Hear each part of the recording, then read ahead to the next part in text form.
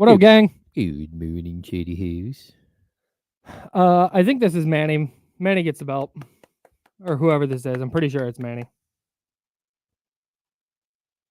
Wait, I thought it was someone else. Chatty House after party. I think that's Manny. Oh. All right. Yeah, people are saying what's up to Manny, and I don't see anything about cereal in here, so. All right. Was there a Chatty House after party that day? Huh. I don't know. What up? What up, y'all? What up, Dr. David? What's up, Zabo? Leezy in the house. Cousin Pete in here. Hi, Spencer. Hi, Spencer. Yes, we got him first. Steven, what up? Warren, we are, in fact, up in here. Michigan, my man. Brian, what up? Bryce, what up? Let's go. Oh, we missed the announcement? What's the announcement? Oh. What did I don't know. Uh-oh. I just know Bryce is out there trying to get me to do work. Oh. Trista Crick. That ain't happening. I got my own list. Well, we'll open the show with this. I'm going to put you on the spot. Oh. Okay. If you're vehemently against what I say to open the show, then you can just be like, we'll talk about it off air. Cool? Okay. I don't think you will be, though. That's here we fine. go.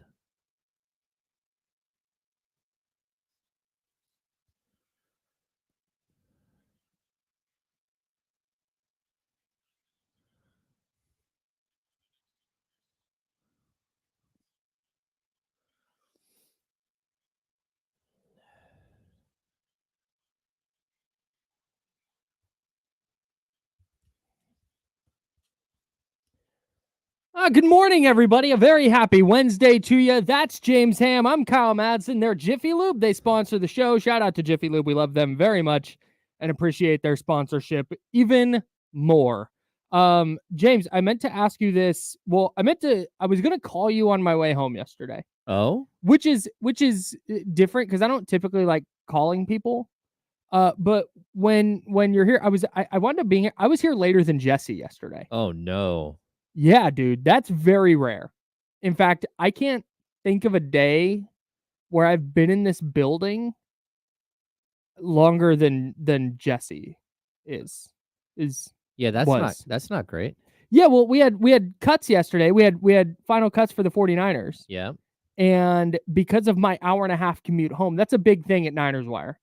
When you blog about an NFL team, cut down day is like you saw it yesterday, like 9:51. There was something I had to do, and I had to write it real quick and get it out. But I just, with my drive home, cuts were due at 1:00. Mm-hmm. So even if I left right after the show, there's a chance that those come down and I'm still half an hour from home. Half an hour, 40 minutes from home. Yeah, totally. I get it. So I couldn't leave right after the show anyway. So I ended up sitting here. They don't drop cuts until like 1:48. Which is a bummer. But anyway, so I got through that. There's all the stuff that's got to go out after that. Then I had to record a podcast, which it was either record it here or go home and not record it until like 9 or 10 last night, which sounded awful. So I ended up just being here for a really long time yesterday. And then on the way home, sometimes you start to get a little tired while you're driving. And in that case, you should pull over. I have my spot that I pull over in Elk Grove. There's a parking lot with a bunch of trees. It's really nice. But if I call someone, I'm good. Like that snaps me back. I'm ready to go. And I was going to call you on my way home. Wound up not doing that. Jamming out to some music and forgot to call. My bad. You could have called. I know I could have. Right. I know I could have.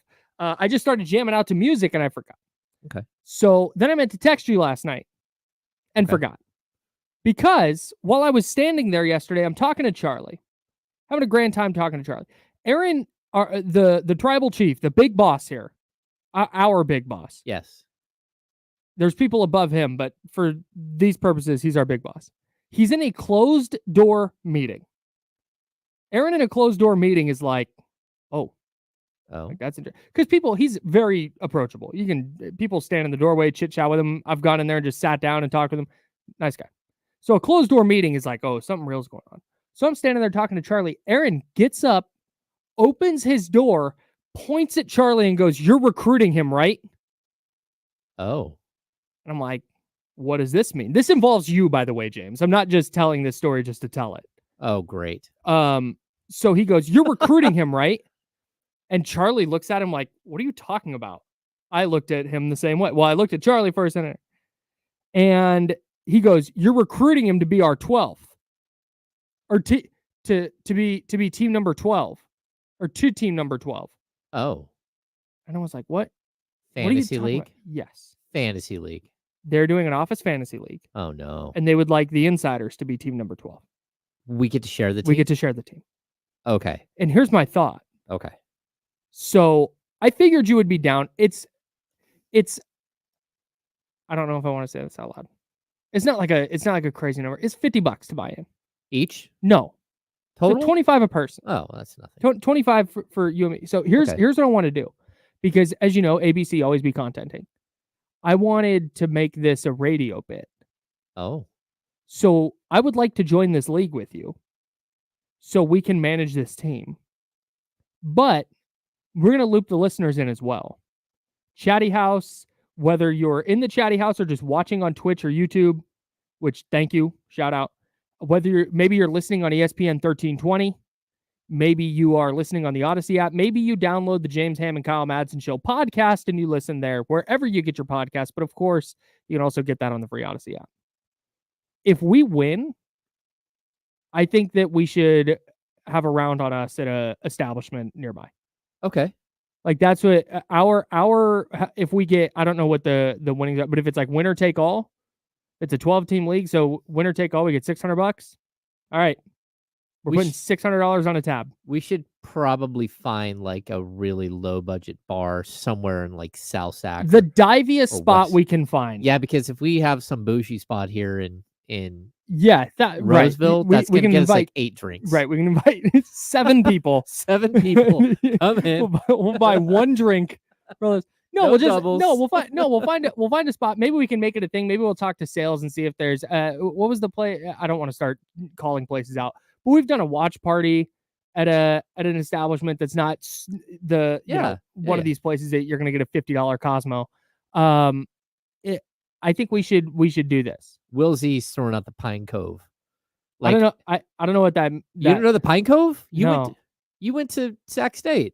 Yeah. The Pine Cove has they used to have go ahead. Pictures of Pabst Blue Ribbon.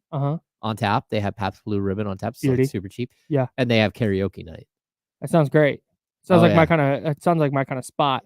Yeah. No, I don't underestimate 21 to 26-year-old Kyle's desire to drink at home alone.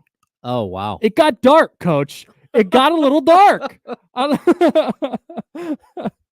So that is the thing I would like to do. And that way, when we're talking about this fantasy team, it involves, like, it directly benefits the listener if we do well. And now we have something to talk to Faraz about. That's right. We can use Faraz to win this league. And I told Charlie, hey, one caveat is nobody else can talk to Faraz. Oh. Only we can. And Charlie's like, absolutely not, because I would also like to talk to Faraz. That's funny. And I went, that's fine. But he doesn't know, no more email. Nobody else gets his email or his phone number. So Charlie might talk to him directly. And then I said, if people in the league want to listen and jump in the Chatty House and ask Faraz questions on Fantasy Fridays, then by all means, we're not going to stop you. But we have a direct line. We do. And I plan on using it. Yeah, we're going to. Okay. So you're in? Yeah, that's fine. Okay. I'll go let Aaron know. I typically don't take on more fantasy leagues. And I also, there was a point where I was in the circle of trust with Aaron and Seth and Jonathan. And then we booted Aaron. We created the triangle of avoidance. The triangle of avoidance. I don't know what Kyle's doing over there. No. But yeah, to not to avoid Aaron, but like there are sometimes when you get pulled into a project where you're like, how did this happen? Yes. How did I end up being part of the team that's designing a set in the studio? Because you're one of 4 people who are here every day. Yes. So then we realized that totally if frank. we were able to avoid those situations by Mhm. like not being in the common room like at the wrong time, then we could avoid getting stuck in these projects. See, and this is where it's tough with Aaron. Our again, Aaron's our big boss. If he walks into that room with purpose, I typically bounce. Oh yeah, you got to go. That's why when you see me, I'm always in that standing in the back when I'm out there, kind of by the sink, because that's easy out. Yep. I can get back behind the lockers. There's a way out to the door where I don't have to be seen. And when he walks in with a purpose, it's like, oh no. Oh no. But sometimes he walks in with a purpose to ask if you want in and out. Oh yeah, that's true. That's Fridays. And like, man, yeah. If burgers are on him, it's hard to say no. That's true. So you got to gauge, like, what's the vibe?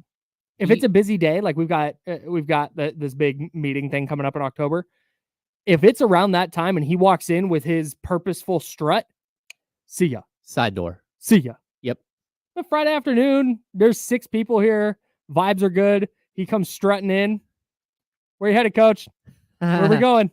Going to Bennett's? Yeah, going to Bennett's. We've done that. Tomahawk or Gonna what? have a tomahawk, bottle of wine.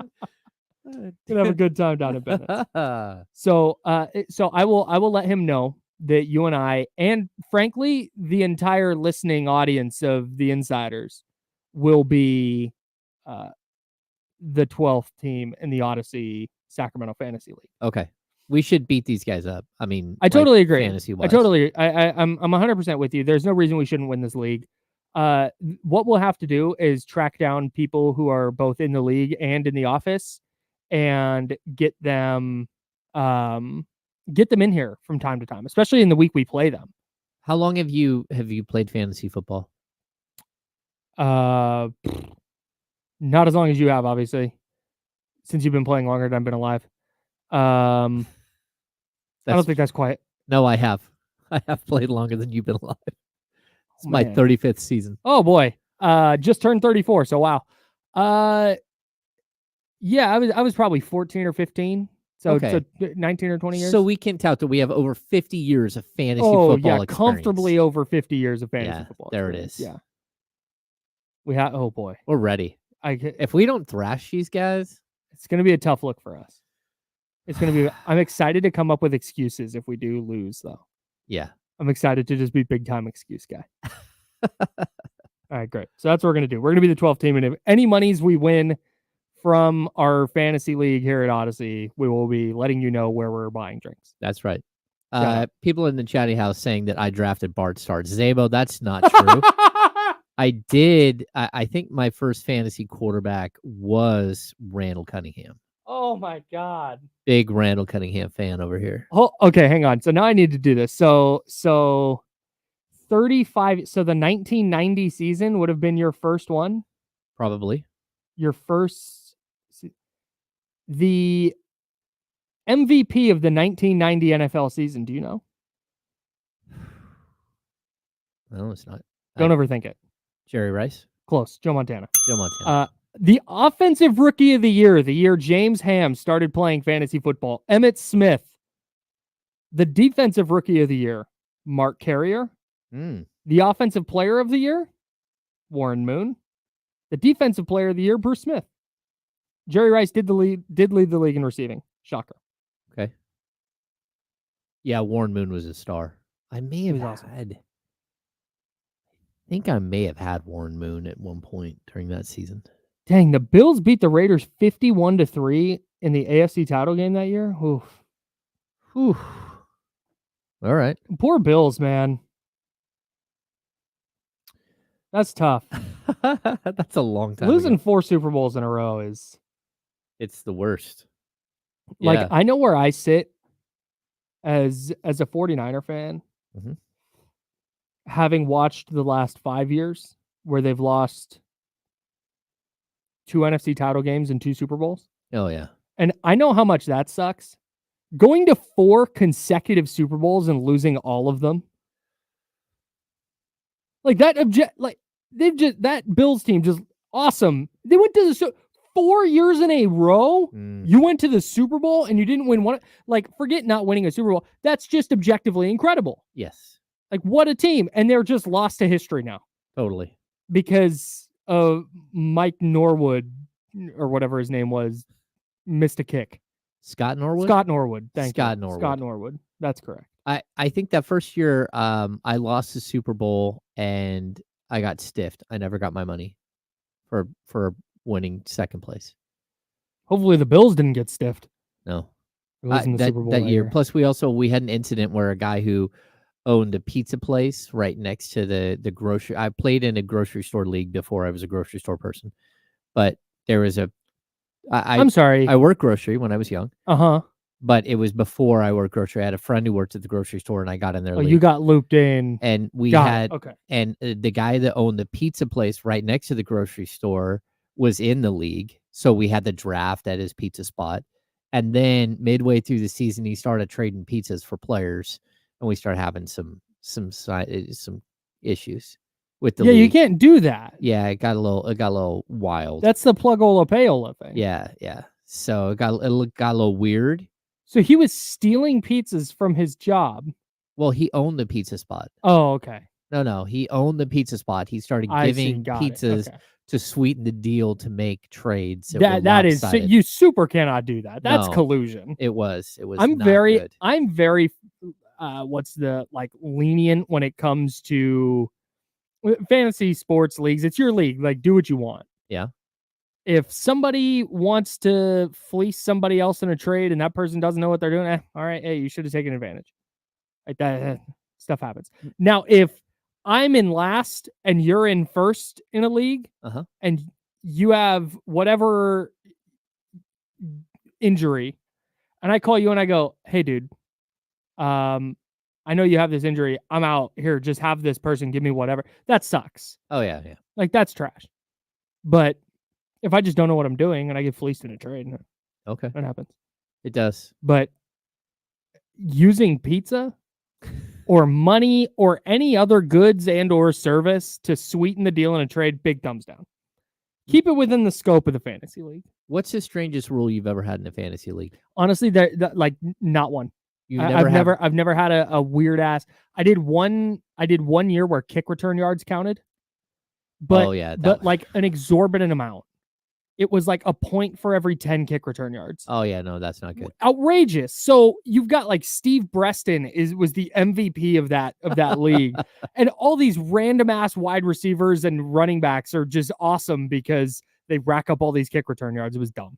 Yeah, we may have like kicked the tires on that early on, but it was like no. Major thumbs down for me. So we had a rule in our league that if you had a player on your roster they got arrested, you owed $10. And then it got a little wild. Like one guy ended up having 6 different players get arrested. So he owed like almost as much in fees for the arrests as he did for his fantasy football that's buy-in. That's wild. It got up to like $60 in $100 or $120 buy-in league. Yikes, man. So we got rid of that rule because it became too much. Yeah, that's silly. I like that idea. Like that's a fun little side thing, but you can't have it where somebody's paying more than the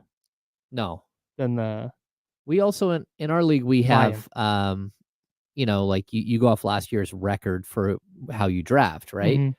Mm-hmm. But we allow the worst team in the league to choose his draft position. Right. And then we go in order. Mm-hmm. So, if you're the first pick, you could be number 8 if you want. You get to choose wherever you want to be in the draft. I like that. Yeah. I like that idea. I also like the auction budget. Not auction budget. I just conflated two things. Auction drafts are fun. Okay. But the free agent budget. We have that. We have $100 free agent budget. Yeah.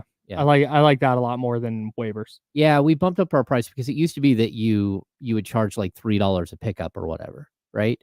And then some teams would pick up a whole bunch of people and then trying to get money out of people at the end of the season when, again, they owe a whole bunch of money. Mm-hmm. Even if you're $1 a pickup and some team picks up like 40 players during the season, then trying to go out and collect that money so you can pay the winners Yeah. isn't usually great. No. So we got rid of that and we bumped up our money, and then we did the $100 budget. So Yeah. Smart. Yeah. All right. Great. Can't wait. I'm excited. I'm excited that you're excited about being in this Odyssey Fantasy League. Yeah. I'm excited about the free content.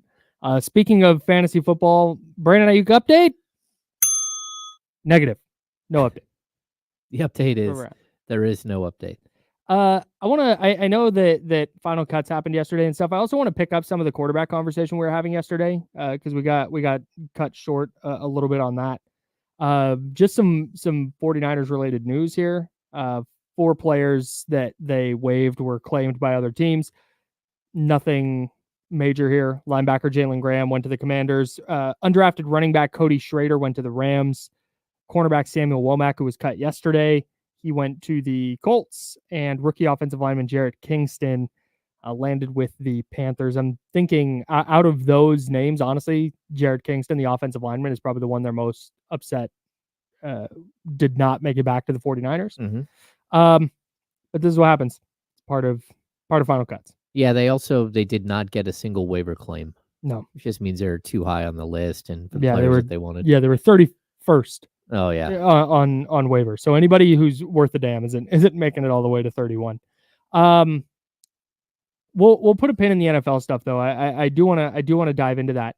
But it was announced this morning the release date for Starting Five, which is the documentary style NBA show that Netflix is putting on. It's like quarterback, like receiver, but it's Starting Five. It's the one that features LeBron James, Jason Tatum, Anthony Edwards, Jimmy Butler, and Domantas Sabonis.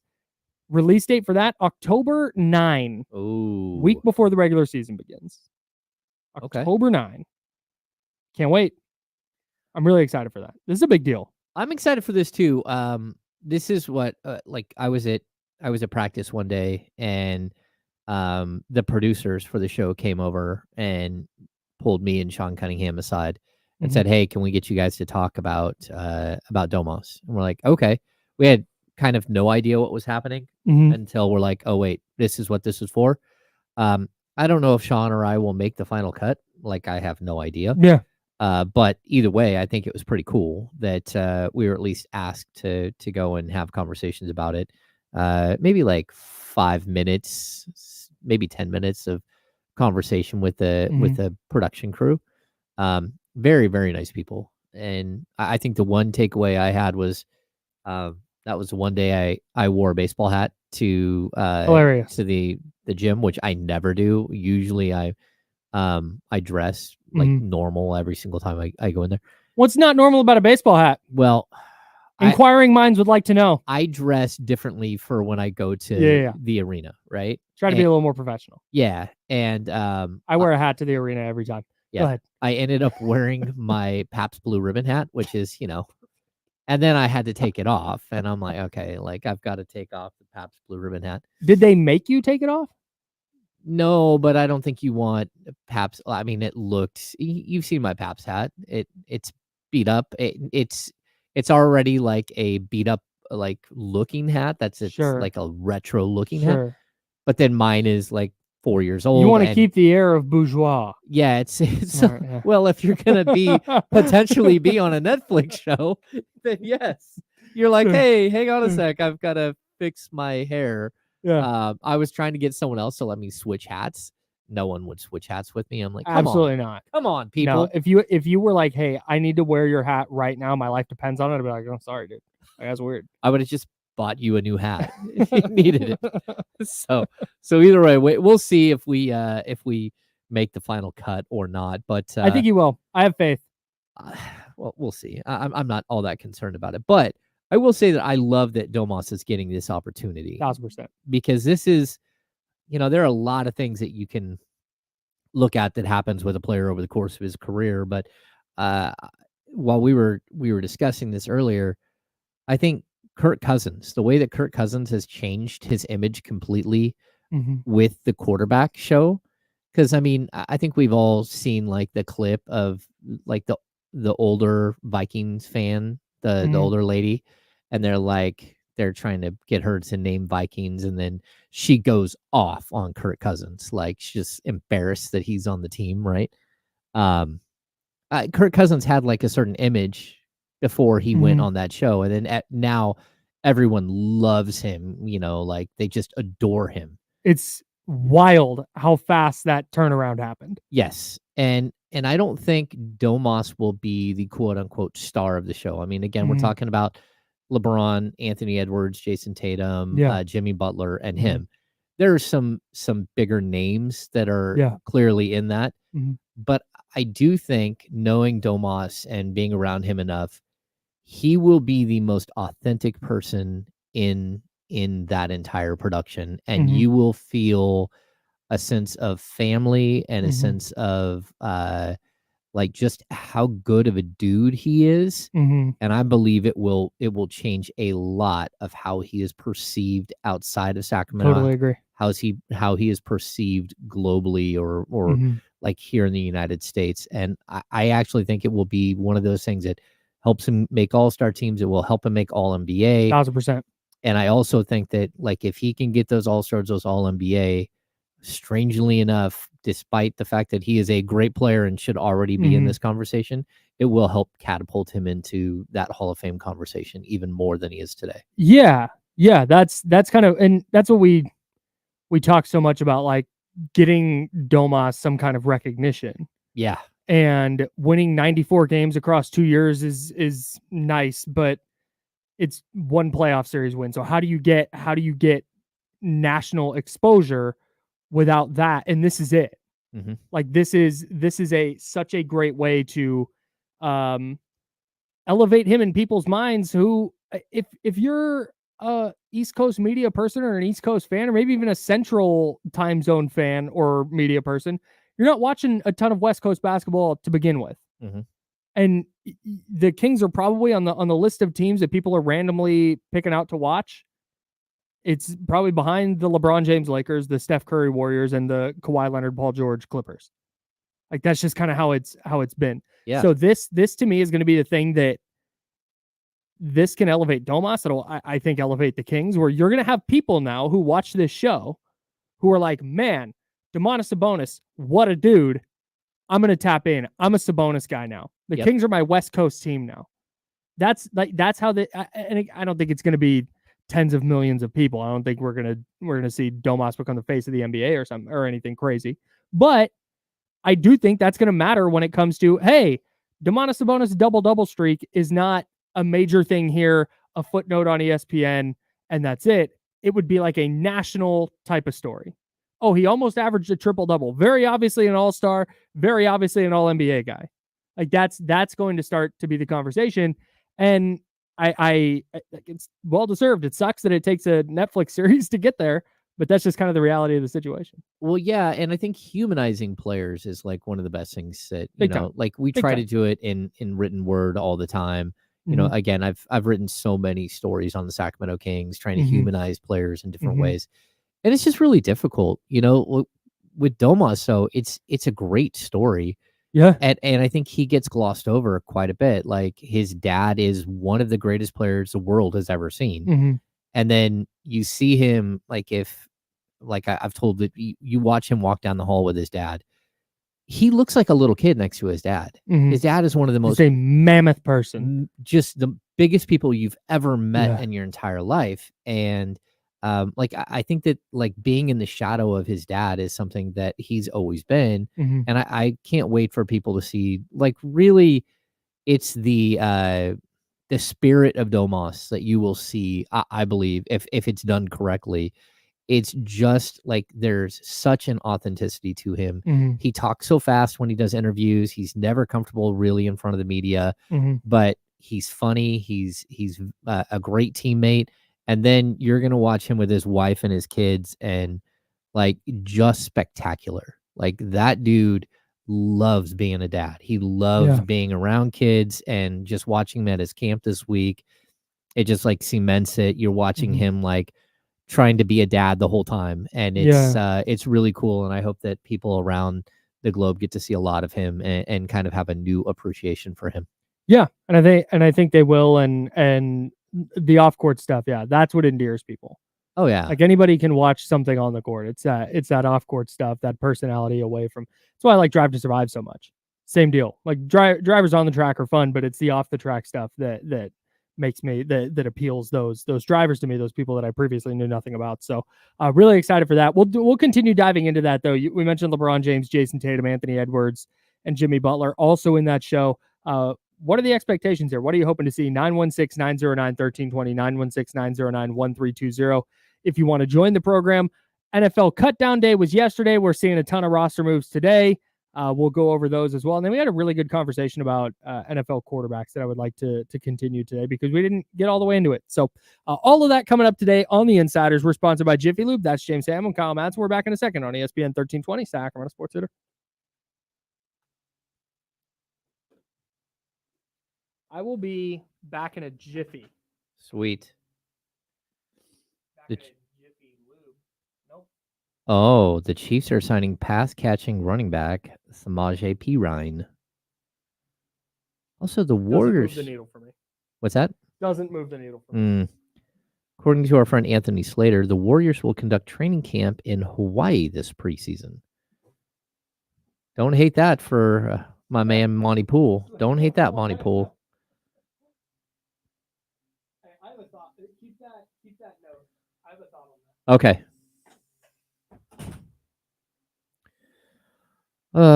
What's going on, everybody?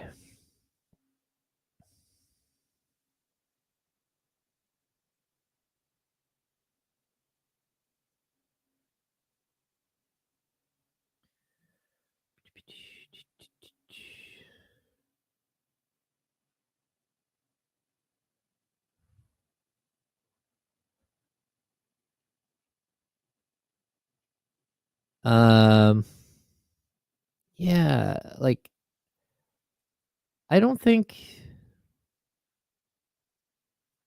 Oh, maybe that's not what you're talking about. Well, I don't think this is the case, but I might be wrong.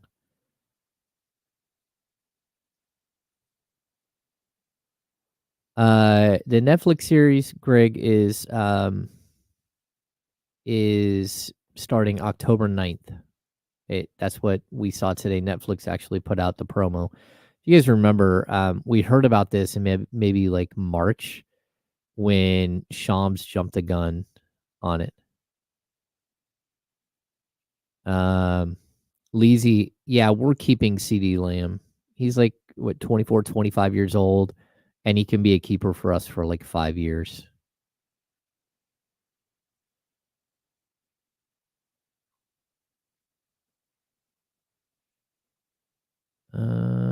Yeah, let me see. I'm almost positive that the date was October 9th.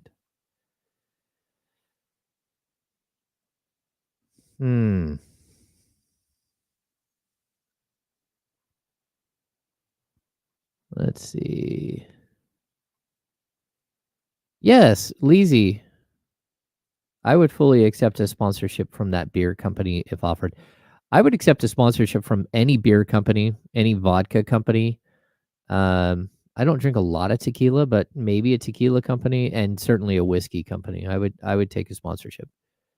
I mean, I don't drink a ton of beer, but I do like good beer.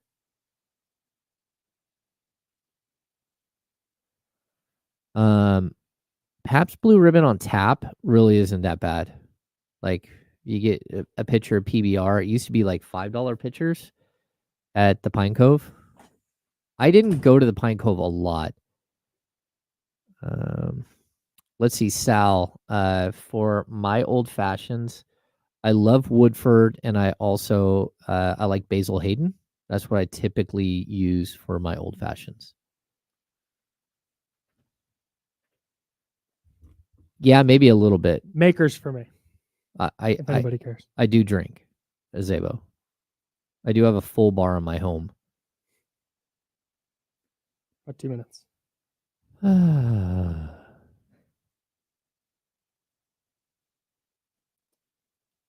Also, Wild Turkey 101 has become my my go-to when I'm out. I haven't cracked the bottle yet.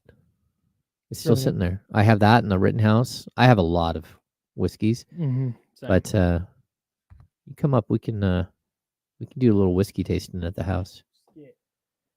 Yeah. Ripped. You had the thing you just mentioned that I would like to talk about. I like Makers and ginger ale. That's good. Oh, yeah. I'll drink scotch. Scotch all day long.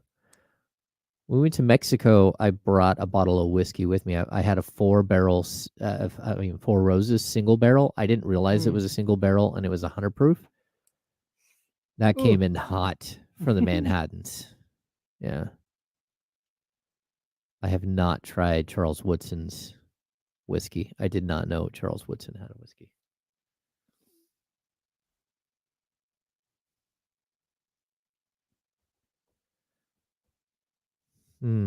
Oh, used to be the mayor of Pine Cove.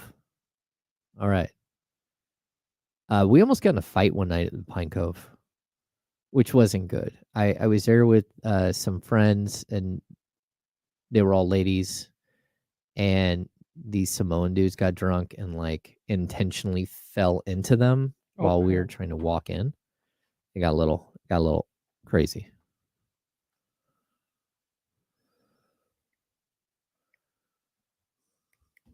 Now, back to the Insiders with James Ham and Kyle Madsen, brought to you by Jiffy Lube on ESPN 1320.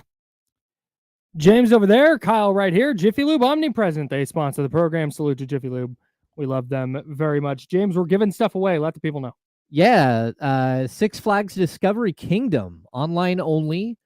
If you go to ESPN1320.com, they have your chance to score tickets to Six Flags Discovery Kingdom. Yeah. Just fill out the entry form and submit it at ESPN1320.com for your chance to visit the thrill capital of Northern California. Yeah. The prize, a 4-pack of Six Flags admission tickets, courtesy of Six Flags Discovery Kingdom. Again, go to ESPN1320.com, fill out the entry form, and jump in the contest. There it is. You read something right when the break started. What was it? Right when the break started? Yeah. Oh, I don't know. That was so long ago, Kyle. The Golden State Warriors are doing their training camp in Hawaii this year. Oh, they are doing their training camp in Hawaii. I was trying to tee you up. Here we go. My bad. Of all the signs that Golden State is, this iteration of Golden State is finished winning titles, competing for titles. Again, Warriors fan talking here. I would like to see Steph Curry do many more great things in his career, but winning a title with the Warriors is not a thing I think he's going to do again. Maybe they'll surprise me, but anyways, the biggest sign yet is that they're doing their training camp in Hawaii. They're like, hey, bros, you just want to go hang out in Hawaii for a month? You just want to go down there instead? Yeah, let's go hang out. Before the Lake Up Cash Cow ends completely, right. Do you think we could all get a trip to Hawaii? Right. Before this becomes a bad look because the full rebuild has started. Steph, where do you want to do training camp this year? Hey, Steph. Sorry about the Clay thing. Where do you want to do training? Hawaii? You'd like to go to Hawaii? Okay, that's where we're doing it. Like, they're chilling. It's all vibes. I love it. It's all vibes. Good for them. Except for Brandon Podjemski, who's like, dude, you know how sunburned I'm going to get? I'm going to be so sunburnt going into the season. Long sleeves, his sun shirt, the big sun hat. Tough look for our guy Pods. Stupid red hair. He's going to hang out on the lanai the whole time. Dude, I need, if anybody from the Sacramento Kings is listening to this program, thank you, first of all. Don't do it, Kyle. Don't do it, Kyle. Second of all, would love to have the Kings go to Hawaii. Okay, so they've done, during my time covering the team, they've done a full training camp at UC Santa Barbara. That would work too. I will take that as well. Okay, so something that we can justify doing a remote in one of these places. I did not go to that one. My partner at the time, John Santiago, went. Shout out to Johnny And Sans. it was the early years of it was DeMarcus Cousins, and they drafted Jimmer that year. And so DeMarcus, Jimmer, and Chris Mullin got in a 3-point shootout, and that video went viral. My dude John Santiago posted that video at Cowbell, and it went viral. Like, we had everyone calling us because Chris Mullin hit like 15 consecutive threes. He just wouldn't stop hitting every single three. As he does. Yeah, he busted up Jimmer and DeMarcus. Like, if that wasn't foreshadowing, I don't know what was. And then one other year, this was the one year that Rondo was on the team. So what is this, 2015? We went to San Diego, University of San Diego. I would go there too. Yeah, UC San Diego. And it was on campus in La Jolla, and it was that was a good time. I bet. There was very few of us there. Did they do the whole training camp there, like a month or whatever it is? No, training camp is technically only like 5 or 6 days. Really? Yeah, in reality, training camp is only 5 or 6 days. Why did I feel like we talked about training camp for a month last year? Because training camp rolls into preseason, but once preseason starts, training camp is officially over. We just keep calling it training camp the whole time because it's still camp. That's what. Well, okay, Yeah. so that in the NFL too. Some people think once preseason week 1 starts, training camp's over, but then what are the practices? That's all still training camp to me. Yeah, it feels like training camp, and it should be training camp. I call it. But technically it's not. So yeah, it's just different. So I was down there. That was an interesting year. I'm trying to think. That is George Karl. Nancy Lieberman was on the squad. Was on the staff. I believe that's George Karl. Maybe I'm wrong. It might have been the year after George Karl. All these years run in together. I got to be honest, but yeah, I bet. Let's see. I can find out what year, just by looking up Rondo.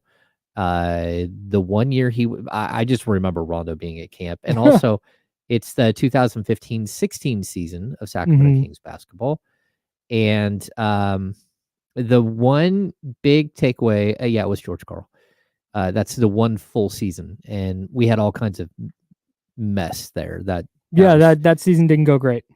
It didn't start out great either. The snake in the grass comments and stuff from Cousins, aimed at George Karl, because George Karl literally tried to trade him during the offseason, even though he wasn't the GM. Yeah, that whole thing kind of spun out very quickly. But hey, if you have a head coach who's trying to trade your best player, yeah, you gotta cut bait. Yeah. No, it was very strange. So a couple of things. Number one, Olden Polynice showed up to training camp.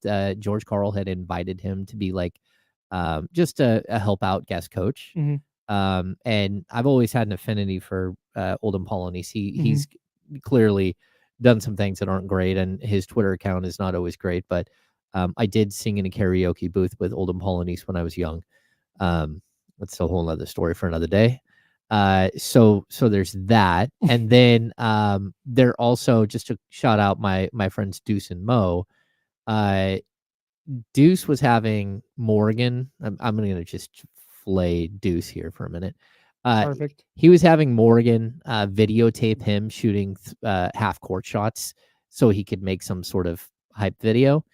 And he was probably 15 misses in. And I was sitting there laughing, and, Morgan kept grabbing the ball and throwing it out to him. And he was like, doing a thing and like throwing up a half court shot. Couldn't hit a half court shot. She's like, I want to shoot one. He's like, no. And he kept like pushing her off. And then finally she's like, fine, I'm shooting one. Nothing but net on the first shot from Morgan Reagan. Just demoralized Deuce. And it was a funny moment. The funny part is, all of that sounds like a video that they would shoot now. Yes. They were still doing the same thing then. Yeah. Perfect. Yeah. I love that. That was a long time ago. Shout out to Deuce and Mo. Yeah, that was a good trip though. That was a fun, like, me and Sean Cunningham down there together most of the time. I even had to like help him shoot a shot like over the bay, like he was doing the news report at one point. And why don't we, for Kings training camp, just go to San Diego? Yes, we'll just go to San Diego. Okay. The Kings will be here. Yep. And we'll do Kings training camp stuff from there. Yeah, I love this idea. I do. Too. I'd never been to San Diego until I went for my bachelor party. Oh, February of a couple years ago now. Okay. And I had never been, and my friend goes all the time and was like, "You should do this." I was like, "Yeah, it sounds like a good time. But Yeah. cheaper than Vegas."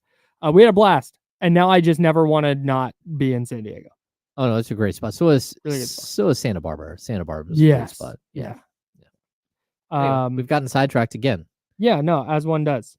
What were we doing? The Domas show.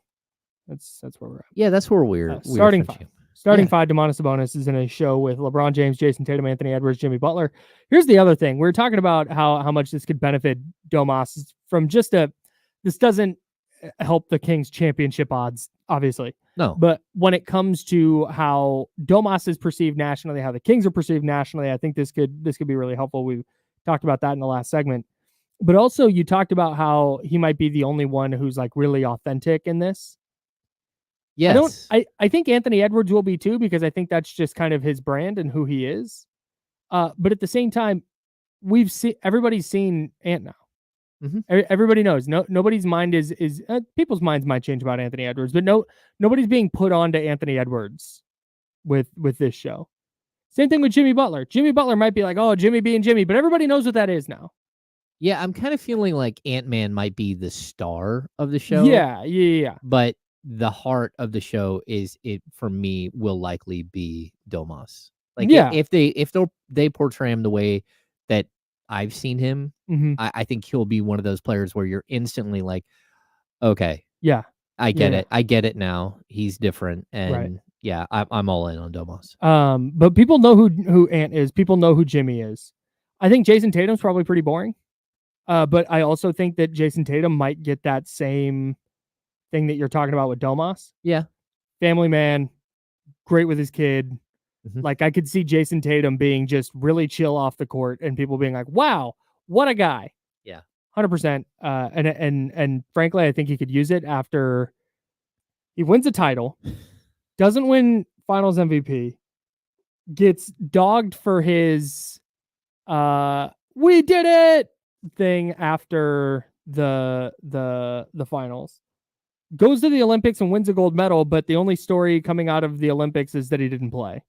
Yep. Even though he did, but there were two games where he didn't play at all. So I think this is going to be a big deal for Jason Tatum. Just kind of, I don't mean this the way it's going to sound. I don't give a rip about the LeBron angle of this show.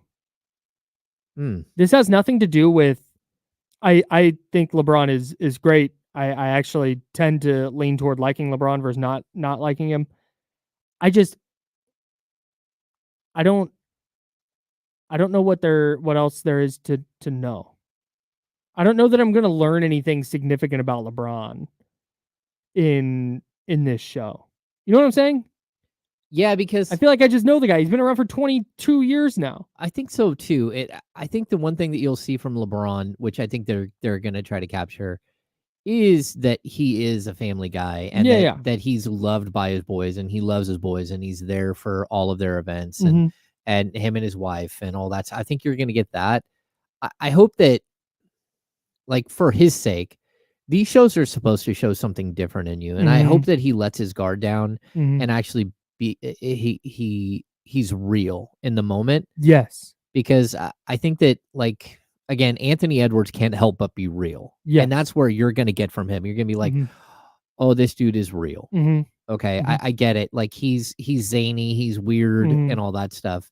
And I think with Jason Tatum, you're going to see him and Deuce, like his son, like not Deuce Mason. No, but that whole relationship, and you're gonna be like, all right, this is cool. And then I'm not sure what Jimmy Butler is gonna do. As you know, they're just gonna keep showing Jimmy on the beach and like people roller skating. I can't wait to see what a day in the life of Jimmy Butler is like. Yeah, but I think when you watch a day in the life of Jimmy Butler, it's gonna be like, okay, this isn't the show that I wanted to see, Lifestyles of the Rich and Famous, because that's what I think how Mhm. Jimmy Butler might come across. And that's where, again, I think Domas has this opportunity because no one knows him and they haven't watched, like with Jason Tatum, you watched Yeah. Deuce grow up like on the Yeah. court with him the whole Yeah. time.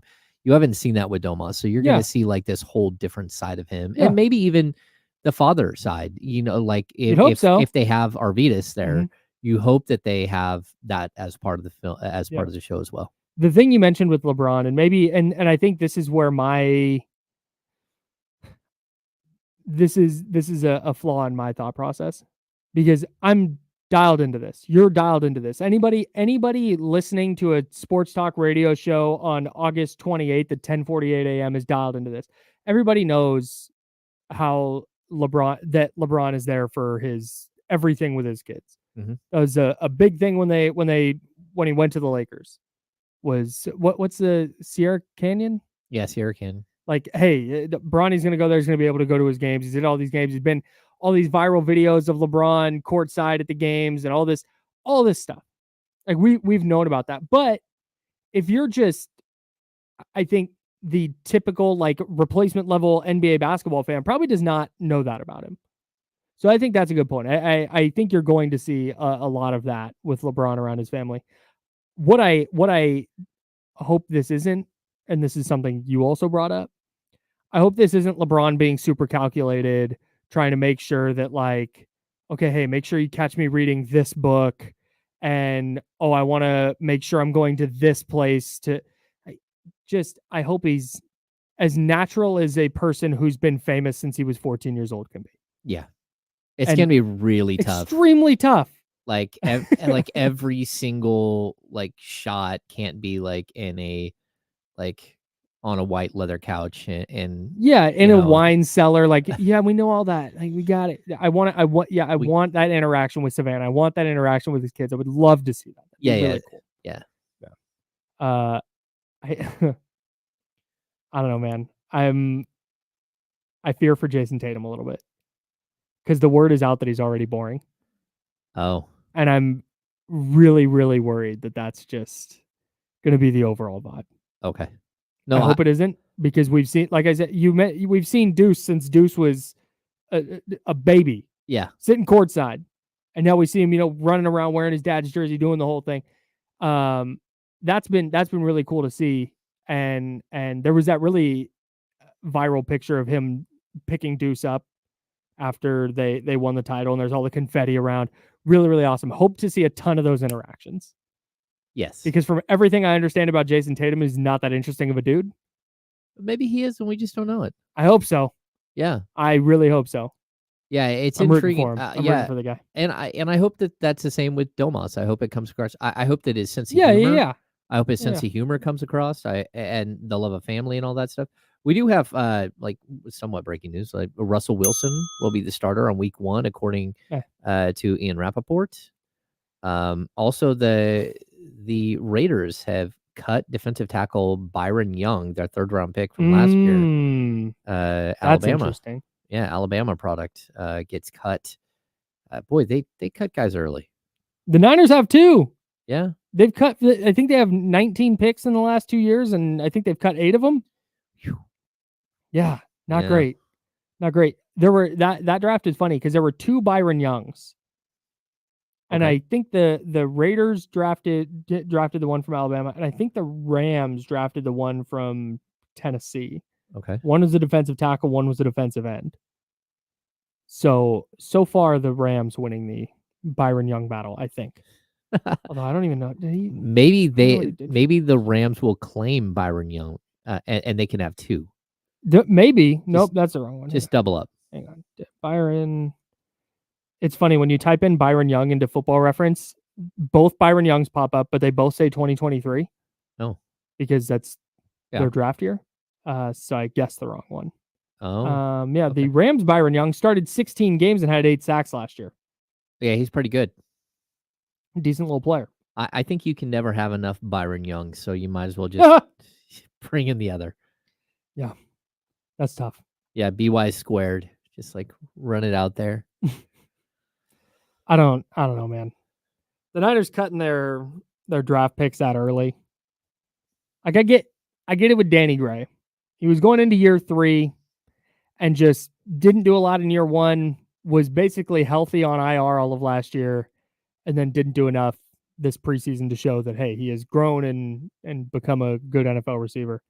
But man, Cam Latu and Braden Willis, I think second-year tight ends. The problem that you have with Gray is that the second that Cowing stepped on the court on the field, you're like, oh, that's what Danny Gray was supposed to look like. Yes, like that is 1,000% correct. Okay, that guy's got to go. You're staying. He's going. It's pretty clear.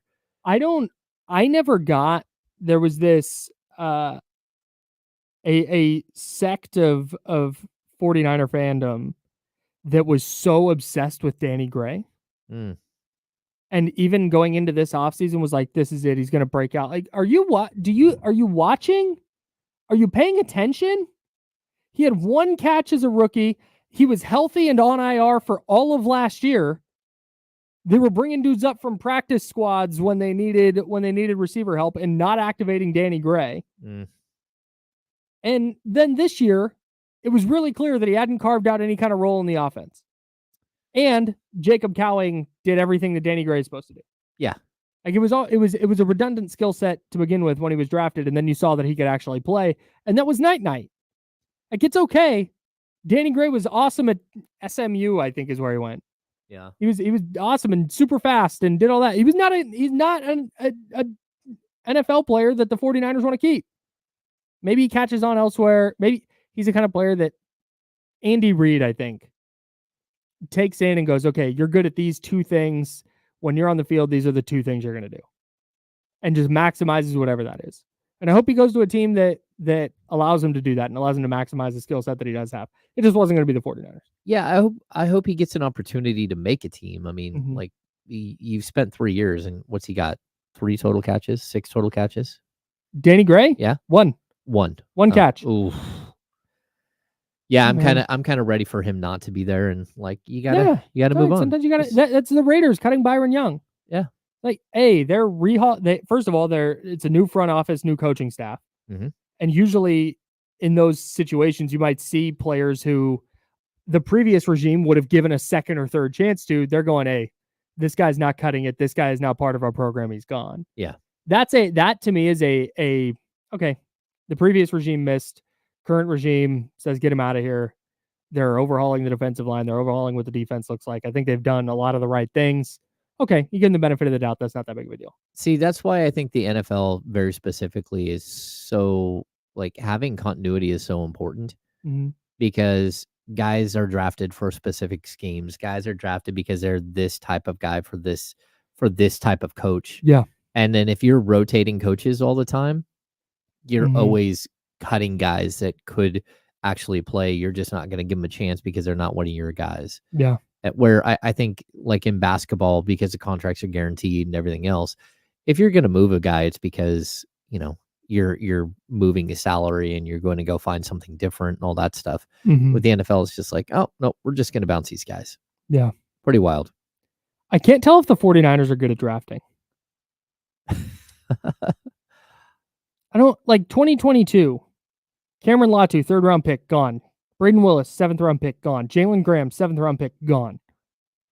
2022, Drake Jackson, 2nd round pick, hurt, hasn't been a factor. Tyrion Davis-Price, gone. Danny Gray, gone. Spencer Burford, now a backup. Sam Womack, gone. Yep. Nick Zakelj, a backup. Kalia Davis, hurt.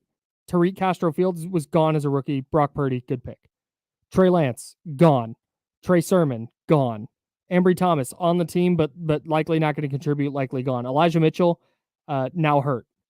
Elijah Mitchell's a good pick. I shouldn't have brought that up. But Ambry Thomas, probably gone. First round pick 2020, Javon Kinlock, gone. Oh, yeah. Charlie Warner, 6th round pick, gone. They make a lot of mistakes in the first and in the 3rd, 4th. That's where they usually make a ton of mistakes. And they're really good at finding those guys in the 5th, 6th, 7th round. Right. Well, and that's and that's why I think you have to argue that I think they are good at drafting, because 2020, Juwan Jennings, 7th round, 3rd receiver. Colton McKivitz, 5th round, starting right tackle. Brandon Aiyuk, 1st round, We know he's good. Elijah Mitchell, 6th round pick, wound up being a starter for them until Christian McCaffrey came in. Talanoa Hufanga, 5th round All-Pro. Diamador Lenore, starter in the slot. 5th round. Jalen Moore, swing tackle. 5th round. Aaron Banks, 2nd round, starting left guard. That's a great draft. That's an awesome draft. What draft is that? 2021. Oh yeah, That's an awesome draft. And their latest draft looks similar, right? 24 is trending the right way. Yeah, it's trending the right way. But then 22, Brock Purdy, final pick of the draft. Nick Sakel, Kalia Davis, rotational guys in the trenches in the 6th round. You'll take that. Spencer Burford got some starts in the 4th round. You'll take that. Yeah. Jair Brown going to be their starting free safety this year. Potential breakout candidate, 3rd round pick last year. Yeah, man. I think when you whiff early in the draft, as often as they do, it's really, really tough to go, yeah, that's a really good drafting team. But at the same time, part of the reason they're so good is because they've found Brock Purdy's in the 7th round and Fred Warner in the 3rd and George Kittle in the 5th. Like that's just, it's been their MO. And that to me, if you're connecting on 4 draft picks, I don't care where they're drafted. If they're starters, all pros, pro bowlers, whatever, that's a W to me. No, I get that. It just feels like they do miss quite a bit. And they always have a ton of compensatory picks. So they have extra picks to swing to take some of these swings. And so for me, maybe that's where it's just like you're doing the laws of averages. Yeah, and I think what happens is later in the draft, maybe it's later in the draft, Kyle Shanahan goes away. Oh, that's possible. That might be it. But I think early in drafts, like Ricky Pearsall, I think they drafted Ricky Pearsall because they said, or Shanahan said, whoever it was, I think it was Shanahan. Oh, hey, we got to go. Thanks. Dude, you got to be louder about that. You don't have to. We got to go. We'll continue this conversation in the 2nd hour. That's James and Kyle. We got to go. Yep. Whoops. My bad. Okay. Yeah, if I'm late to a break, fucking wave me down. What are we talking about here? What's going on? Steve Brown, I don't even understand what you're doing, what you're saying there. What's happening? Oh, no. Come on now. Malika Andrews and Dave McMenamin got married. Yeah, on 8/24/24. Yeah. Good for them.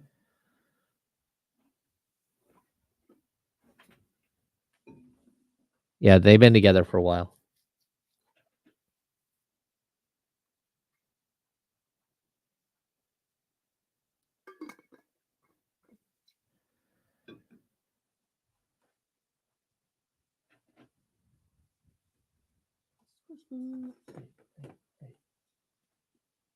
Just gotten weird. Has gotten? Well, I just like.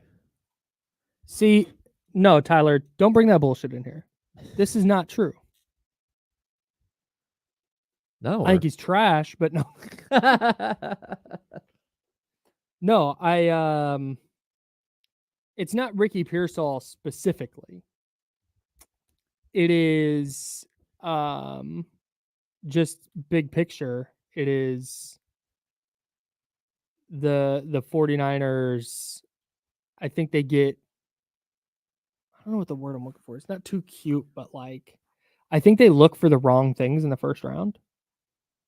And maybe, and again, I've said this, I will say this a million times. I'm not optimistic about Ricky Pearsall in 2024 because he's dealing with the chronic shoulder injury. He may or may not even see the field. He just hasn't gotten enough time to practice. And this is a hard offense for rookie receivers. But I don't see any reason that he can't just bounce back and be wide receiver 2 next year if Aiyuk or Samuel is gone. Like, that's definitely on the table. I don't hate the fucking guy, though. Jesus. Certainly wide receiver 2. Wide receiver 3, I could see him being. I just have a tough time. Like, again, he makes some great catches, and you need really, really good possession receivers if you're going to have top-tier talent above them. And there's a possibility he develops into a dude who goes out and catches, 100 balls a year and 1,200 yards. But I don't know. Yeah, Casey Tucker. I don't know if the Niners have drafted wide receiver pretty well.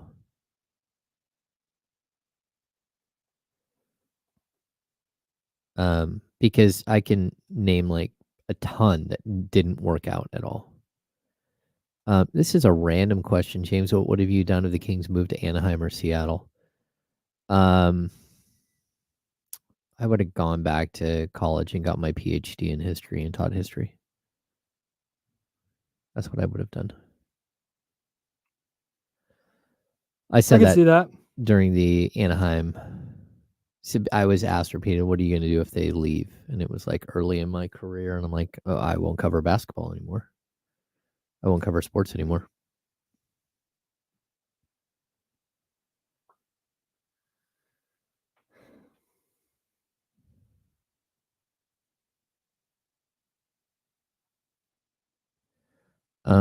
Leasy, I don't know if the Steelers get to the playoffs. I don't like either one. Well, I don't like Russell Wilson as a quarterback.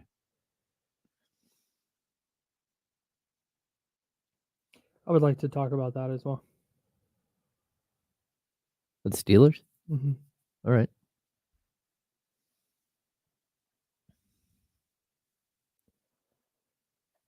Yeah, Gaurav, my plan was always to go back to school and get my PhD in history. And it just never happened because I ended up doing this for the last 15 years.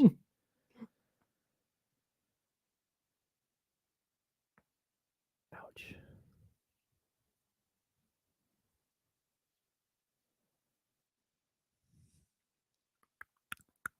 No. No, you're not the only one who thinks that.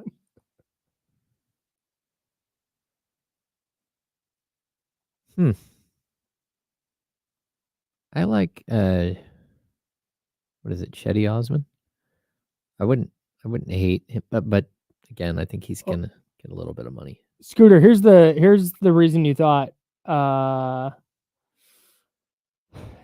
Jennings was signed is because legal coming is because he didn't play at all his rookie year. He was on the practice squad and then got hurt.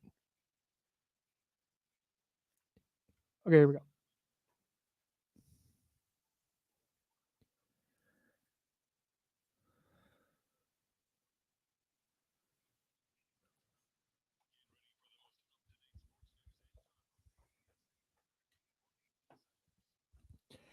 Hour number 2, I'm Kyle Madsen. He's James Ham. Talking some NFL today, the day after cuts.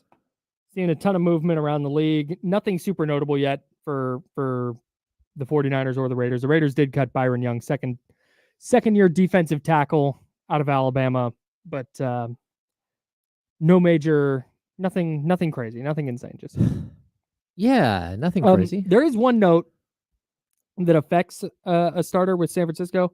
Talanoa Hufanga was activated yesterday off of the physically unable to perform list, which means he is eligible to play week 1. However, it was reported this morning by Adam Schefter of ESPN that Tracy Walker, the veteran safety who spent part of training camp and all the preseason with the 49ers, will be joining their practice squad with the expectation of being elevated in week 1. Connecting some dots there, I think that means that the 49ers aren't super confident Talanoa Hufanga is going to be ready to play in that season opener. So I think he will be an inactive for that game, and Walker will be up as the 4th safety. That's probably the best idea. Yeah. Like, there's no reason to rush him back. I mean, you don't want him to miss, 3-4 weeks just because. Yeah. But if you can buy him a little bit of time, especially since you've had a group of, starters already throughout all of preseason, all of training camp, guys who are literally working the job, but you need some veteran support. That makes just a ton of sense. Just like buy Hufanga like a couple of weeks, just like so we're not rushing. Yeah, and like you said, if he had stayed on the PUP list, he would have had to miss a minimum of 4 weeks. Yeah. So this shows that he just needs a week, maybe 2, and it makes sense. He's coming back from a torn ACL. He hasn't practiced at all yet. I think they get a bonus practice or 2 this week. Okay, and then next week you get Thursday, Friday, Saturday because they play Monday, so everything gets pushed back a day. So they practice Thursday, Friday, Saturday. They get Sunday off, and then they play Monday. So if Hufanga is coming back from a torn ACL, hasn't practiced, and he gets Thursday, Friday, Saturday, and then, go play in a game. That's tough. That's really tough. Yeah, it's just, again, we're talking about an ACL, and you want him to be as healthy as possible.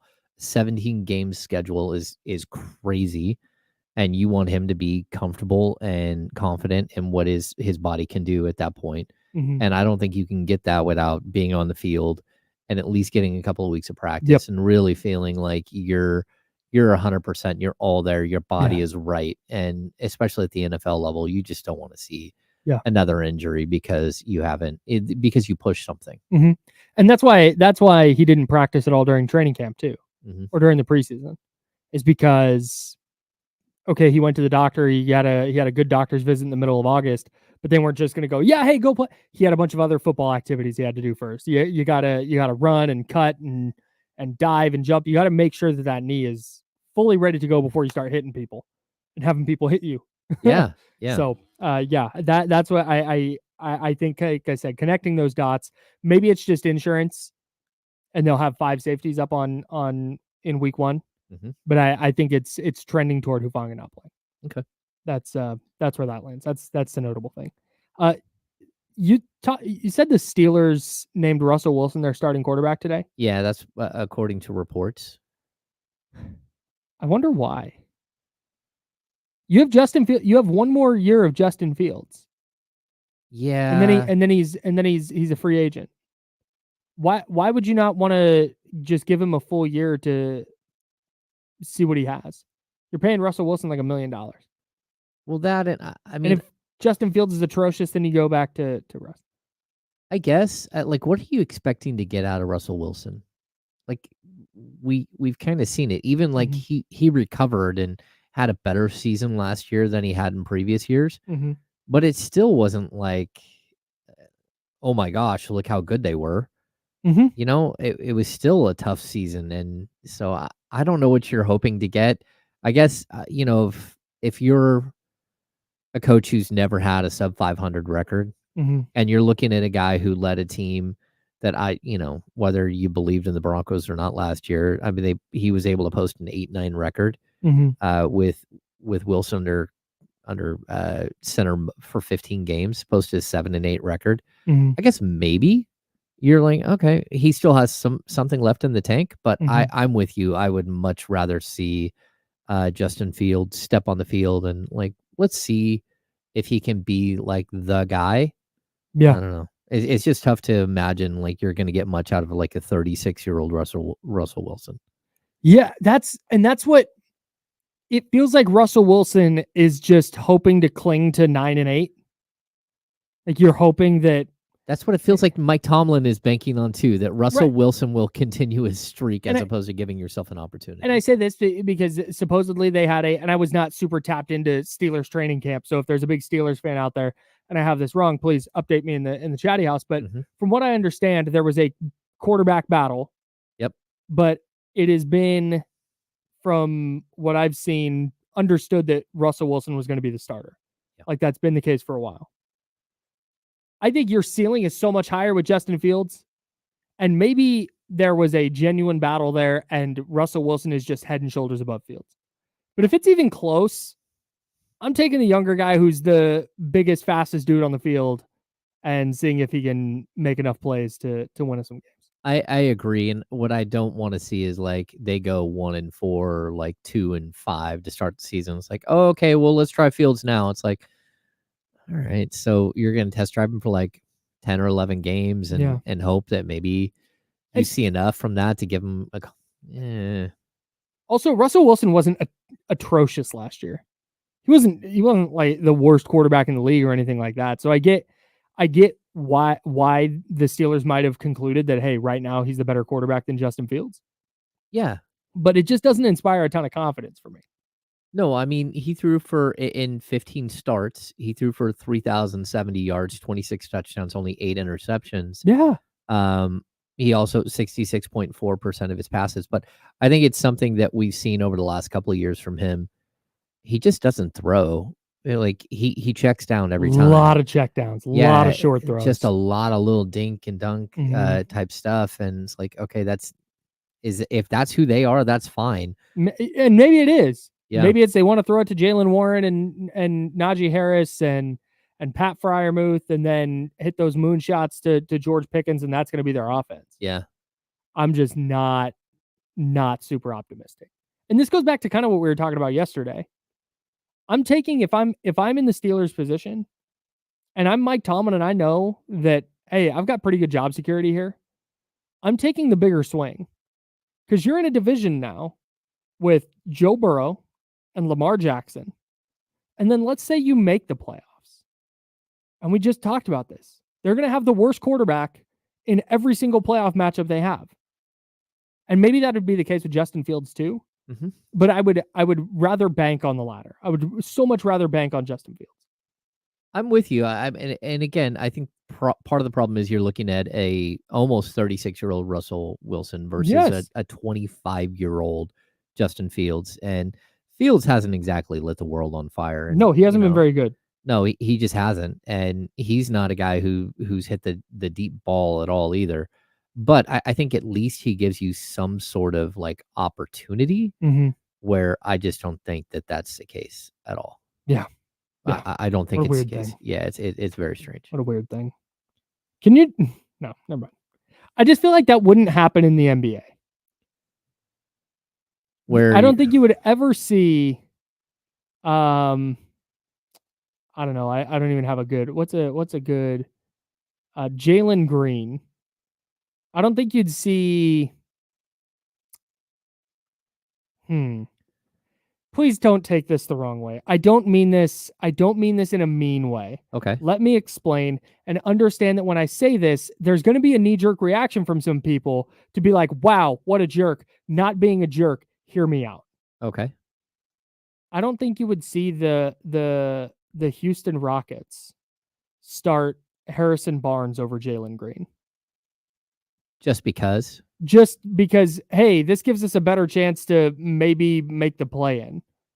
Like, no, NBA teams are going, hey, here, unless they're Golden State, where, hey, you know what? They've been competing for titles. Their young guys are just not going to play. They're going to lean on the vets. But if you're a young team, if you're a team like Pittsburgh that, hey, that probably not winning a title this year. no. And okay, we got a couple of nice players, but it's not. This isn't a roster that's gonna go to a Super Bowl or an NBA Finals. You're playing the young guy. But in the NFL, there's this like, veterans. Got to lean on the veterans. Yeah, I think it's interesting. Not nearly as fun. Someone brings up the Marvin Bagley, Nemanja Bjelica. Sal brings up in the chat. That's a good one. It's a good point. So the first year, I mean, this was a Dave Yeager thing. He wanted to make sure a young guy earned it, right? And so he didn't start Marvin Bagley. He started Nemanja Bjelica. He also, like, knowing Dave, Dave hated not having a stretch four.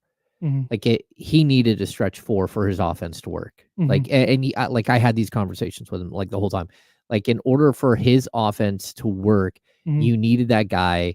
If your center can't shoot the three, your power forward. Like the modern NBA, you have to have a four that can shoot the three. It's just like basic. And Marvin Bagley couldn't really shoot the three. He shot like 38.9% at Duke in the 1 year, but it was such a minimal amount of attempts. And then you get Nemanja Bjelica pulling up from 28 feet and had unlimited range. So in year one, he tried to make Marvin earn it, as opposed to just walking in the door as a number 2 pick and just getting handed a starting job. That didn't work out really well because, number one, it set off the front office, especially Brandon Williams. But number two, it also set off Marvin's dad. And so you had these dueling banjos doing stupid things the whole time, right? Like his dad going out and saying stupid stuff on the internet, and then, the other guy going out to the media and like trying to get the coach fired. So that didn't work out, but I understood the principle of it. Sure. Even when the Kings drafted De'Aaron Fox a year before with the number 5 overall pick, they also signed George Hill, and George Hill started early in the season. Mhm. And it became very apparent very quickly that De'Aaron Fox was a better option than George Hill, which Mhm. was a whole nother situation because George Hill just didn't seem like he really wanted to play basketball Mhm. anymore. So you had like this transfer happen really quick with the Marvin Bagley thing. Then they ended up just burning Nemanja Bjelica like the next year and starting Marvin and just putting like basically Nemanja Bjelica out to pasture after he had really put up a good season for them. And sure, Mhm. he had his problems as well, like couldn't defend at a high level and all that stuff, but it's not like you're replacing him with a guy who could defend. Mhm. And so the thing spun out of control, like just the vibe Yeah. between all of it was not good, where at some point you had to just Mhm. move away from Nemanja Bjelica completely. He became a problem. And then Marvin, every time you thought you had something, he would get hurt. Mhm. And so you always had these step backs. And I like realistically that year, Bjelica was pissed because he was like, I earned that spot and he did not. And I Mhm. should be starting. And I don't care that he's the future. I'm the better player today, and I'll Mhm. probably be the better player tomorrow and the next day. Mhm. And so there was like an honest to goodness understanding there. So it does happen on occasion at the NBA level. So maybe that's what happened with the Steelers. Yeah. Maybe they went, hey, Justin Fields might be the future. We really like, that's why we brought him in. But Russell Wilson's a better player today, and that's where we're gonna go. Maybe that is the philosophy. Yeah. But well, I was surprised. Like Fields finished 9th in MVP balloting like 2 years ago, and I'm like, man, he was a monster. Man, they're 3-12. His team was 3-12, but he had over 1,100 yards rushing. Yeah, he was sick. Yeah, in the last part of the year. Yeah, so it's kind of intriguing how like you're not going to give that guy an opportunity when right. Like we know who Russell Wilson is. Yeah. And for the last 3 years, yeah, maybe 4, it's Yeah. not good. Yeah, He's a solid veteran who, if you're just trying to keep your ship afloat and you want, you're cool going 9-8 and maybe 10-7, maybe sneaking into the playoffs. Okay. I'd even look at Russell as more like a faded superstar, Mhm. like a guy who at one point was a star, Mhm. and he's just no longer. Mhm. He like for whatever reason he lost a fastball. He got it back a little bit last year, Mhm. but that you're excusing like the year or two before where he was just realistically not a good quarterback. Yeah. And so I don't know, maybe he's got the love of the game, and you're gonna ride the veteran. I don't know. You know, the idea, the veteran leader and all that, but I don't get that vibe from him at all. I'd rather have a guy who goes out there and can rush for 1,100 yards, especially if you don't have all of the specialty players to get it done. Mm-hmm. Well, and that's okay. Not? And that's the other aspect of this. Yeah. If this was the 49ers and the 49ers were starting Russell Wilson instead of Justin Fields, you'd go, all right, you feel better about his ability to distribute the ball to the playmakers. That's what the offense is. Okay, I get it. Mm-hmm. But it's not like the Steelers are chock full of offensive playmakers. Their backup running back is by all accounts better than their starting running back. Pat Freiermuth at tight end is a solid player. Mm-hmm. George Pickens is a productive receiver. And then, hey, and then what? I'd even make this claim, Kyle. If you would have made the trade for Brandon Aiyuk, then maybe it makes more sense to start Russell Wilson. Yeah, even right. But even you didn't. Even adding a player like, okay, yeah, no, we're Brandon Aiyuk, and it's going to open up all this stuff for George Pickens. With Pickens. Yeah, okay, and now we just want distribute. Dude, put another playmaker on the field, man. That's not what you have. That's not who your team is. I would love to talk to a Steelers coach. I want to know what went into it. I would be curious to know. Maybe not even a coach. I would love to talk to a Steelers beat writer. I'm not going to do that on this show because we have 2 hours, and I'm not going to take it up with. We've already talked a lot Steelers of beat writer. A lot of Justin Fields. Yeah, and Russell Wilson. This is one of my players that I'm trying to think of a player who I have not. Russell Westbrook, for example. I used to just be out. I don't like the cut of that guy's jib. I don't like that he's, I wasn't a fan. Wasn't a fan. Mm-hmm. He has won me over. I am now in the camp of like, man, Russell Westbrook, what a guy. Like I think the stuff he does in his community is great. I think the fact that he has now accepted a bench role is great, and I think that's really cool. And he just wants to hoop, and that's awesome. I've been won over. I don't think there's anything Russell Wilson could do to win me over. I'm just out, full out. That's okay. I fully agree with you. I mean, like watching him like just fall apart over the last couple of years, like good. Yeah. No, I think that was harsh. But he torched the 49ers for so long. And it was just like, gah, this guy. And it wasn't, he was obviously awesome. He'll probably be a Hall of Famer. Won a Super Bowl, was, I mean, it just had a remarkable run there with the Seahawks. But it wasn't like Patrick Mahomes, right? It wasn't like even Josh Allen or Lamar Jackson or any of the guys we talked about yesterday where you go, man, that guy has just been dominant today. It was, no, it's Russell Wilson running around. He took a bad sack here. He threw a bad interception there. Oh, hey, look at that. Had that one scramble where he threw a touchdown on the scramble. Oh, picked up a big first down with his legs. Oh, moonshot, Tyler Lockett, ball game. Not Tyler Lockett, Doug Baldwin, ball game. Wait, how did they win 16-9? How did that? They were down 9 points 30 seconds ago. How did they get? And that was just game after game, and it was just so frustrating. And then his off-field stuff where he's, from everything in the media, a very awkward weirdo. Yeah, like odd. He is a 9-time Pro Bowler and at one time and I think he's a Hall of Famer. I think he's probably he was incredible. What he said, I think he set the rookie passing touchdown record, and he just stepped on the field day one and was awesome. Yeah. No doubt that definitely plays into it. But if it was just that, there would be a begrudging like, man, it's really good. Patrick Mahomes had beat the 49ers twice in the Super Bowl. It's just like, dang, what a player. What are you going to do, you know? Shohei Ohtani, Mike Trout, James Harden, when he was cooking, LeBron and Kyrie in the 2016 finals, just, man, what are you going to do? Like, tip of the hat. Yeah. I don't want a tip of the hat. I don't want a tip of the hat, Russell Wilson. Okay. That's okay. Major thumbs down. Well, that an era of great quarterbacking. I mean, he made a bunch of Pro Bowls, but at the end of the day, what is he in this era of quarterbacks? He's nowhere near the top 5. Ooh. Because I like what era do you put him in? I don't know. He was drafted in 2012. Okay, maybe he is. I think he is in that group. You think he's top 5? I'm going back to old NFL drafts here. Oh, I need to get away from I was on the 49ers draft page. I need to get to the regular full draft page. All right. The 2012 draft. That was Andrew Luck. Oh, yeah. Robert Griffin III was in that draft. I just saw this. I saw Ryan a whole thing Tannehill. on this. All the guys that are no longer in the league or... Brandon Whedon, Brock Osweiler, Russ, obviously, Nick Foles, Kirk Cousins. Is Kirk Cousins ahead of Nick Foles? Or no, I'm sorry, ahead of Russell Wilson? No. No, even with the Kirk Cousins like reinvention, I don't think he's he's behind him by 4,000 yards in passing yards.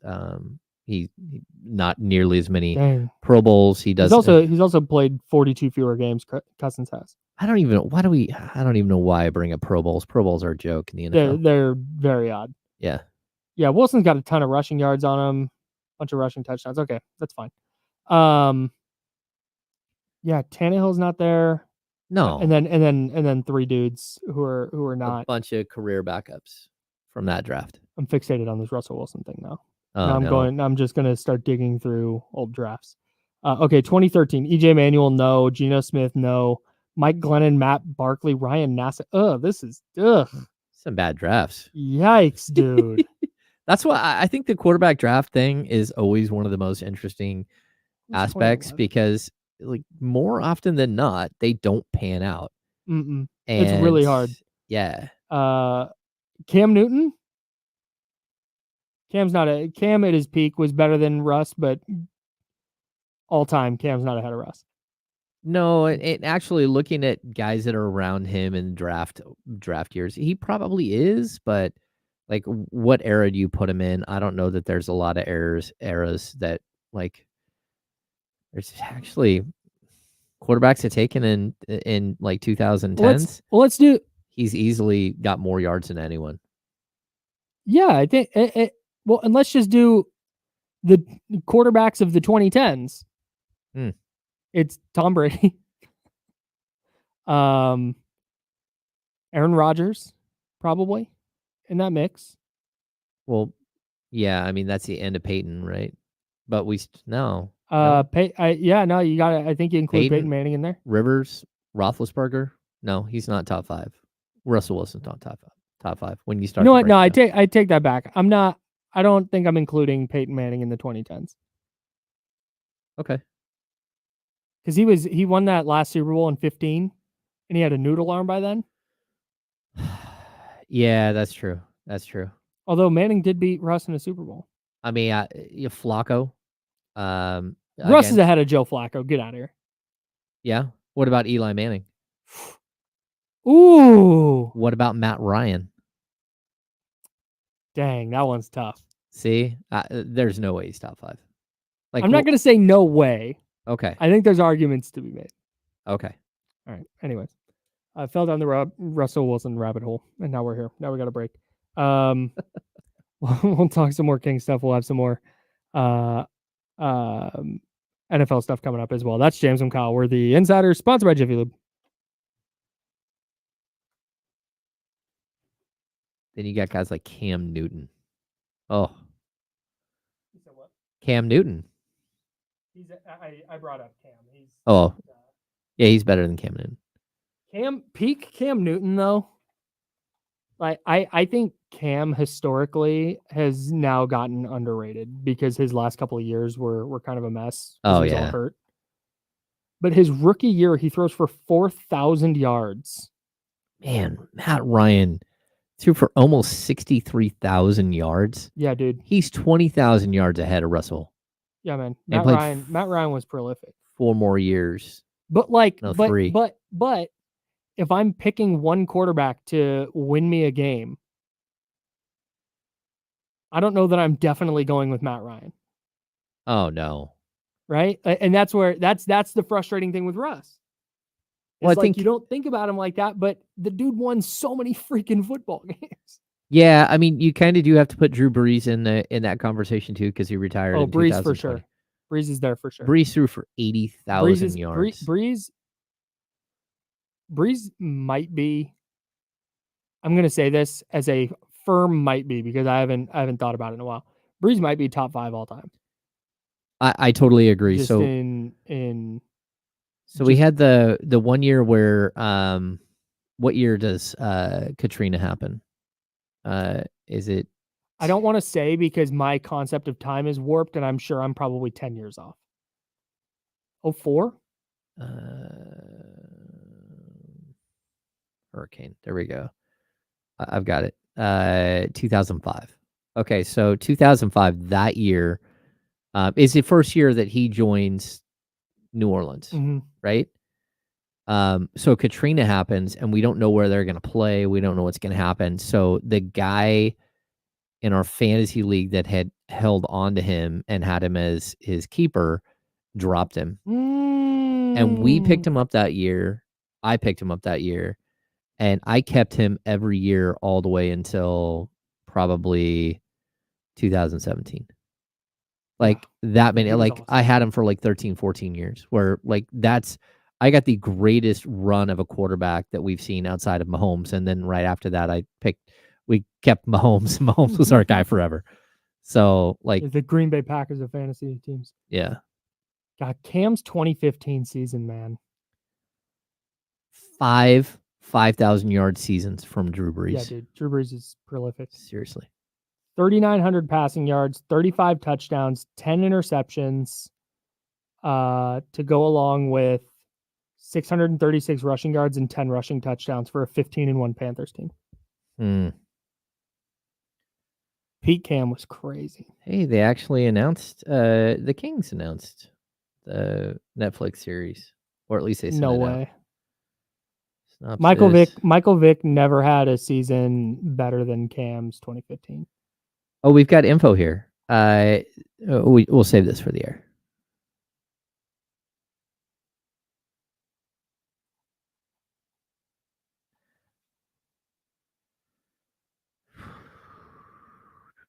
What do we even consider peak Vic?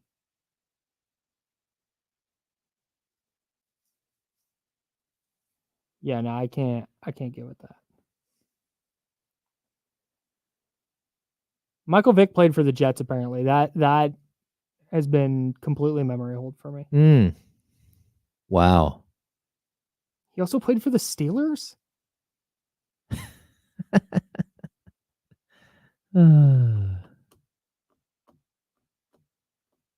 Yeah, Norm, I agree. There's potential for this right here. Right there. I totally agree with that. That's who he still reminds me of. So Facts. Here we go. Oh, no, never mind.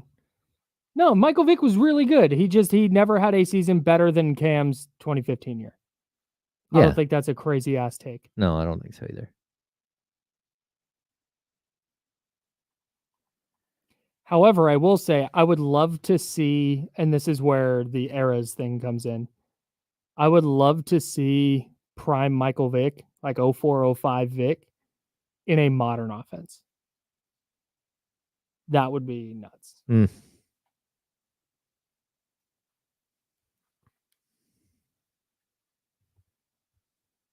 Now, back to the Insiders with James Ham and Kyle Madsen, brought to you by Jiffy Lube on ESPN 1320. Doing a lot of quarterback stuff the last couple days. Did you say we had Kings news? NBA news? Something?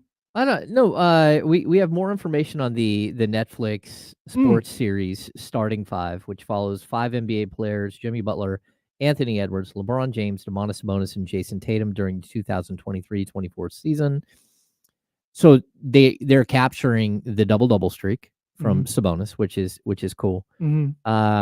So it's a 10-part series, which is cool.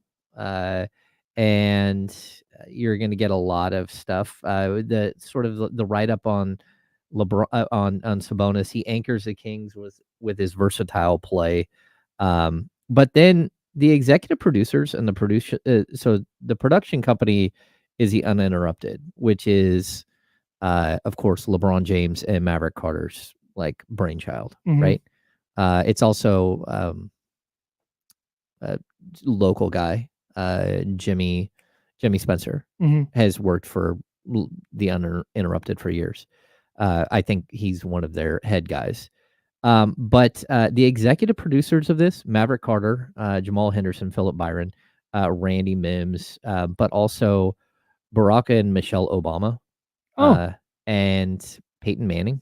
Oh, sure. So like a murderer's row of like, why not? Film producers. Yeah, so somebody they have produced a lot of stuff. So Uninterrupted has been doing they did the Hustle, the Redeem Team, Neymar, Redeem Team's really good. Yeah, they did a lot of different things, and then this is a second sort of series by the Obamas. And Peyton Manning did the quarterback and King and Collectibles. And the receiver. That's his production company. Wait, the receiver or receiver? No, receiver. Did he also do quarterback? Yeah.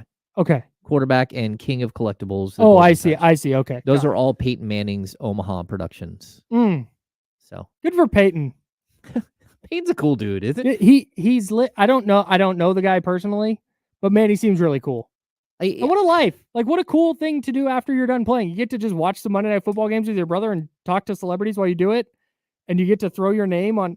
Like, I promise Peyton is not hands-on in the production of Starting Five, the behind-the-scenes NBA program. No, but they might have, like, part of the other group, like the receiver and the quarterback and all those things. I think they have had their stamp on some of that stuff. So not only are they the money behind it, but they're probably also part of like the think tank that goes on when they're producing that stuff. Maybe I might be wrong, but it seems like I don't doubt it with the NFL stuff. Yeah, like I don't doubt that. Hey, because they have a insight to what players are thinking and what would be interesting and what what things to show that fans don't usually get to see, or that fans might find interesting, or that they think fans might find interesting. What is he offering the production of a basketball show? Well, I think it's going to be this same idea of humanizing players that the other shows did. Yeah. So how do we capture? And like, I would look, love to know how involved he is. I would say like Eli Manning, this is kind of what I'm hoping for Sabonis. Like if you look at Eli Manning throughout his career, I mean, he's got 2 Super Bowls, right? But outside of that, he was either hot or cold. He was like in an era of great quarterbacks. We didn't even really bring him up in the discussion. No, but he's going to be a Hall of Famer. But he's going to be a Hall of Famer. He's got 2 Super Bowl rings, and a lot of what happened in those Super Bowls was on him, right? And so I think what we've seen though post-career has humanized him and made me much more of a fan of Eli Manning than when he was a quarterback in the NFL. Like whether it's a show like him and his brother, or whether it's like commercials, whatever it might be, I feel like a much bigger connection to him than I did again when he actually played. And I'm hoping that that's something like the gateway that we see here with Sabonis, where you just feel something different for him. Yeah, for sure. I have a fun game to play now that you've brought up Eli Manning.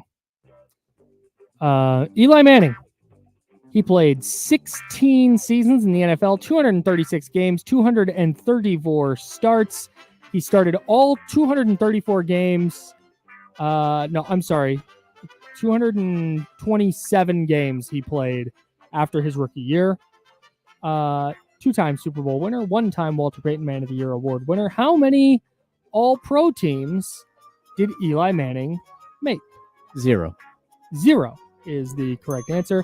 How many Pro Bowls did Eli Manning make in his 16-year NFL career? 2. No, not correct. 4. 4. Okay. 4-time Pro Bowler, 2-time Super Bowl champion, no-time All-Pro. Led the league in passing yards? 0. 0 times. Led the league in touchdowns? 0. 0 times. Led the league in interceptions? Oh, twice? 3. 3 times. Yeah. Like, honestly. He's getting the playoffs. He's just cash. Okay, so this will probably upset people, but he is this generation's Troy Aikman.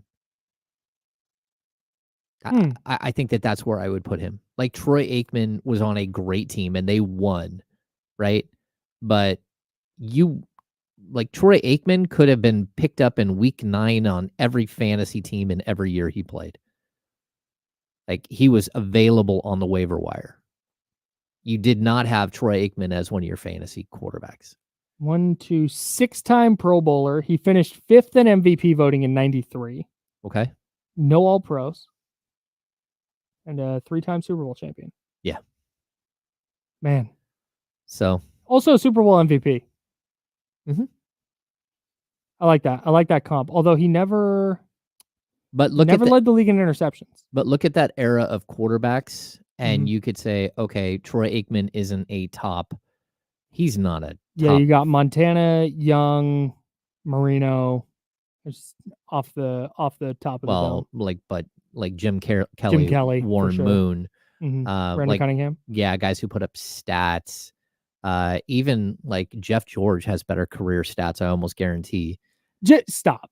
Jeff George is not a better quarterback than Troy. No, but he had better career stats. Sure, I'm not saying he's a better quarterback. No, but during that era, and Jeff George probably has more Pro Bowls and more everything else. Kerry Collins from that, there are a lot of quarterbacks. I would be shocked if Jeff George has more Pro Bowl appearances than Troy Aikman. Would you say? Oh, no, you're probably right. He has 0.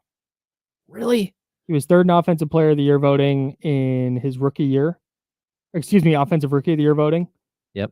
And Comeback Player of the Year, he finished 4th in 99. That is the extent of his awards. He did lead the league in passing at 97 with the Raiders. Yeah, he was not a very well-liked dude. Also led the league in sacks taken twice. Yeah. Oof. What a slinger. Yeah. Yeah. He's the guy that everybody now, although I think Jamarcus Russell has kind of taken that mantle of just guy with a cannon who just wasn't a great quarterback. Oh, I know growing up, that was always anytime somebody in the draft, like big arm, but don't know if he can play, like, oh, he's Jeff George. Yeah. I think Jeff George could really play, but I don't not a great teammate and not someone that you want to leading year. 46 and 78 as a starter. Yeah. And great quarterbacks aren't doing that, whether he's on good teams or not. Look at those. Yeah, the interception years, 18 interceptions. Yeah. Tough.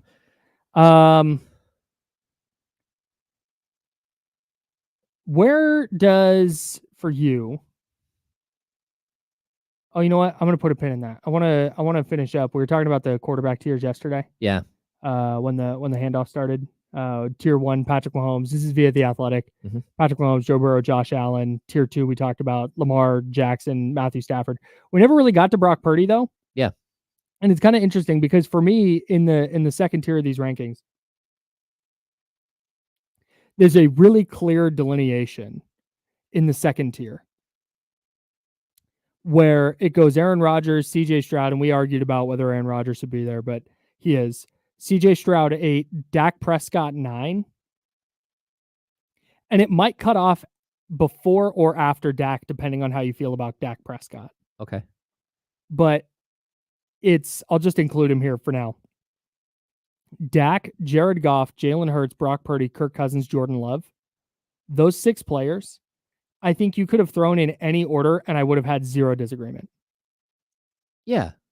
And that's why I cut it off after Dak, because to me, if you're putting Dak behind like Jalen Hurts or Jared Goff at this point, I don't necessarily agree with that. But I think there are people who would comfortably move him down from number 9. But after Dak, Goff, Hurts, Purdy, Cousins, Love, that's interchangeable to me.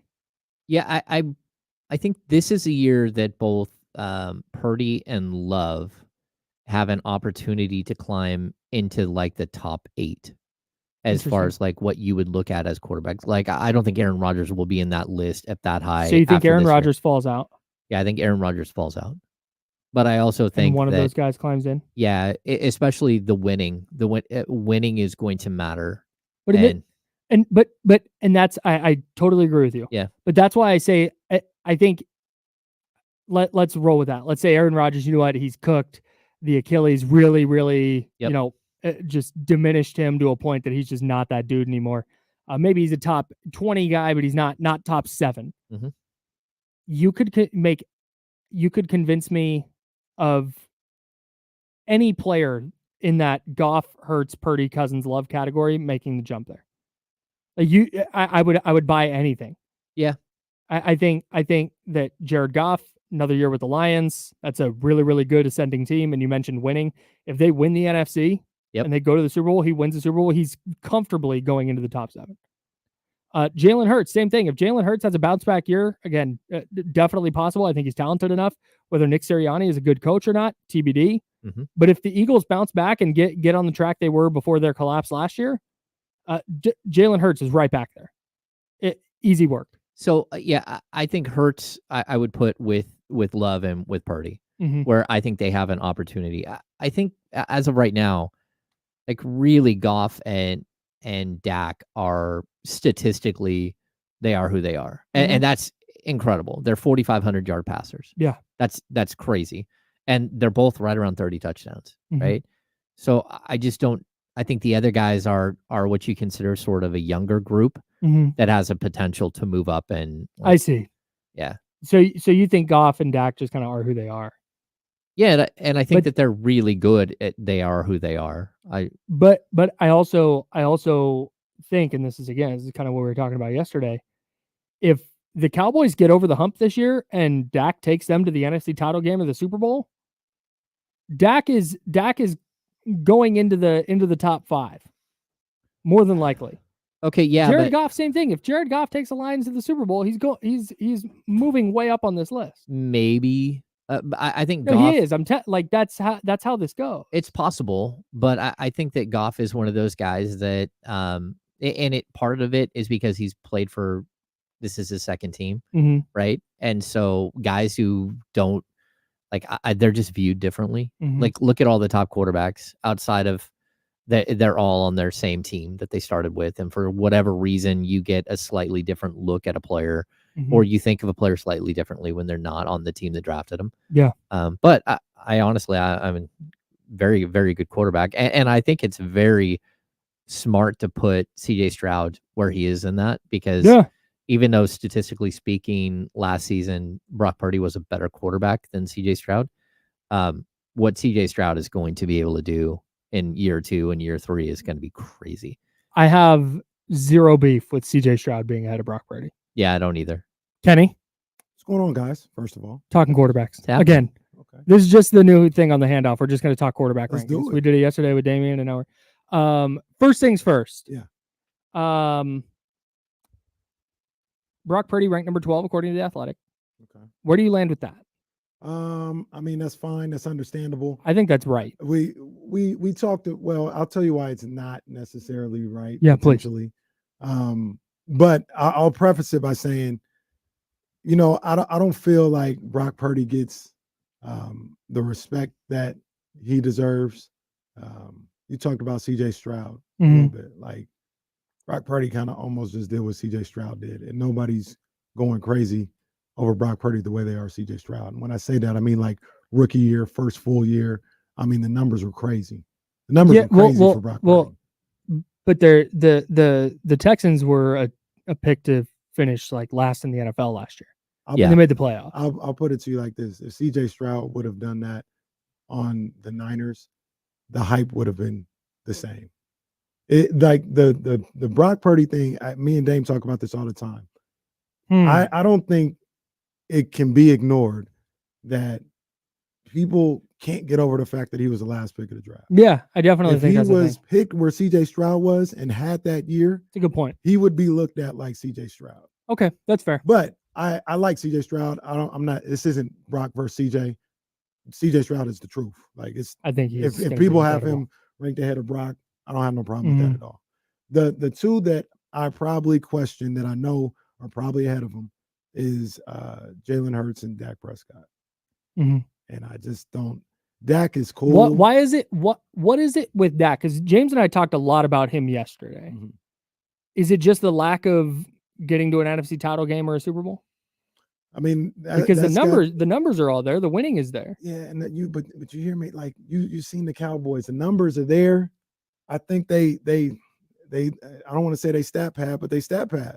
I'll say it. I'll say it. They'll be first and goal at the 1, and Dak will drop back for a pass. Like, Kyle Shanahan's not doing that. Brock Purdy is doing everything that he's doing numbers wise with the least amount of pass attempts in the league. I don't know where Dak is. Dak is probably, I'm going to guess, I could be wrong, he's probably top 5, maybe top 10 in pass attempts. Oh, no, he's number 1 in pass attempts. No, Kenny, you're wrong. He's number 1. You know what I mean? Yeah. And so, like, I always talk about it.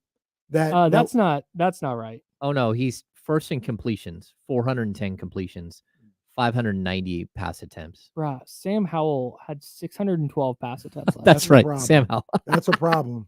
We was back there, and he was just dying every time he dropped. That poor guy. That's a problem. He was so psyched when he got traded. But but Dak is 4th. Dak is top 5. So Dak, he's a cool quarterback. I just don't think he's where they put him all the time. But that wild card game against the Packers was a perfect. It encapsulated perfectly what I think Dak Prescott is. He threw for, I think, was it 400 yards or like high 300? He had 3 touchdowns, I think 2 picks, and they never had a shot in that game. Partly because he didn't do anything in the first half. That's Dak Prescott to me. That game, the numbers are all there, and you just look at the numbers and be like, that wasn't Dak's fault. Well, then you watch the game, and you're like, yes, he threw like a 90-yard pick 6. He was awful in the first half, and he just spent the second half throwing the ball to accumulate. That, to me, that's Dak Prescott. That game. That is such a crazy stat that you because when you said we looked up how many passing attempts Dak had, and the number's 590, right? Yes. Brock Purdy had 444 pass attempts. Yeah. We're talking about almost 150 less attempts. And What did Dak finish yards wise? 4,500, 4,600? Yeah. Brock is at 4,280. Yeah. If he had the same, like, if he threw the same amount, Hang on, I can do this very specific math for you. What is it? What did Dak have? 590. 590. I got it. Go ahead. Keep making your point. And 590, and he threw for 4,516 yards. If Brock Purdy averaged what he averaged per attempt on Dak's number of attempts, he would have had 5,664 passing yards. Yes. And you probably throw another 10 to 12 touchdowns on there. Maybe you throw 2 or 3 hang on, more I can interceptions. You can do that too. You know what I mean? Like, so him and then Jalen Hurts, we talked about this a little bit yesterday. I think Jalen is a talented guy, and there is a question of whether or not, like the questions that 41 touchdowns. 41. There is a question of whether how I feel about Jalen and the question marks I have for him is about him or about his coaching.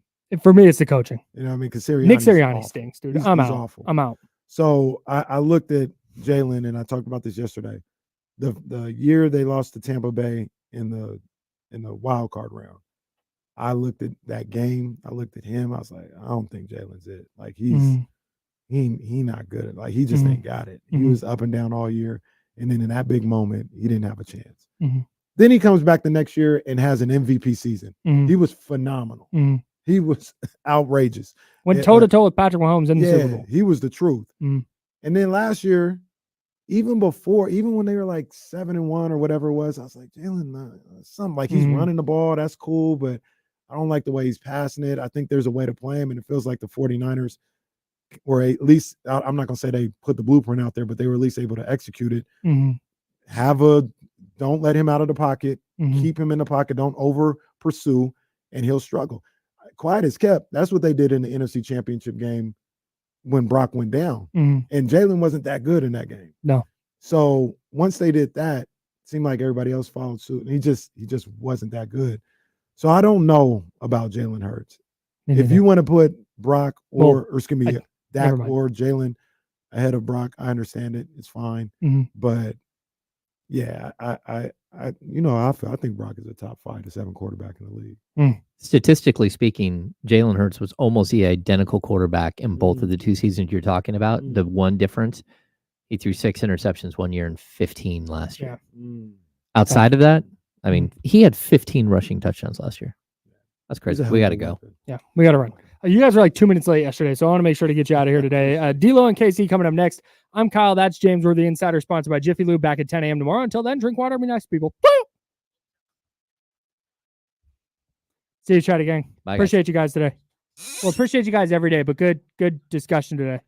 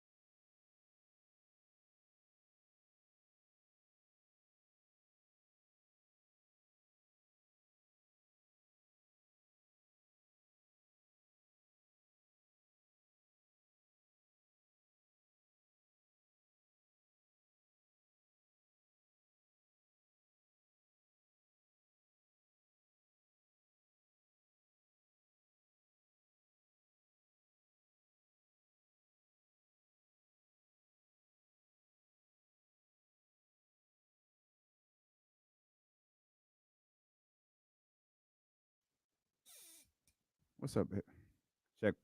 Check one. Uh-oh. Check.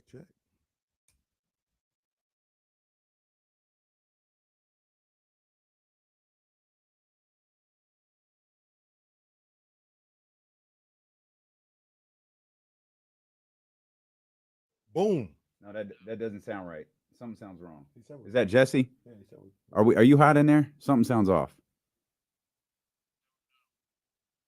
I can hear you, and I don't feel like I'm supposed. Oh, are you muted? No, you mute. What? Something's wrong. Something's definitely wrong. Check one. Something's off, and I can't hear anything. Hey, Riggs. Yeah. We got him screaming D-Lo, KC, D-Lo, KC, D-Lo, KC, D-Lo. We got him screaming D-Lo, KC, D-Lo, KC, D-Lo, D-Lo. We a number one spot. You're gonna have to talk. You need to talk for a second. Just open the show. Hey, welcome, Jesse. What's up, everybody? I guess I have to talk right now because the guys can't. We can't. Right low. That's it. We back. I feel like that's supposed to say D-Lo and KC, no? No, it's good. No, Jesse, you're doing a great job talking. Something is definitely wrong in here. I can't figure out what it is. It's fine. This is a professional radio show. No, but something's wrong. It's not set up right. Like I know something's off, guys. Just hang on 1 second. We can't figure out what it is.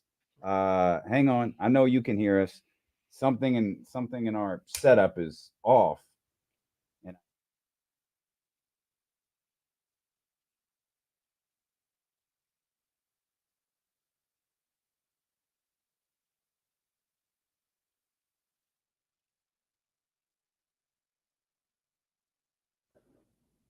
yeah, I don't know what it is. So I don't know. I guess we'll just start the show like this. I can't have these ear things in though, because this is rough. Someone want to check the radio feed and make sure the radio feed sounds okay. But we're here, pal. We're live. So yeah, no, it's hey, 1,003. That's all it takes is 1,003. Something. No, we'll just work through it on the air. It's no big deal. Something in here is off. Like I can hear it in my headphones. I think it's on the board, but I don't know what on everything. Like I have no idea if the air is fine. We're on the air. That's not the problem. But like all of the mics sound extremely hot in my ear. These pods didn't switch to D-Lo and KC. It just feels like something's like hot or something's off. It sounds regular to you? Well, I guess I'm an idiot then. I guess we'll just start the show. It's distorted. Yeah, it's rough. It's a little rocky. Check one, check two. Yeah, no, it's good. We'll just do the show like this. It's fine. No, it's fine. I guess if we're on the air, it doesn't really matter. You see that? Like when I talk, maybe if I turn the mic, maybe if I just shut the hell up. It's good. This is episode 1004, everybody. 1004 right here. I don't know what it is. Everything that looks all normal. All right. Well, I'm just gonna do the show like this. That's good. Don't worry about it. It's good. No, everybody laugh. Is this less distortion? Yes, it is just less loud, distorted. Yeah. Does anybody out there, do we sound distorted to anybody out there? Huh? No? The chatty house says it sounds good. If it's fine, if it's fine in the chatty house, radio's fine. YouTube. So I'm just the jackass then. It's fine. It's fine. We just do it like this. It's all good. But that usually says D-Lo and KC, right? Am I wrong? Okay. All right. I just want to make sure we got that right. No, it's good. No. Hi, everybody. Welcome to the show. No, this is good. I got takes. No, that's fine. That's fine. Look how far away I am from the mic, and it still says too loud.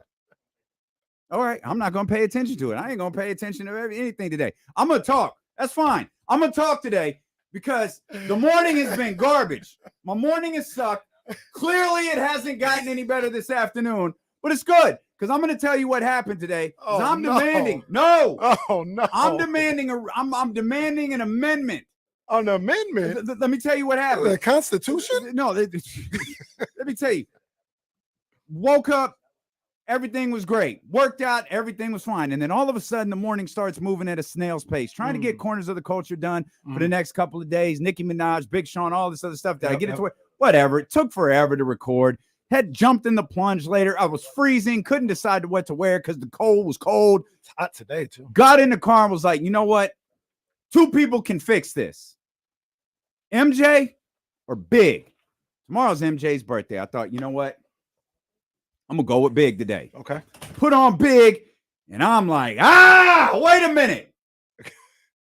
This is the 420 hit of the day right here. I'm getting the radio edit of this one. Yeah. Live from Bedford-Stuyvesant, the livest one, representing BK to the fullest. Scats, I pull it. Bastards duck in with Big be bucking. Chicken heads be clucking in my bathroom. And then the chorus hit. And I'm demanding that this song passes the test. You don't know what song that is? Yeah. What's wrong with the chorus? The chorus. Well, I mean, it's not okay, but the chorus is R. Kelly. It's unbelievable. It's taken from your you know jam. what I'm thinking? I'm thinking of I'm thinking of It's unbelievable. No. I'm not losing this big record in addition to the other big record that I lost because he decided to use an R. Kelly sample. Look, man, I'm gonna tell you right now. We all know you're listening to Bump and Grind. Look, you got your body's I'm gonna tell you right now. 2 playing at the house right now. I ain't gonna lie to you, man. I ain't losing no big records. Yeah, okay. All right. None. You talking about you lost one before? Well, that's you. Well, that one played on accident one day, and it was like, oh man, this is a good song right here. This is a good record right here. Woo, but I ain't losing no big record. That Unbelievable is fire. One of the greatest songs of all time. Absolute fire. One of the greatest hip hop songs of all time. Why did I think you were talking about Kicking the Door? How does Kicking the Door start? Kick in the door, wave in the 4-4. Oh yeah, I can't remember how the first. I thought you were talking about the first line. But Unbelievable is my joint. Kicking the Door is right before the record we're talking about. Absolutely, it's right before the record. I stumbled on. I was listening to Kicking the Door one day, and then it just rolled into the next song, and I wasn't even paying attention. You must be used to me, and yeah, be careful. But me, I'm like, I'm here now. No, I'm not going to say the record didn't finish. I'm just going to say I was aware of it, and that's what happened. I'm just thrilled that no one can hear how terrible I sound. That's crazy. No, I'm at the the issue. For some reason, your mic isn't like picking you up. It sounds like you're coming in through like someone else's. Like you sound loud. Like the levels are fine, but like your mic is not clearly picking you up. It sounds like you're kind of far away from it. But it's not bad. We're gonna fix it at the break. But oh, good. Yeah, right. there was a flag-worthy moment in there, but I'll leave it alone because it was a serious time. But it was I was like, yo, chill. We're out here in distress, and Kenny just wants to play. Wow. Get you a partner. We're out here just trying to do this professional, super serious radio show. I'm trying to get our #1 rated morning, afternoon show up and jumping, and I got Kenny with a yellow flag in his pocket. Well, look, you know how I handle what they say. It's my trauma response or something like that. I don't know. Fight or flight. But like when things are just completely haywire and out of my control, I just go to sleep. That's right. He did say that. What am I gonna do? Kenny, wake up. What am I gonna do? Yeah, it's fine. We're in the middle. We're in the middle of California in the airplane, and the engine is kind of goose. I mean, that's a fair response. Like, what do you do at that point? So in this situation, you've done everything that you can do. You didn't do anything wrong with the mic. Goddamn right, I didn't do anything wrong. I came in here to do the show. So what are you gonna do? Let's just throw a flag. That is funny. Dave's like, oh no, it sounds horrible. Kenny's 15-yard penalty. It's a flag. Did you hear it? I didn't. No, I was kind of stressed out like Dan too. He was trying to help and figure out what the problem is. Then I was really confused because you're like, how does it sound? Is it sound messed up on your end? It sounds regular. Yeah, it is definitely not. Faces, I don't know what's your issue, but we're all good over here, pal. Well, it's the Kenny Caraway show for the rest of the day. You know what it is? You know what it is? Kenny and I, like, we kind of put together a different schedule. And you guys know I do not do well with change, but we're trying to like maximize our time. We have meetings we have to do. We have different things. We have all these different things we had to do. So we've kind of switched up things that we've done over the last year. And we can't do it every day, but we could do it most days. Mm-hmm. And so like, I'm used to leaving at a certain time. I'm used to, I don't need to do that. Kenny and I, we did what we got to do. We're good. Mm-hmm. And then all of a sudden it's like, oh, put your feet up, pal. Like, no, jackass, get ready for work. Do what you do and get ready to go to the station. It's just through the whole, y'all forcing this change upon me. And you know, I don't do well with change. You got this, dog. You got this. You got this. Believe in you. No, no, I know what y'all do. Y'all got a text thread that laugh. You believe this guy? No, I know what it is. No, not at all. That's you two with me. You know yes, it is. I don't have one. I don't have one. I think Jesse and I only text like one-on-one when it's a show text and you're not here. That's the only time that happens. I'll text Kenny if some boxing's coming up. Right now, we're during the fights. Yeah. Yeah. If it's wrestling, we'll text in the group chat. Yeah. We got jokes to get off. We'll text in the group chat. Yeah, the jokes are 100% the group chat. Yeah. Oh, for sure. And then we be having outside people. We got a group chat with the outside people. Mm-hmm. You know what I mean? They pop in there every now and then. Yeah. Shout out to them. Shout out Jason Jones. Shout out to Kamara. I feel like talking to you guys is cool. We don't have to text all the time. Kamara ain't texted us in a while. I think he's pissed off at us. Why would he be pissed off at us? We don't be responding sometimes when he. Well, Kamara texts at 3 a.m. And it's like, nah, like I see it, like, and I know Kamara's awake, and I know if I respond to Kamara, it becomes a text exchange. And then Kenny wakes up and there's 47 text messages at 7 a.m. I'm used to that though, because that's how my cousins on the East Coast in that group chat. Sometimes they'd be fighting, and I wake up and there's like 89 text messages, and they're fighting back and forth. I have a lot of group messages muted. Like I'll just see it when I look at my phone, not necessarily right this second. I'll just see Go back and read it like it's a book. Well, yeah. All right. Well, we good though. We're here, pal. We good, baby. We good. I think I have constructed a fantastic tie-in between the Las Vegas Aces and a conversation we had yesterday. We'll get to that. What day is today? Wednesday. James Ham will be with us in the final hour of the show. Brandon Benitez, CBS 13, going to make his first appearance. Pull up, Rook. Over here with D'Lo and KC. So that's all ahead. We're happy that you're here with us. It's D'Lo and KC, brought to you by Sky River Casino and Sacramento Sports Leader, ESPN 1320. Ramsey doesn't like group chats. I don't know what that's shocker. About. Ladies and gentlemen, Jonathan. Jonathan is here. Everything's going to be all right.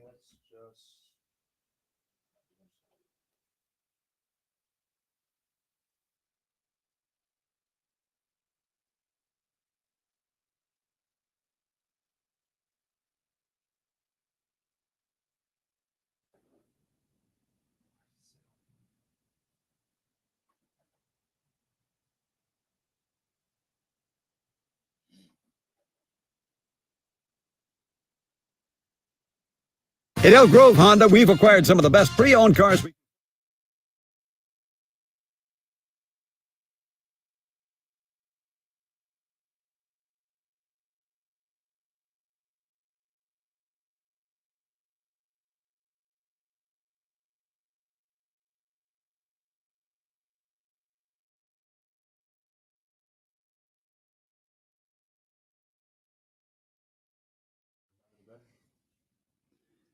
Testing.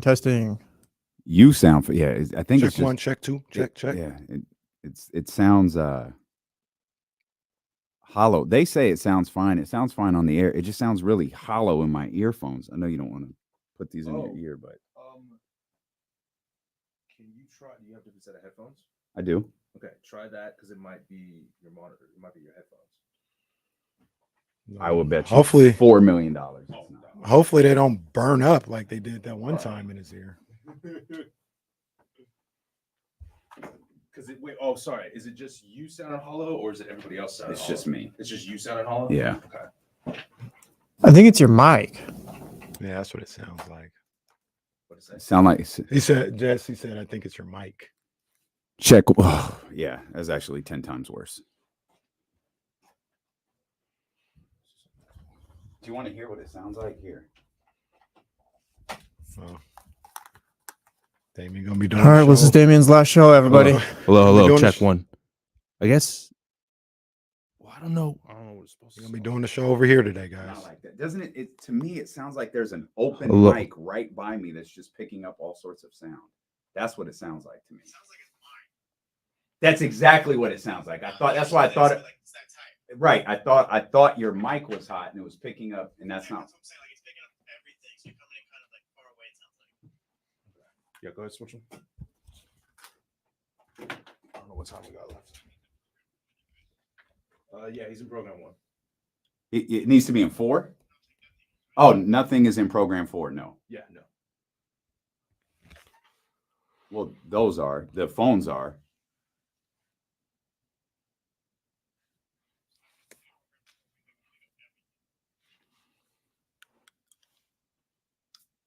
Check 1. That's it. Yeah, it sounds the same.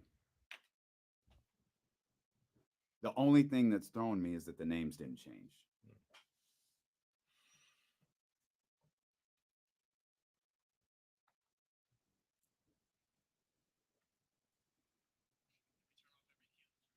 We did. We've reset the board and everything.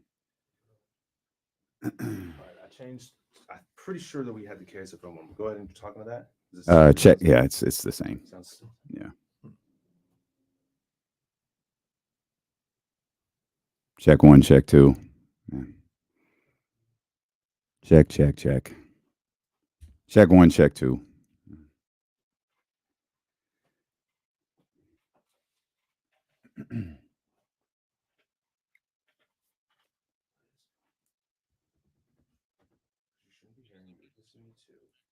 Okay. Check 1, check 2. I can check. I can get by with this.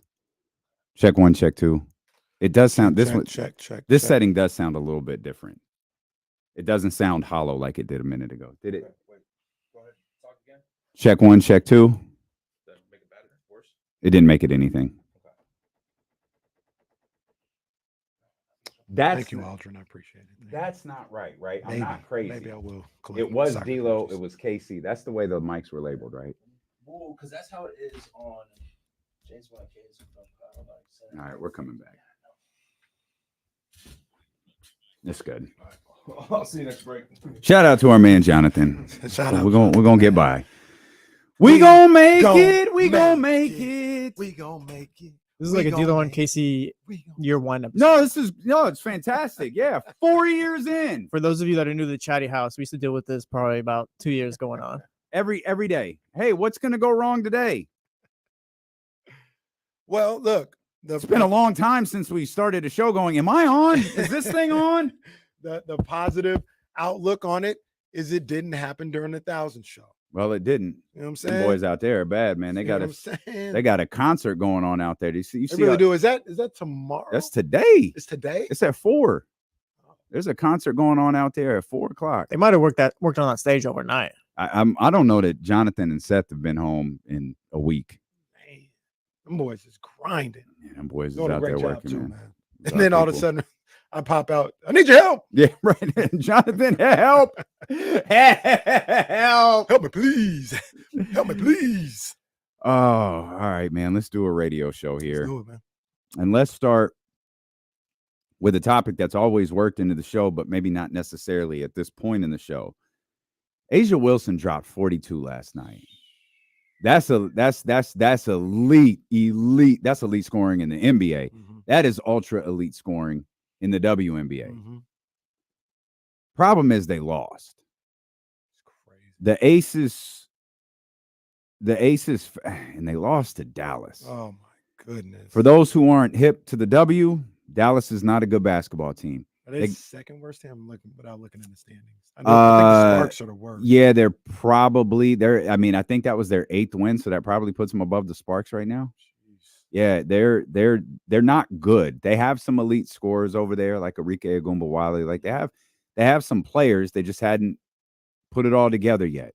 And that's a game, especially at this point of the Aces can't lose that game. And Asia, unless someone can give me another name, like Asia's probably the unanimous MVP. She's going to win her 3rd MVP. Now, I know the way some W media members are, like someone, and I'm not like throwing shade at it, someone's probably going to vote for Caitlin.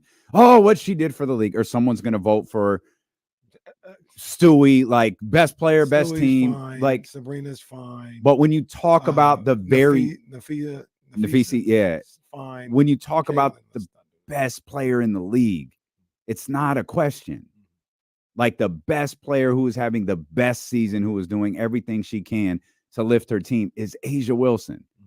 And you watch her and you know immediately she is the best in the world. And I couldn't help as that game came to a conclusion and I saw her, leave the floor. Shoot, they won that game at the buzzer the other night and she left the court. She hit the game-winning shot, a beautifully executed play from Becky Hammond, Chelsea Gray on the impound to A'ja Wilson to win that game at the buzzer.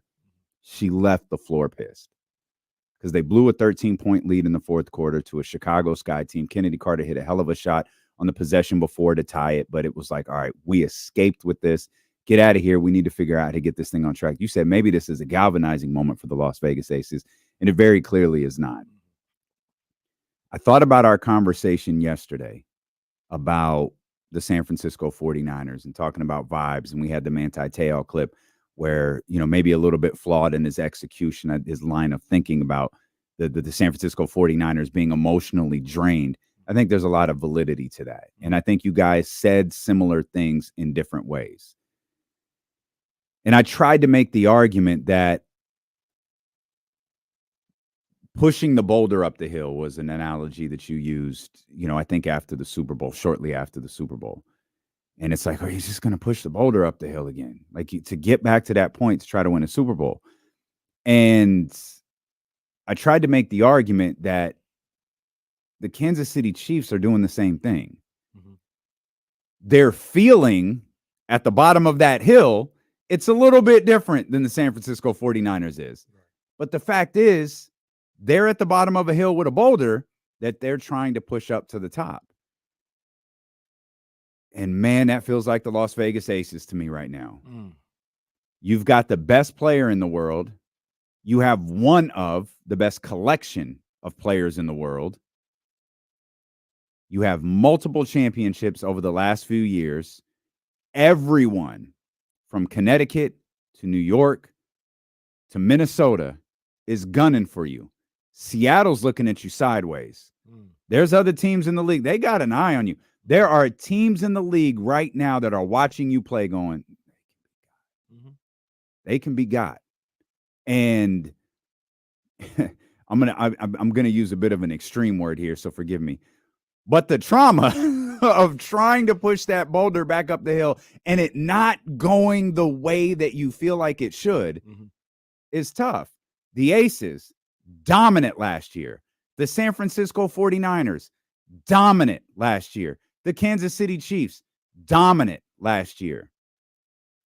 We know the Aces are not dominant. I feel like Kansas City is going to be closer to dominant than not. The 49ers might be in for a season similar to what we're seeing with the Las Vegas Aces right now. They might be. But it doesn't matter. Because just like the Aces, Becky, Kelsey, A'ja, none of them want to be playing bad going into the playoffs. Aiyuk, Trent, Brock Debo, Christian McCaffrey, Kyle Shanahan, none of them want to be playing bad going into the playoffs. Get to the playoffs, and none of this matters unless you lose. Then it all matters. Get to the playoffs and get to your destination, and none of it matters. Mhm. And I think we could be looking at something that might resemble what the San Francisco 49ers go through this year. What you said is spot on. And I would even say, like, it's the way you lose, right? If they lose in the WNBA finals to New York, Mm-hmm. they didn't, in my opinion, they didn't lose a step. They just didn't get it done. They didn't get it done. But if you lose in the first round, Mm-hmm. now it's like, oh man, this run is taking its toll on you. And it says a little bit more. The same thing with the 49ers. The 49ers get to the NFC Championship game Mm-hmm. and lose. I mean, that is a NFC champion defending their title as best as they possibly could in that situation. Mm-hmm. But if they lose in a wild card game and that they had to play on the road, then it's like, it caught up to them. It definitely caught up to them. So I look at that's a great analogy that you're using with the Aces. Flawed? No, I think it's spot on. I mean, the Aces, they're back-to-back champions, but they've had they had 4 dominant seasons or like top flight seasons? Yeah, because they've lost. Mm-hmm. They lost in the finals or in the playoffs. Who they Was it to Seattle? I wanted to say Seattle. I think it was Seattle the year before they broke through, because that was the big thing. They was like, they don't break through here when they did win a championship.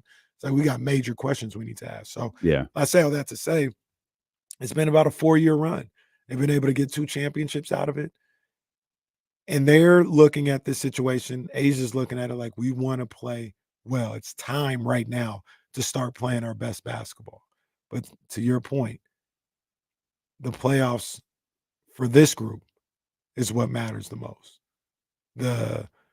I bet you if the 49ers go 10-7 and they get to the playoffs, they're not going to be worried about 10-7. Facts. Yeah. They're going to be worried about, all right, this is our time now. Yep. This is all that matters. Yep. It's not the same thing, but I remember that was the talk with the 03 Kings. They weren't the number 1 seed. Were they the 3 seed, I think?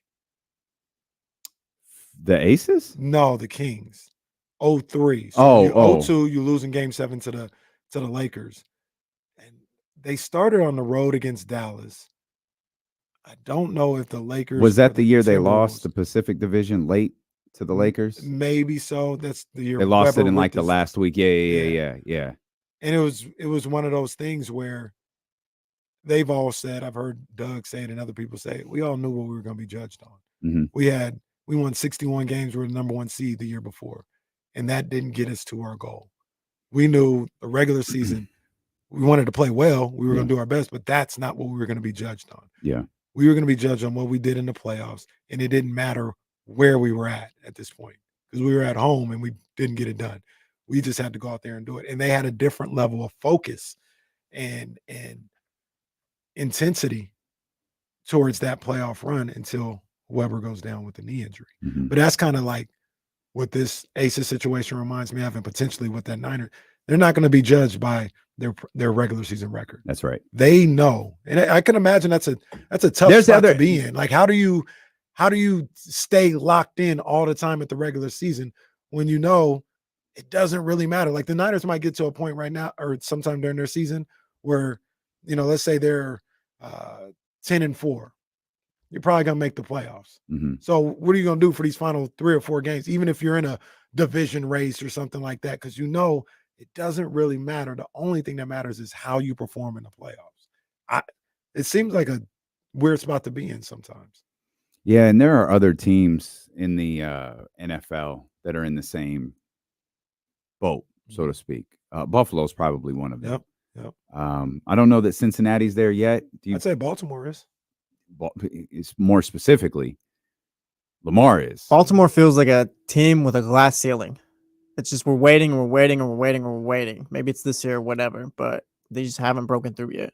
And Baltimore is kind of... This might be it for Buffalo as far as soft restart. Yeah. Really? Yeah. I mean, what about Baltimore then? No, Baltimore because still got everything. Yeah, John Harbaugh still be. I'm talking like Buffalo doesn't go right. Then McDermott's out of there. You're kind of retooling your offense. McDermott out, Belichick in. Buffalo now it's kind of a new era with Josh Allen. Buffalo is kind of like what I said, potentially the the Niners could be this year or even next year, where it's like you're still one of the elite because you've got a top flight quarterback and all this other stuff and front office and everything. But you might have to take a little bit of a year reset. Make the playoffs. You'll make the playoffs, but you're on the road the entire time. Maybe you lose in a year, and then you take that mini step back, and then you retool a little bit the next year. I think this might be that year for Buffalo. Baltimore's still in their window, so to speak, I think. Okay. Yeah, Rams brings it up too. Buffalo's top wide receiver this year is like Curtis Samuel or Keon Coleman. They drafted this year. What happened to I'm missing. What happened to boy Gabe Davis? Yeah, Gabe He's in Davis. Jacksonville. Damn, who Yeah. he played for? Damn, I didn't know that. Trevor Lawrence. Shakir, Curtis Samuel, and Keon AEW's Coleman. Jacksonville Jaguars. Good knowledge also by Ramsey in the Matthews match with Chatty House. He said the Kings were the 4 seed that year. They beat Dallas, then lost to Minnesota in 7. No, you know what? Good knowledge. I'm not thinking of that year. I'm thinking of the year before when Weber rips up his knee. They started that series in Dallas. The year he hurt his knee. Yeah. Not the okay, gotcha. Yeah, Gotcha. the year he I'm got sorry. hurt. I thought you were talking about the year after. That's No, my no. fault, Ramsey. That's my fault. Yeah, the year he hurt his knee, I mean, we could easily look it up. They had to have been, I think, a 3 seed. Because I don't think Dallas wasn't. Dallas might have. Yeah, Weber got hurt game 2 on the road, so Dallas had a better record, and I think, who was it? San Antonio. I think it was San Antonio and the Lakers in the other semifinal.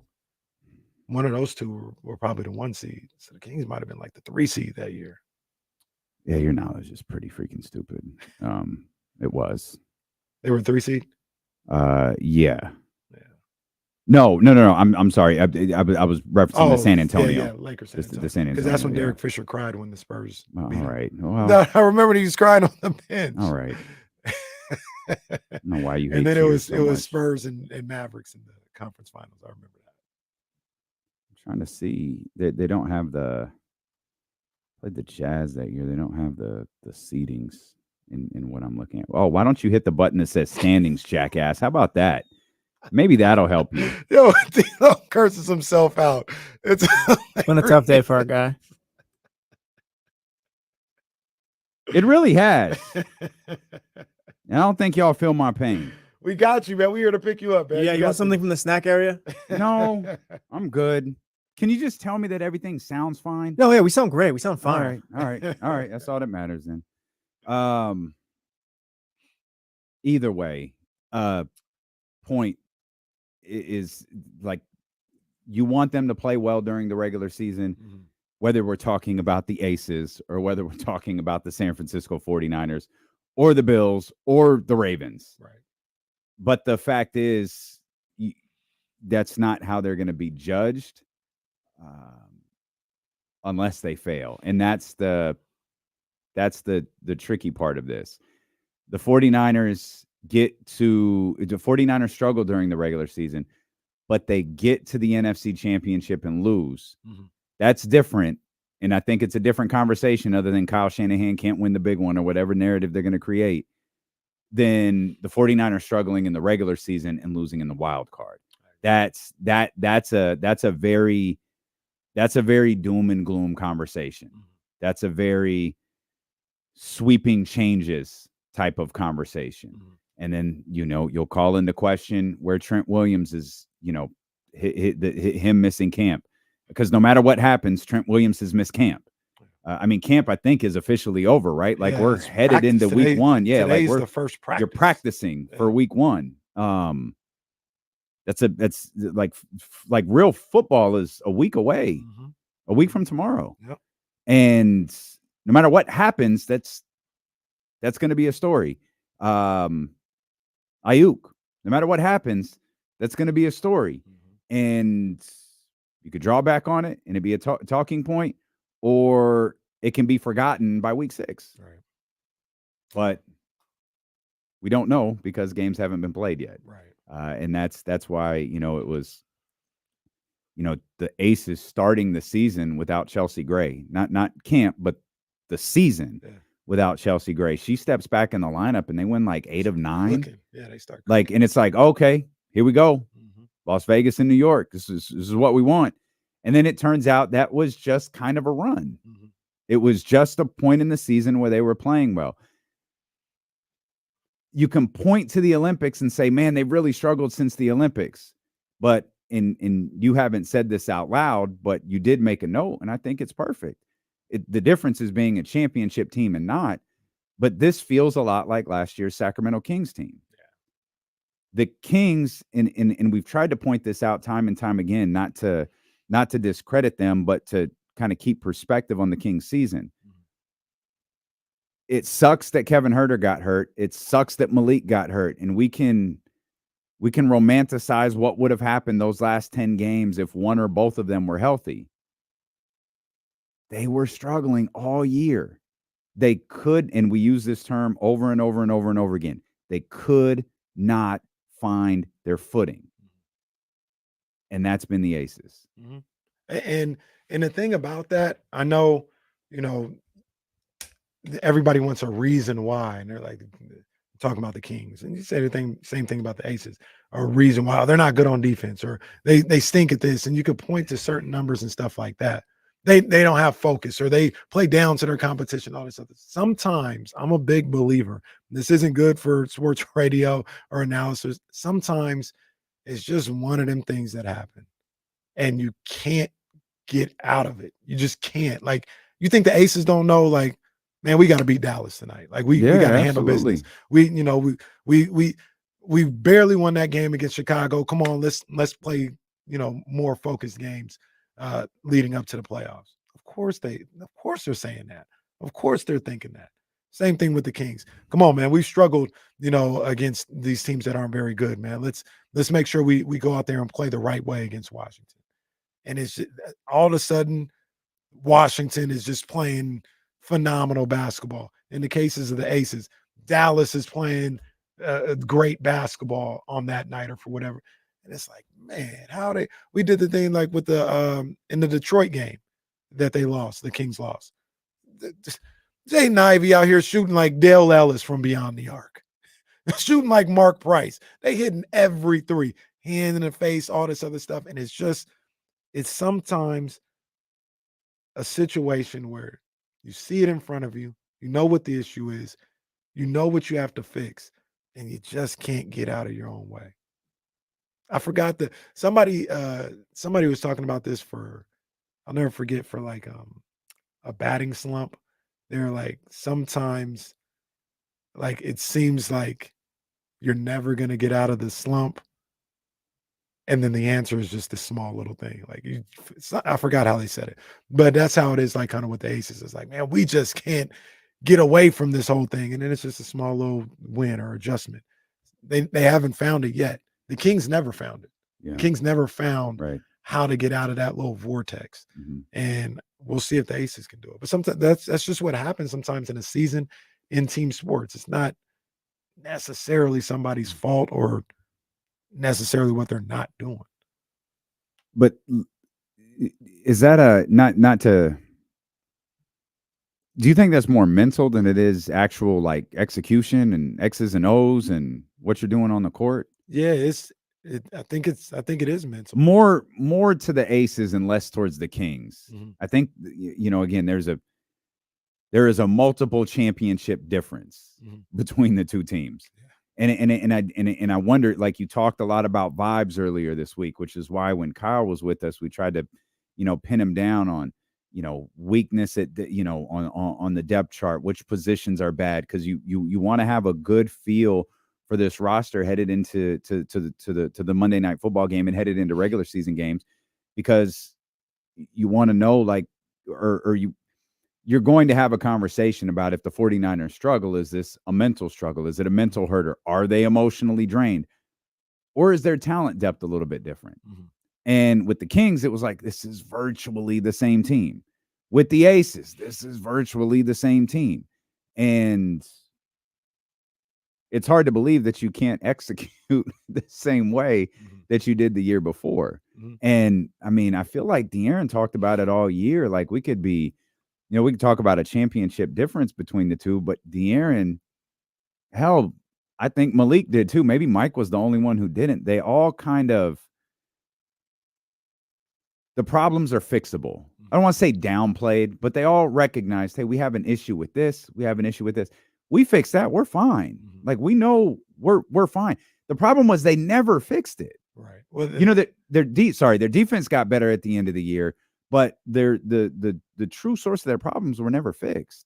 And sometimes you just can't fix it. Like, you can recognize it, and there's something. You're spiraling. Yeah, you just can't do it. A perfect example, as crazy as I talk Like about, I was 20 minutes ago. A perfect example is D'Lo. No, a perfect example is, as much as I talk crazy about these guys all the time, I thought that's what was going on with the Philadelphia Eagles last year. You remember, I'd come in here, and even though they were 6-1, I'm like, they don't look right. Don't look right about them. And then they lost. Then they got beat up. Yep. And they couldn't get right for the rest of the season. They did. Right. Yeah. They just couldn't get right. They were 49ers broke them. They were, but even I then, think Kevin O'Conman would say that. Even then, they were like blowing leads, right? Like, I remember they played Seattle. They were up, had a good drive, up by 10. They blew that lead late. The Cardinals game that cost them the 1 seed or whatever the case may be, they were up by like 2 scores in the fourth quarter in that game. And they just couldn't get out of their way. And they had the same personnel. Now you got a coach who's a little exposed, but I'm sure before every game and during, hey guys, come on, man. We just do this. Let's get back to basics. And do what we're supposed to do, and we'll be fine. Yeah, you're right.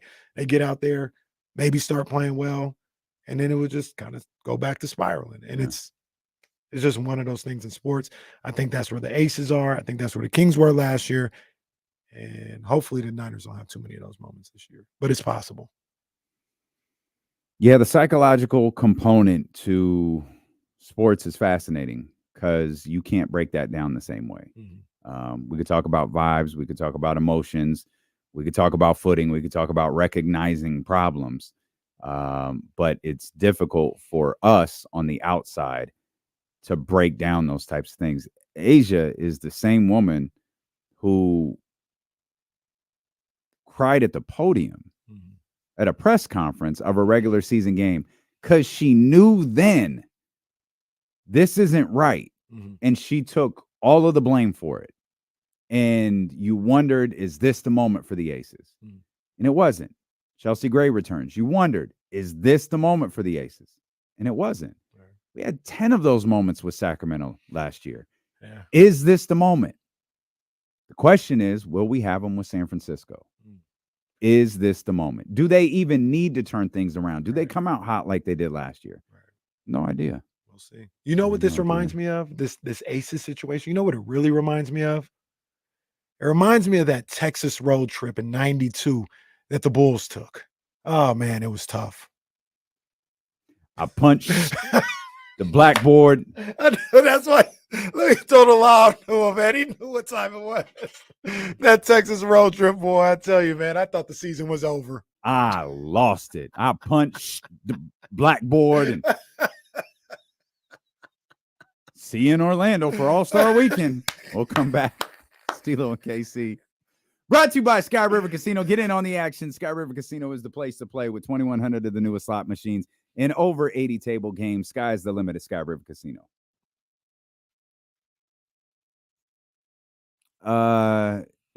It's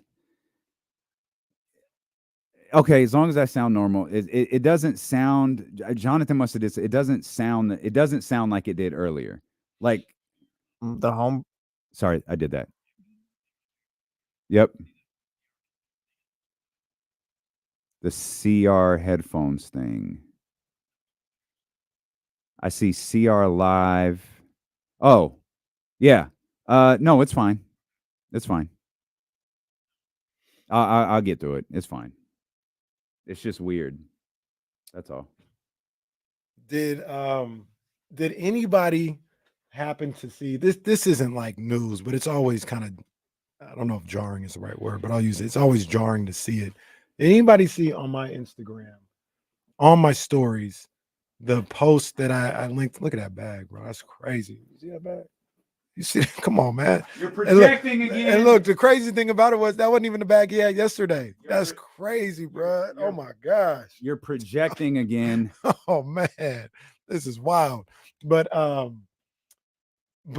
did you happen to see? I don't know if I'm blocked on IG or not. But the post of the, I like the, what do you say? I like Drake that make. I like Drake when he acts tough. That's the Drake I like. I'm the opposite of Kendrick Lamar. I don't like Drake when he sings. I don't like Drake with the melodies. I like Drake when he acts tough. Did you see that post of those Texas high schools and their stadiums? I did. Oh my goodness. Yeah. Did you go to the post and see that one on the second slide was crazy.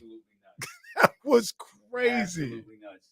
Fucking kids can't get free lunches, but we got $250 million goddamn stadium. Bro, they're all the way around. They've got 2 decks. Oh, you stupid bitches talking about our kids, and that's what's happening right now. Bro, that's infuriating. They got covered a domed practice facility. They don't even practice on the field they play on. That was crazy. It's like, can I get lunch? No, here's a weight room though. No, go run some sprints on our beautiful turf. That was Jesus crazy Christ. to see. The double-decker, the 2-deck football stadium is crazy. And I'm looking at that. I know football is different in Texas. Bro, they're not filling that up. They're not having that many people at every high school football game. I'm going to find out if they do or not. Sac State ain't got those facilities. Davis ain't got those facilities.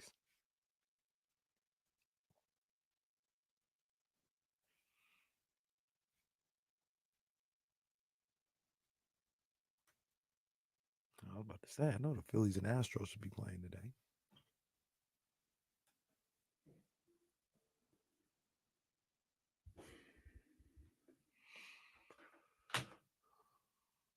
Yeah, Leezy, we broke the Eagles. It is what it is. I said it, Drew Down. I said it. We broke them boys. We changed them. Okay. Yeah. Head over to maptrition.com. Use the promo code DLO1320 to get 10% off your order and some extra goodies thrown in as well. No matter what you're looking for, they'll be able to take care of you. Strength enhancers, thermogenics for fat burning, cravings crushers. They got a great little greens mixed drink. They got some sleep enhancers. They got some really great things going on over there. And since I've linked up with Maptrition, my training has been phenomenal. That's a shoot. That's not a work. I'm being dead serious. I have feel better in the gym than I have in maybe years. That combined with the road work I'm doing out there on the pavement, man, it's really good stuff. I owe a lot to Greg and the team at Map Training. They also have meal planning consultations that you could do. If you want to go to the gym in Granite Bay, they got a batting cage. They got a golf simulator, which is super dope. I'm going to go try that. And then they got all the gym things that you'd expect to see at a gym. So go to maptrition.com. Again, use the promo code DLO1320 and get 10% off your order and some other goodies. Let's get our man Ramsey in here. 916-909-1320, the Hall of Famer. What's up, man? Just as we were talking about the Aces, I was just thinking, especially during the commercial break, of what I've personally seen that doesn't look right. I mean, they won 9 of 10 once Chelsea came back after injury, but now they've lost 5 of their last 7, and it started before the All-Star break at the game I personally went to against Chicago right before the break, and they couldn't figure it out. It also seems like in the majority of these games, especially the ones that they're losing, A'ja Wilson is getting no help whatsoever from anybody else around her. That's why Becky Hammond even went in and made the starting lineup change and took Kia Stokes out the lineup and was either trying to figure out whether she wants to start Tiffany Hayes or Megan Gustafson, because Kia Stokes was giving them nothing in the starting lineup. So, I mean, that's my observance. Plus, some of these teams, I mean, the Liberty, Minnesota, and Connecticut have all started to gel and played better so far this season in comparison to what the Aces look like as a whole. Yeah, that's facts. Points. Yeah, I mean, there's and that's the other thing Ramsey kind of laid out. There's a lot of good basketball teams, man. Yeah, there's a lot of good teams, and it's hard to. It's going to be hard for them to figure this out. Like, it's no different. And the whole thing about this was tying a championship team that is struggling in the regular season, and you're wondering what this is going to look like, to forecasting what might be ahead for San Francisco. Mhm. And, there's, Ramsey just mentioned the Liberty and the Sun, in the Lynx. We mentioned the maybe a slight tier below them, but you got the Storm. The Mercury's capable of winning games. Like, you got a lot of good teams there. You got a lot of teams that are looking at the Aces like, if we get them, Mhm. I think we can get a couple from They're them. not afraid at all. And then you start having the conversation about the Detroit Lions, the Los Angeles Rams. You start looking across that NFC, and suddenly it's like, oh, I don't know that you want to go through regular season struggle. You want to try to be as sharp as you can. Not saying you go 17-0 and stuff, or hell, not saying you got to go 15-2, but you want to be sharp. Like, you want to have something to draw back on, because those teams, Detroit's in a unique position. Like, they're clearly still a really good football team that a lot of guys are buying into. But to stick with the analogy, they're at the bottom of the hill with the boulder. Mm. And they know what it's like to get right there and not make it. Yeah. And that can go two ways. It can motivate you and it can push you, or it can suffocate you. Yeah. And in that situation as well, you talk about the Lions. Their situation could be a little different, because now, and this is what people talk about with the Beam Team 2. You're not sneaking up on nobody. No trademark on Beam Team 2 or no? Trademark. Okay. I need my money. Okay. You're not sneaking up on anybody. You're not the cute little story no more. Like, right. People are like, oh, okay, Yeah. Lions are in town. Let's see what we got. That's the situation with them. That's not necessarily the case with the 49ers, but the 49ers being everybody's, or at least one of their biggest games of the year every time they come to town. That's something that can emotionally drain you as well. Like, you're getting everybody's best shot to knock you off for the last 2-3 years. You know what I mean? Yeah. And they're still looking at you like that. They're still looking at you as like top dog, and you're not quite the same. You don't have the same energy that you had 2 years ago. That's another reason why you can't sneak up on somebody. So I looked at last year. The Niners went, I thought, 12-5. I think they might get 11 wins this year, and I don't know if 11 is good enough to get you the number 1 seed in the bye. Do you have by the way, practice is at 3:00 today. And as Kenny pointed out, this is practice. This is not training camp. We talk about practice. This is reps for game 1 here. Kyle Shanahan will be speaking at the top of the 2:00 hour. And I think a lot of people are wondering, with this being a practice, is Brandon Aiyuk going to be out there? Yeah, I highly doubt it. I would too. I would too. I just leave it at that. Yeah. I would too. I'd be surprised if he was out there. Two things real quick from Ramsey's call, and Ramsey had something in the chat as well. Number one, you look at the numbers for the Aces this year, and you know, this is our girl. This is our girl. Like, we riding. You know what I'm saying? She is coming back from injury. But one of the gaping differences is Chelsea Gray's performance this year compared to last year. Yeah. Right now, she's at 8 points a game even on the season. Last year, she averaged 15.3. And I don't know if she needs to average 15, but she's got, for them to do what they want to do, she can't be 8 points a game for the rest of this season. Like, she needs to be closer to that 15. Because you look at Jackie Young and Kelsey Plum, they're down a little bit, like maybe a point or half a point. But they're about the same. Asia's gotten better. Asia was averaging 22.8 last year. She's at 27 this year. So she's trying to make up for some of the lost production, but the key to them is gonna be if Chelsea Gray can find her form. If she can, they can win It's a a third tall straight ask. title. It is. It's a tall ask, but this is where the Olympics actually might come into an advantage for the Aces. Chelsea came back right before the Olympics and kept playing basketball. Right? She didn't break. She didn't have to like go train. She didn't have to do any of that. Like she went and played extremely high level basketball. And that could help her find her form as the games get, a little nastier towards the, when the playoffs get underway. Yeah. The other, real quick, the other thing, just because this was bugging me, Ramsey said that the Kings that year, that 02-03 season where Weber got hurt, were the 2 seed. They might have been. I can't see the seedings, but they had the 3rd best record in the Western Conference, only by a game, I think. The Mavericks and the Spurs both won 60 games. They both went 60-22. The Kings were 59-23 after winning 61 games the year before. But I just know they started on the road in the second round. So that's what had me thinking they were a 3 seed potentially that year. Doesn't really matter. But yeah, the whole point was they pushed hard to get home court advantage all the way throughout the year before. Didn't get them what they wanted.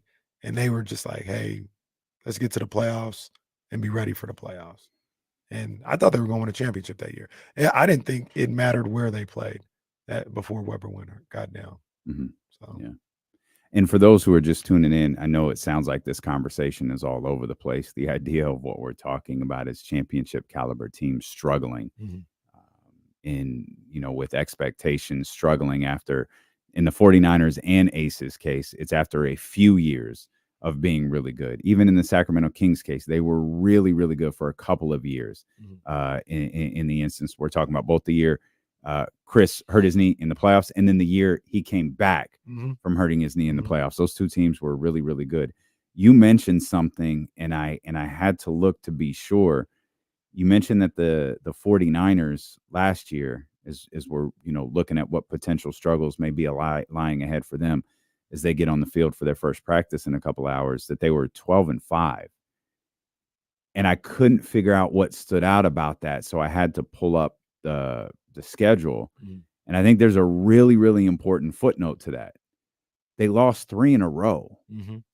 They lost in week 6, 7, and 8, and then went to the bye. And that is such a, it creates like some abnormalities, right? You lose 3 in a row, which is that's kind of extreme. On the football field, then they won 6 in a row.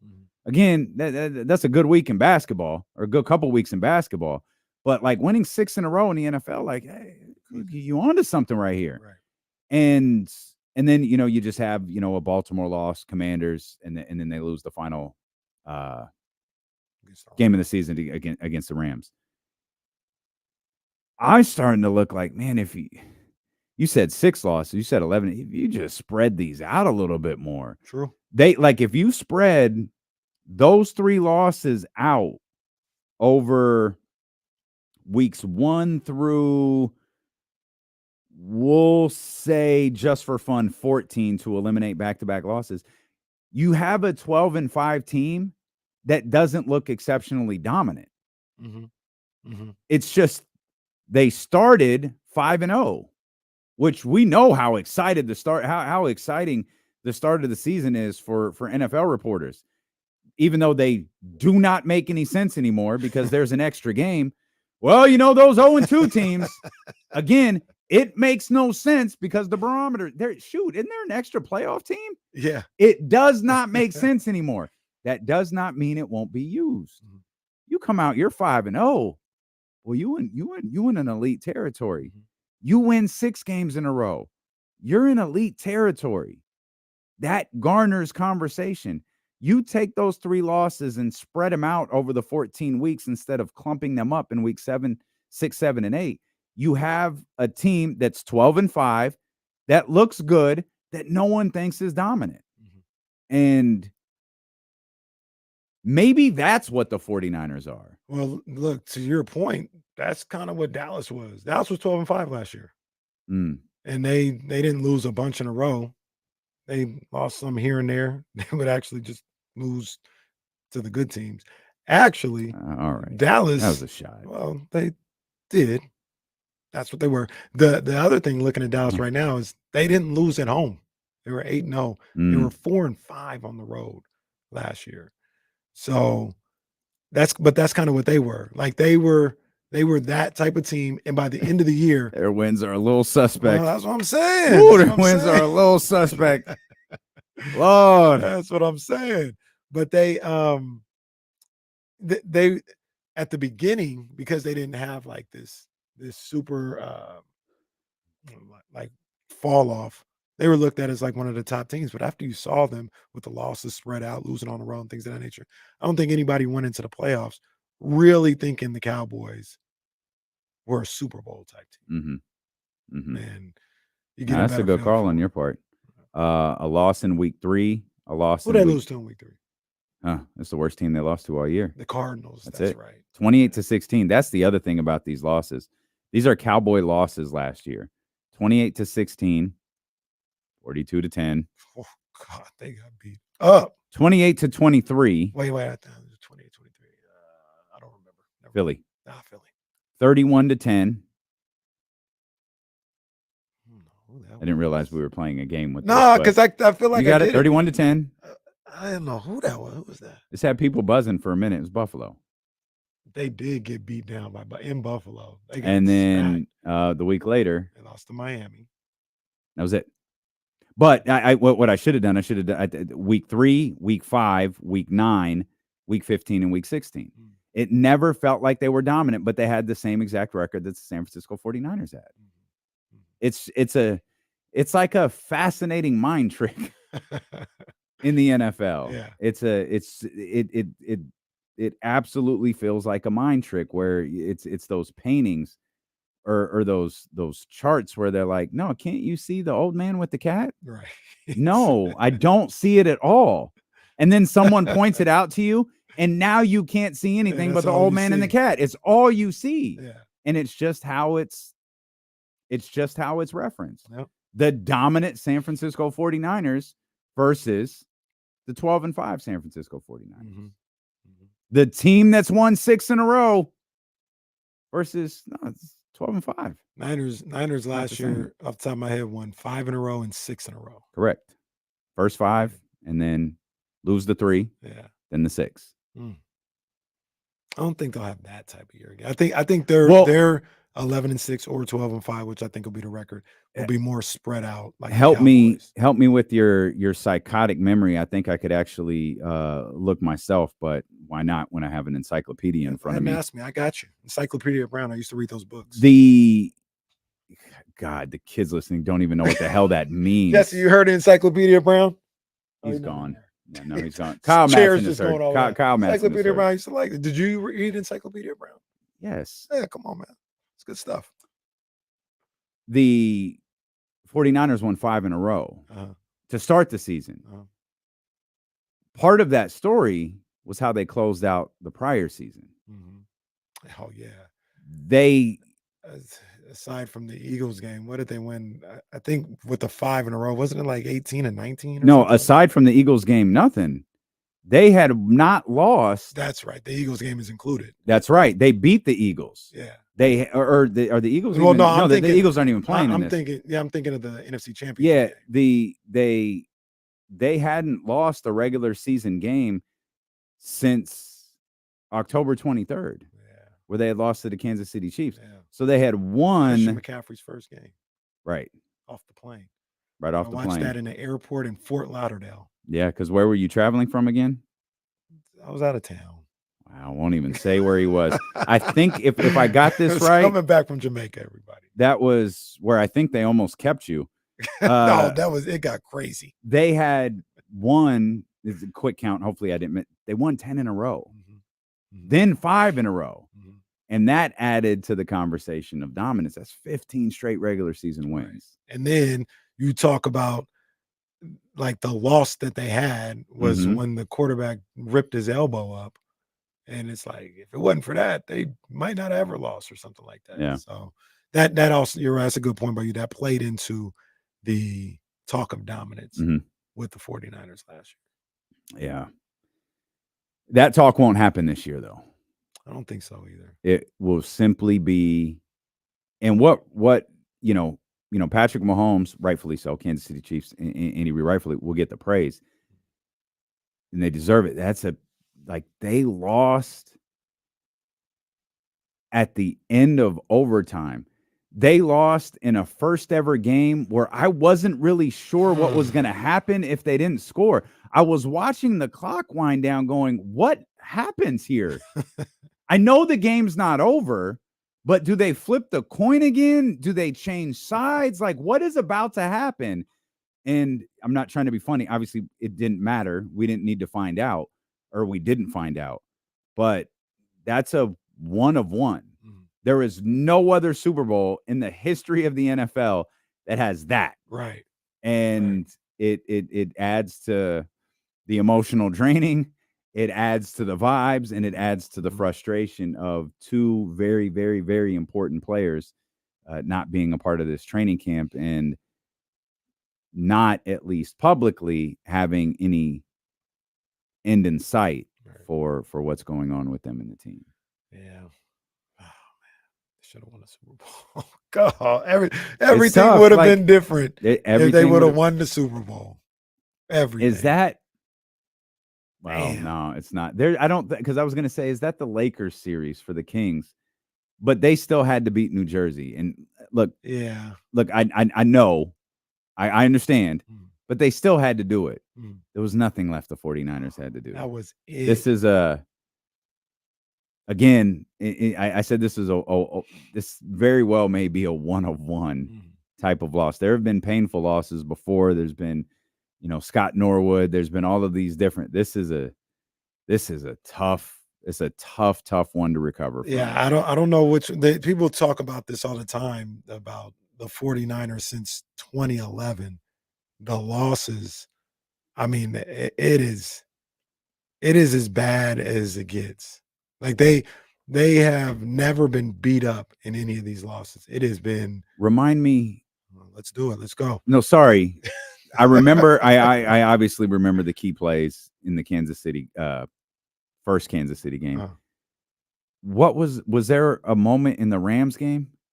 They're up 10 in the fourth quarter. Tart drops an interception. Tart drops the interception. That's what it was. And it's like, for real. They would have had the ball at the right. very least. Like, I'm not even saying they score. At the very least, you're taking time off 4.5 minutes off the clock. Yeah. He drops the interception. But we'll work back where they got the Chiefs, they got the Rams, or they got the Eagles. Brock. Well, Brock gets hurt. You got the Rams game we just talked about. You up 10 in the fourth quarter against the 49ers. You've got, we'll go back to the Harbaugh years. You've got Seattle, in that game. Yeah. You've got the Super Bowl against Baltimore. the Ravens. You're 5 yards away. They don't run the ball. The ball. And then you've got Kyle Williams. I mean, that's 7 games. Kyle Williams is the drop punts. Yeah, New York against the Giants. That's 7 games. Kyle has turned the show off, by the way. He's not reliving this. And like I said, it's never just, oh man, that was the better team that day. They may have been better. I'm not discrediting them, but it wasn't like you lost by 13 and they just got you. It's always been just somebody just socking you right in the gut. I was rooting pretty tough for that 49ers team against the Ravens.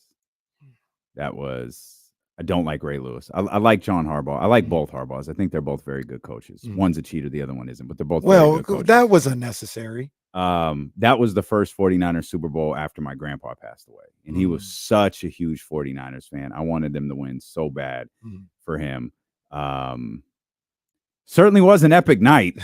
It certainly was an epic night. But epic day, I guess, for us. But yeah, that one's brutal. Like I can see all 4 plays at the end of that game. Like I'm Kenny Caraway. I could see all of them. Like, oh my God. And one of the killers there too was they didn't run the ball at all. The one time they were about to run it, it was going to be a keeper with Cap going to his left.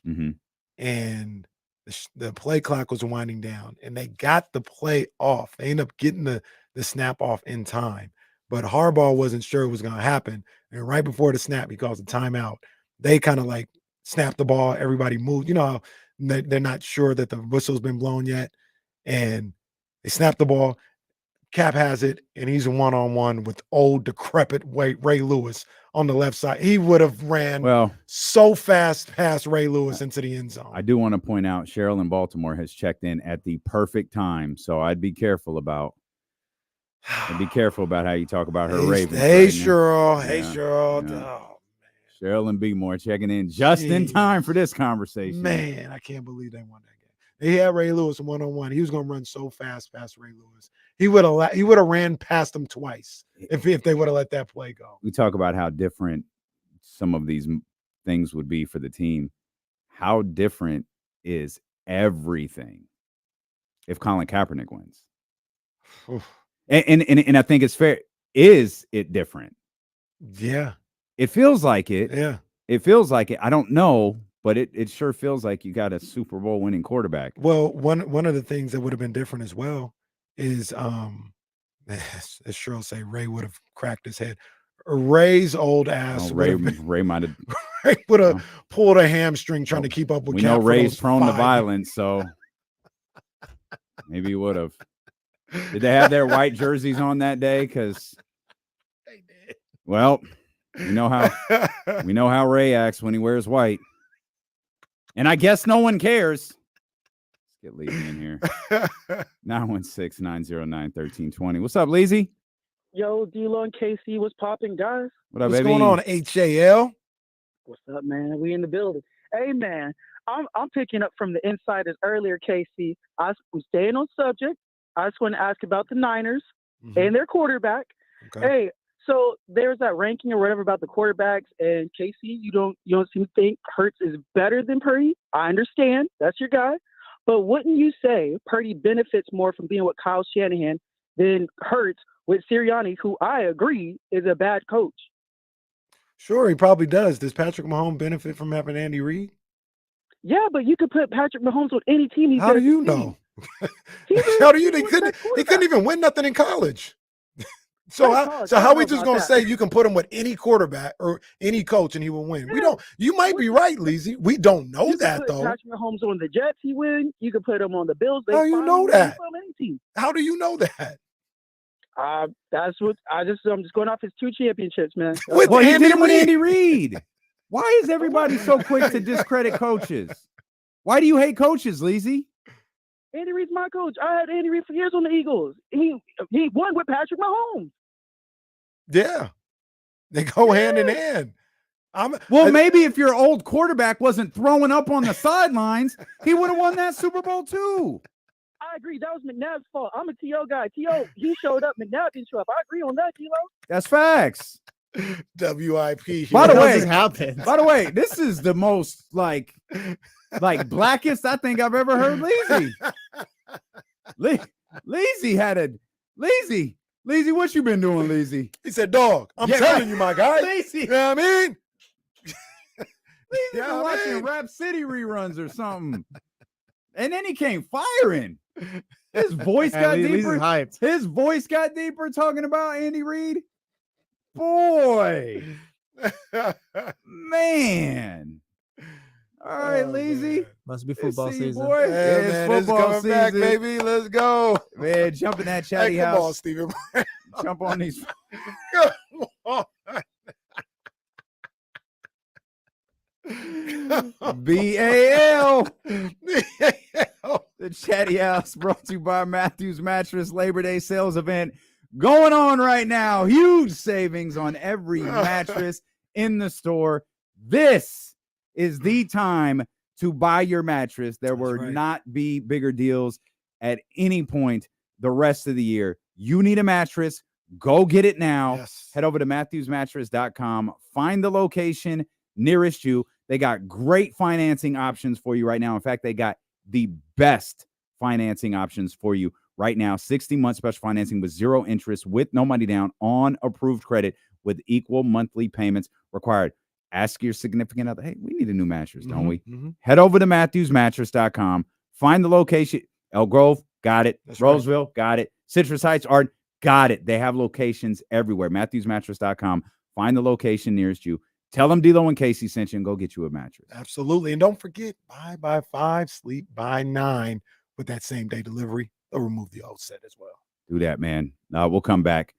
I almost want Leezy to call back. He was so fired up. D-Lo and Casey on ESPN 1320. He's on stream. Yeah.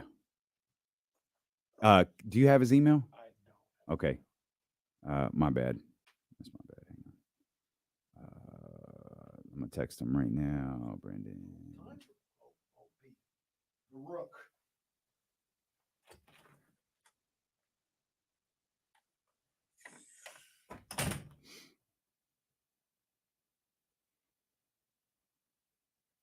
Well, that's a shoot. Like you might get pillowcases.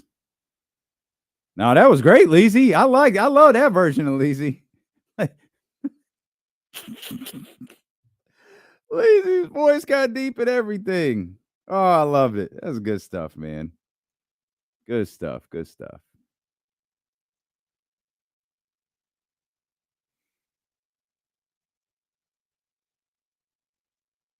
They predicting the 49ers going to have a sluggish start, huh? Okay.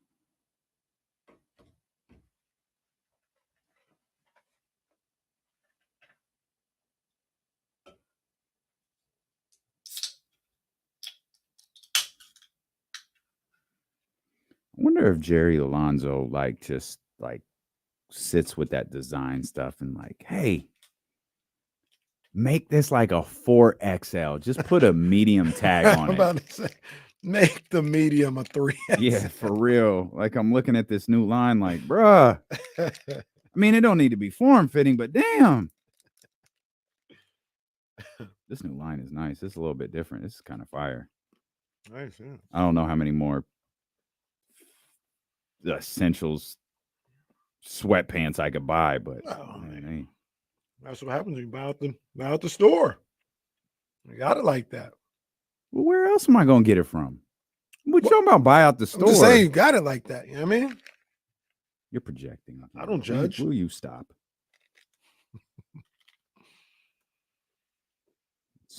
It's the same colors every time, and I'm like, oh, I love this stuff.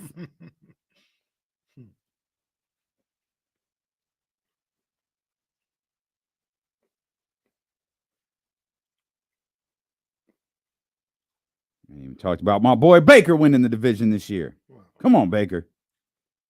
Because he's not going to win the division. No.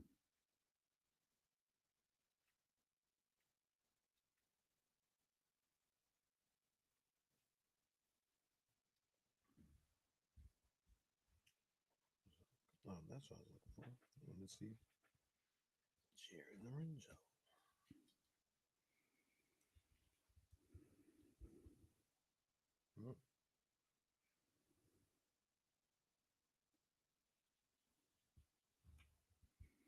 You were real quick. You mentioned Jerry. Well, it might not be real quick because I really did forget to follow up with Brandon, and he might just be doing something else at this point. No. I did text him because I forgot we got to send him an email. I forgot it's his first time on the show. Yeah, and he just might be doing something else. He might be the hell with these dudes. Well, I mean, he might be like Joe D when he was out, on a nature trail, about to climb a mountain or something. He was about to climb a mountain. Yeah. Joe D has had some interesting He's had some low-key legendary pop-ins here with D'Lo and KC. Shout out Joe Davidson. He shows up though every time. Every time. That's every time. Joe D, man. We got to talk to him next week before the big Grant Intercom game.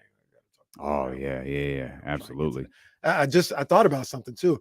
That is the same day as our tailgating party. I saw that. Might have to slide out a room. I don't have to be there at the It's also 106. Really? Yeah. We're talking about our company tailgating party? Yeah. Oh yeah, so we had a word. Well, I know they. Oh, did they talk to you too? I was following your rule. Well, no, you're right, and that was the right thing to do. They moved the start time. Like it doesn't start at 1; it starts at 3.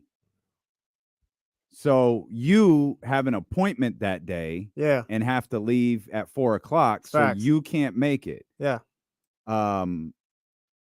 KC may have a football game to go to that day. That won't. I can. That won't keep me from going. The football game's not till 7:00. Well, just remember, it takes an hour to get to the real compound, the Kaufman compound. It takes an hour in nothing but traffic. Yeah. You're just with cars on the street. Well, for good thing Joe Budden was 4.5 hours, so I'll have something to listen to. Yeah. I was going to say though, Jerry Lorenzo. We were talking about the new Fear guideline and everything else like that. I went to his IG. I had to get some of those shoes. I know it was 3 stripes, but those are fire. The Fear guy shoes he got, those are fire. He got a couple of pictures where he's like courtside, and he's got I don't know exactly like what the name is, but they're like they look like almost like Air Maxes. Mm-hmm. Those are fire. I'm gonna get those. Wonder if we could ever get Jerry Lorenzo to do the show. I don't know. I mean, his dad did the show. Yeah. It's a good question. Call his dad. Hey, could you ask your son to join the show? I'd want to talk to Jerry again. I'd love to talk to Jerry. That was a great conversation. That was an absolutely great conversation. Well, welcome to Sacramento, Brandon Benitez, CBS 13. The worst slums of Sacramento.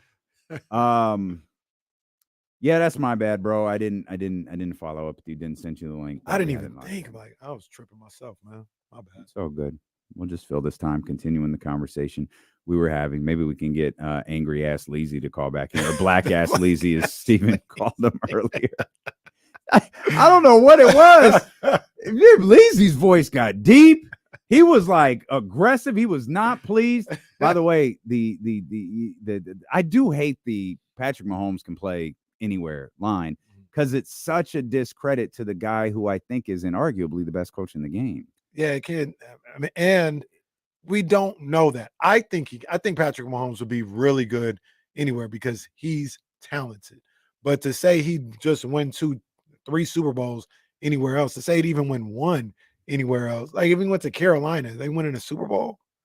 Probably not. I think more quarterbacks die in the NFL because of poor coaching or bad coaches and poor franchises than actually make it. Mm-hmm. And the fact that a guy who we believe is a really, really good quarterback landed with a really, really good coach is a positive for everybody. Right. Like if he had landed with Jacksonville or Carolina, as you pointed out right there, those, like Trevor Lawrence already had a couple of coaches. Right. They told us Sam Darnold would play well because he was with Kyle Shanahan. That's right. That's a good point. They said they said he was going to start. Yeah. Well, that's actually, look at Jimmy Garoppolo with Kyle Shanahan and without Kyle Shanahan. With Kyle Shanahan, he's going to NFC championships and Super Bowls. Without Kyle Shanahan, he's a backup. Stop downplaying what coaches do in the NFL. My thing is too is like a coach's coach, whatever. Like if it's a good quarterback, it's a good quarterback. The coach will get the most out of that or whatever. The quarterback sucks. You're going to see that too, no matter who you put him with. But I also think there's like a fine line. Like Josh Allen doesn't suck. Right. Like no matter what, we can find faults in him in terms of the way that like he's talked about and, you know, as if he's on some like level of greatness. Like we could pick that apart, but he does not suck at all. There are a whole lot of questions about his head coach, though. Yeah, we talking about quarterbacks, talking about Patrick Mahomes could be anywhere. I mean, I ask you, Patrick Mahomes doing what he's doing with Urban Meyer. Jeez. Y'all remember Urban Meyer? Anybody remember Urban Meyer was an NFL coach? That would be nasty. Worst coach of all time. And it's like not even like arguable. They brought that man in as if it was a big deal and fired him before the first year was over. And look, once again, I think Patrick Mahomes would be really good and pretty much like he'd be a talented player anywhere he went because he's a talented player. He has a level of talent.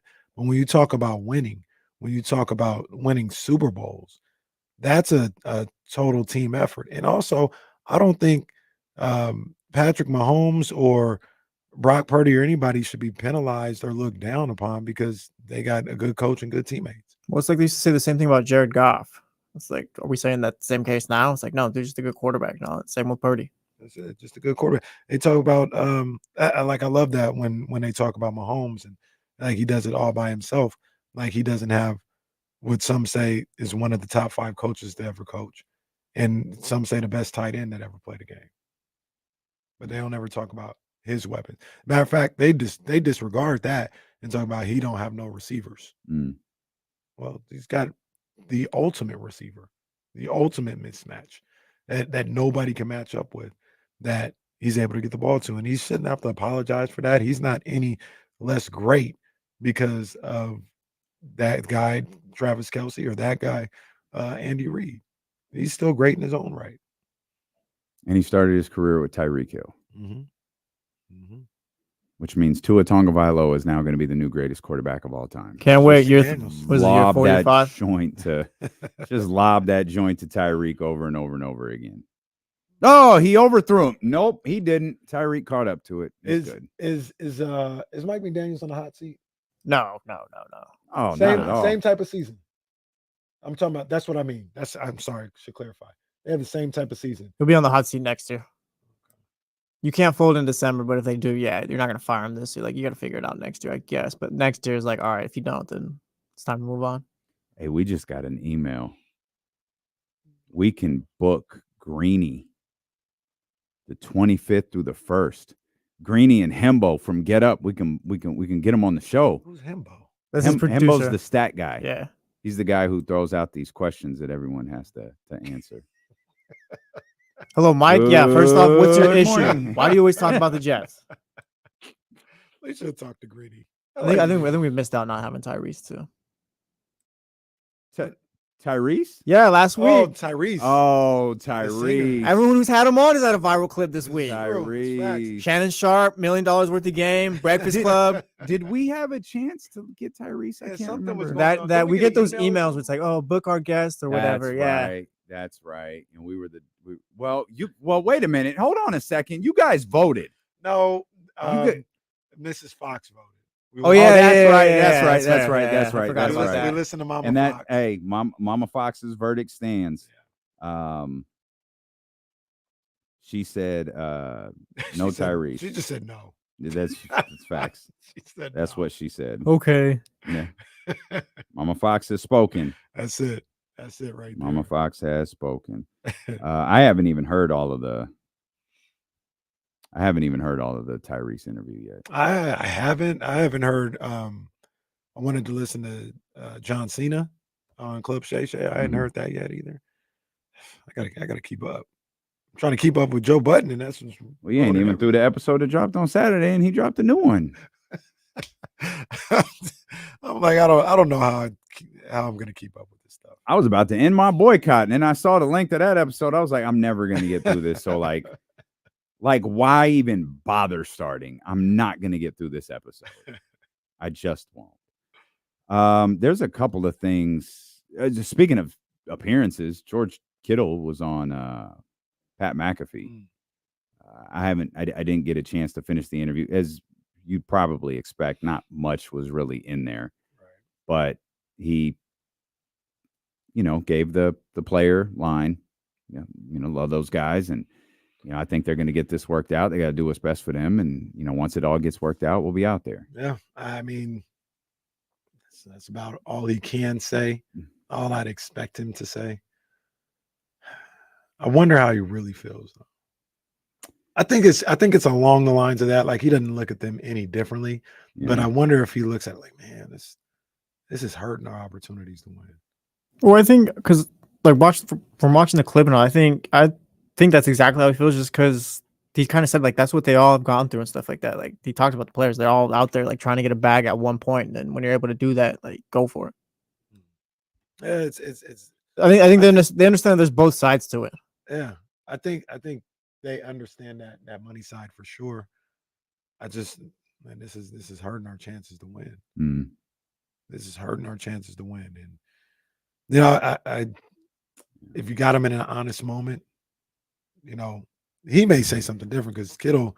I remember he restructured his deal last year or something like that, and Kittle was like, "Yeah, restructured my deal."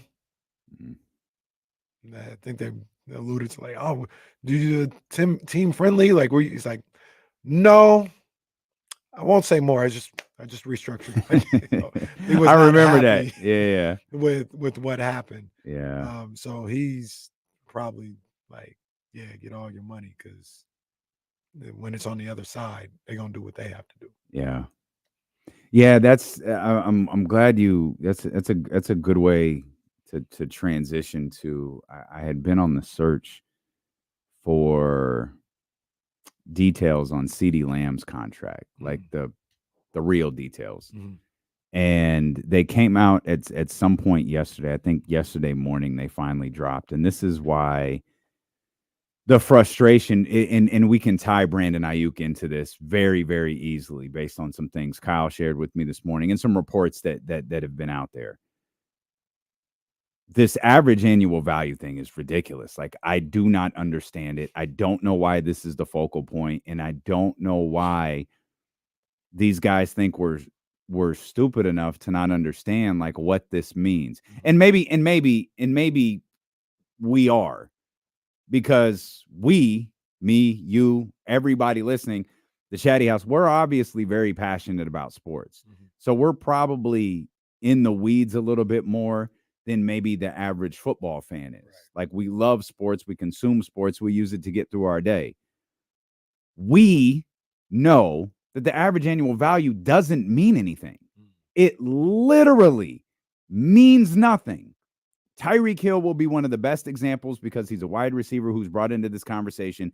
Tyreek Hill's average annual value was $30 million until you remove the final year of his contract, which was worth $45 million that he was never going to see. Then his average annual value became like 22 or 23 or 24, something like somewhere between 22 and 24. They restructured it so it's really $30 million now, and it's a shorter span with more money on it. But the numbers that matter, the $67 million that are guaranteed at signing, and how do you get to the $100 million guarantee? And this is something that I worked at a lot this morning, reading through the details of CeeDee Lamb's contract. The term guarantee is a trick. It's not, hey, so the deal was 138. So it makes you think $138 million, $100 million is guaranteed. All right, pal, not exactly. Each year, starting, not this year, this is the 24-25 season, starting after the 25 season, they have the ability to get out of the Cowboys have the ability to get out of the contract. After the 25-26 season, they won't. The dead cap hit is massive. It's like $60 million. They're not doing it. So you can assume that the 25 he's owed, and the way that it works is the 26 salary becomes guaranteed at a point after the 25 season. So unless something completely goes to hell, he's going to get that money. The most likely scenario is that CeeDee Lamb's going to probably earn about $93 million of that $100 million, because the final year of that contract, and this is where the Brandon Aiyuk thing becomes like a little bit more important. The final year of that contract, there's $7 million guaranteed. That's what gets the $100 million guaranteed. Now, After the 26th season, with $7 million out there, what do you think happens? Probably restructure or cut him. Absolutely. That's what's going to happen. And unless something completely unforeseen happens with CeeDee Lamb or the Dallas Cowboys, they're going to restructure that deal, and he's going to get another, what will be likely 3-year deal, or maybe 2, or it'll be a 3-year deal that they have an out at after 2 that pays him a big ton of money. So if I read that or heard that correctly, the real guarantee is $93 million. It's most likely $93 million. Yeah. The real guarantee is $67 million. That's the money from his signing bonus, which I think was 38, and his money for this upcoming year. The second finger to iPad, pen to paper, whatever it is, $60 million right out the gate. He's earning that. The likelihood of him being cut after this, it's non-existent. Right. And the likelihood of him being cut the next year, non-existent. Again, cap hits are in this, like that. We're talking $60+ million, $50+ million. That final year, the cap hit drops to like 11, and the guarantee becomes 7. There was a report, I think it was from Jordan Schultz, that said one thing that the 49ers and Brandon Aiyuk's people are hung up on is the final year of that contract and how much of it is guaranteed. It doesn't matter. It does not matter. Yeah. Get out of it that final year. Get your 3 years. Get $60 to $65 million at signing. Right. Get a guarantee in the range of 80 to 90. The average annual value means nothing. And then after your 3rd year, you're young enough that after that 3rd year, they're going to be in a position. I'm sorry, Brock Purdy's going to be into year 3 of his contract. And we're going to go, no, we're going to get a wide receiver 1. Of course not. Take the $7 million guarantee or $8 million guarantee, because it doesn't matter. It's all to create these souped up numbers that aren't real. $100 million guaranteed for CeeDee Lamb is not a real number. It's not even the real guarantee. So the interesting thing, I hate this stuff. That was It's a great so fake. That was a great breakdown by you. The interesting thing about that is, I know you were talking about CD, comparing it to Brandon Aiyuk, but I started thinking about Trent Williams. And what do we consider? And I guess it's more than just guaranteed. He wants more money, but his contract is almost as close as it gets to a fully guaranteed contract because of those cap hits at the end. That's what it feels like. Yeah. They're not gonna cut him and take a $34 million pay cut or whatever it is in that final. Like the last 2 seasons are crazy on the cap hits. So it's damn near guaranteed you're gonna get that money. Now it feels like he wants to be top dog. I mean, all right, but you're getting $30+ million for the last 2 seasons. Yeah, and so that's the thing I'm a little hung up on is why and then why is that so easy for us to figure out? Right. There has to be something else. Exactly. That's what I mean. Like there has to be a component to this that because I don't get this cap. Yeah, I don't get this. So if I feel like I figured it out, but there's gotta be more. We understand dead money. Yeah. So yeah, I'm not sure. And then the other part of that is and I guess if you're the Niners, it's the way that it's a safety net maybe. Yeah. But like if I'm Trent Williams people or whatever, I'm like, well, why don't you just make it guaranteed anyway? Like if you're not if you're not gonna cut me, right, obviously just make it guaranteed. And that's what I thought from jump, because it's virtually what they did with Christian McCaffrey. But they added a little bit to it. They didn't add a lot to it, like $1.5 million. Yeah. You know, in KC's world, that's not a lot of money. Like what do you mean? $1.5 million is no big deal. What are you talking about? I have the top left tackles The discrepancy. Wow, this is interesting. So Trent Williams' total guarantee for this contract was $45 million. Fully guaranteed. Yeah. Fully guaranteed was 40. As we know, those are gone. So again, total guarantees not the same as like the actual guarantee. Mm-hmm. The players above them have these outrageous, like Andrew Thomas, for example. New York Giants, 67 total guaranteed, 67 fully guaranteed. Okay. Mm-hmm. Laramie Tunsil, the Texans, 60 million total guarantee, 50 million fully guaranteed. Christian Darrisaw, the Vikings, 77 million guaranteed, 43 total guarantee, or fully guaranteed, excuse me. 43 is the number. So the discrepancy between Trent, I mean, if we're talking Andrew Thomas, Andrew's 25 years old. Trent's 36. He's not going to get a contract that like tops that number because you need a 4-year deal to do that. Right. I think with Trent Williams, we're talking 2 years, which is where you get back to that stupid average annual value nonsense, which in that regard, there's a discrepancy of there's a difference of $3 million between those players, between Trent Williams and Darrisaw's at the top at 26, Laramie Tunsil's 25 even, Andrew Thomas is 23.5, and then there's Trent at 23. So and once again, I guess I'm missing something because this seems we're just idiots. That's what it is. This seems way too simplistic to figure this out. But you talk about all those guys and their fully guarantees, or I think you said the total versus the fully. Yeah. The fully guaranteed is like 60 something million dollars. You said a couple numbers. I threw a lot of numbers at you. I'm looking at Trent Williams, and I'm looking at the cap hit. And that's what we always look to say, look, bro, they're not gonna just release you if they still have $30+ million on the books from your contract.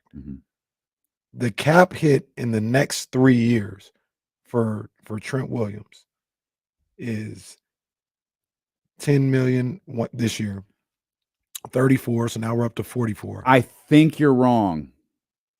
Okay. Are you on Spot Track? Yes. Look at the line between 23 and 25. It says the one that says potential out. Yeah. That's now, isn't it? It's exactly. It's right now. And then cut them. So is this? So you're getting your 10 million. They're not gonna, or excuse me, you're getting your 20 million. They're not gonna cut you. That's the way I'm reading it. If they were gonna do you dirty and get out of that contract, it was this offseason. They're not doing that. So You're right. The $29 million cap hit is if they cut him right now. Right. God, you're right. So you're right. My bad. He's getting, what are we at? 42. He's getting 72 million guaranteed, or 74 million guaranteed. The way we're looking at this, right? Because we don't believe they're going to cut him and take a $37 million cap hit. So his salary is 20 million this year, 22 next year, and 32 in the last year. You're damn near guaranteed $70-something million. What's okay? Maybe I'm reading this wrong. I could absolutely be reading this wrong. What's the dead cap this year? 10. Which doesn't that mean you can cut him at the end of this year for 10? So here's the one thing that's what I'm seeing as well. That's the way I'm looking at that as well. So he's looking at it. Okay, this is live, pal. R.I.P. Sid. We're working through this. We got to take a commercial break. Don't you dare go anywhere, folks. I think we just figured something out. CeeLo and KC here on Sacramento Sports Leader ESPN 1320. I think I see what you see. Yeah, I think so. We'll talk about it. And again, who knows?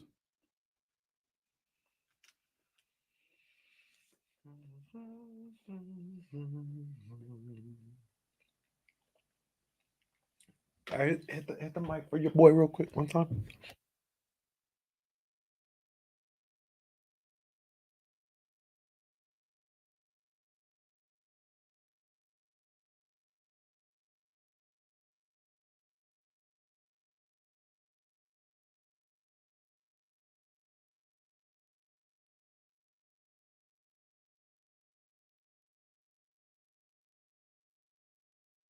I don't know if they're just taking it slow, a precaution. I don't know. Well, here it is. Jamar Chase's day to day added that he probably put his foot in his mouth. Wow. When speaking yesterday about Chase. I don't know. That was funny. You know why that was funny to me earlier? Because I read it wrong. I thought he was saying Jamar put his foot in his mouth. Oh, man.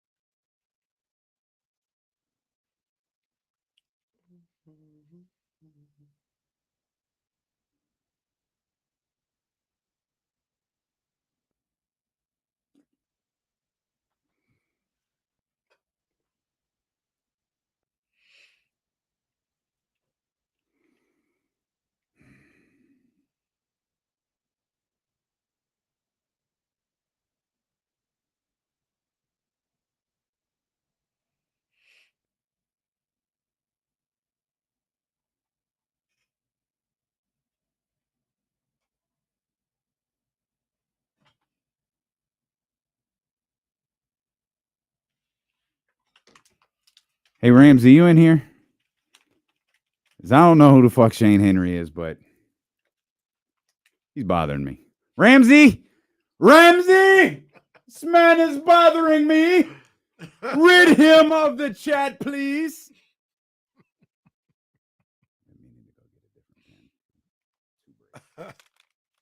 Sort of savage uses a red pen. That's what you gotta do sometimes. Let them know. I don't know where my real pen is, but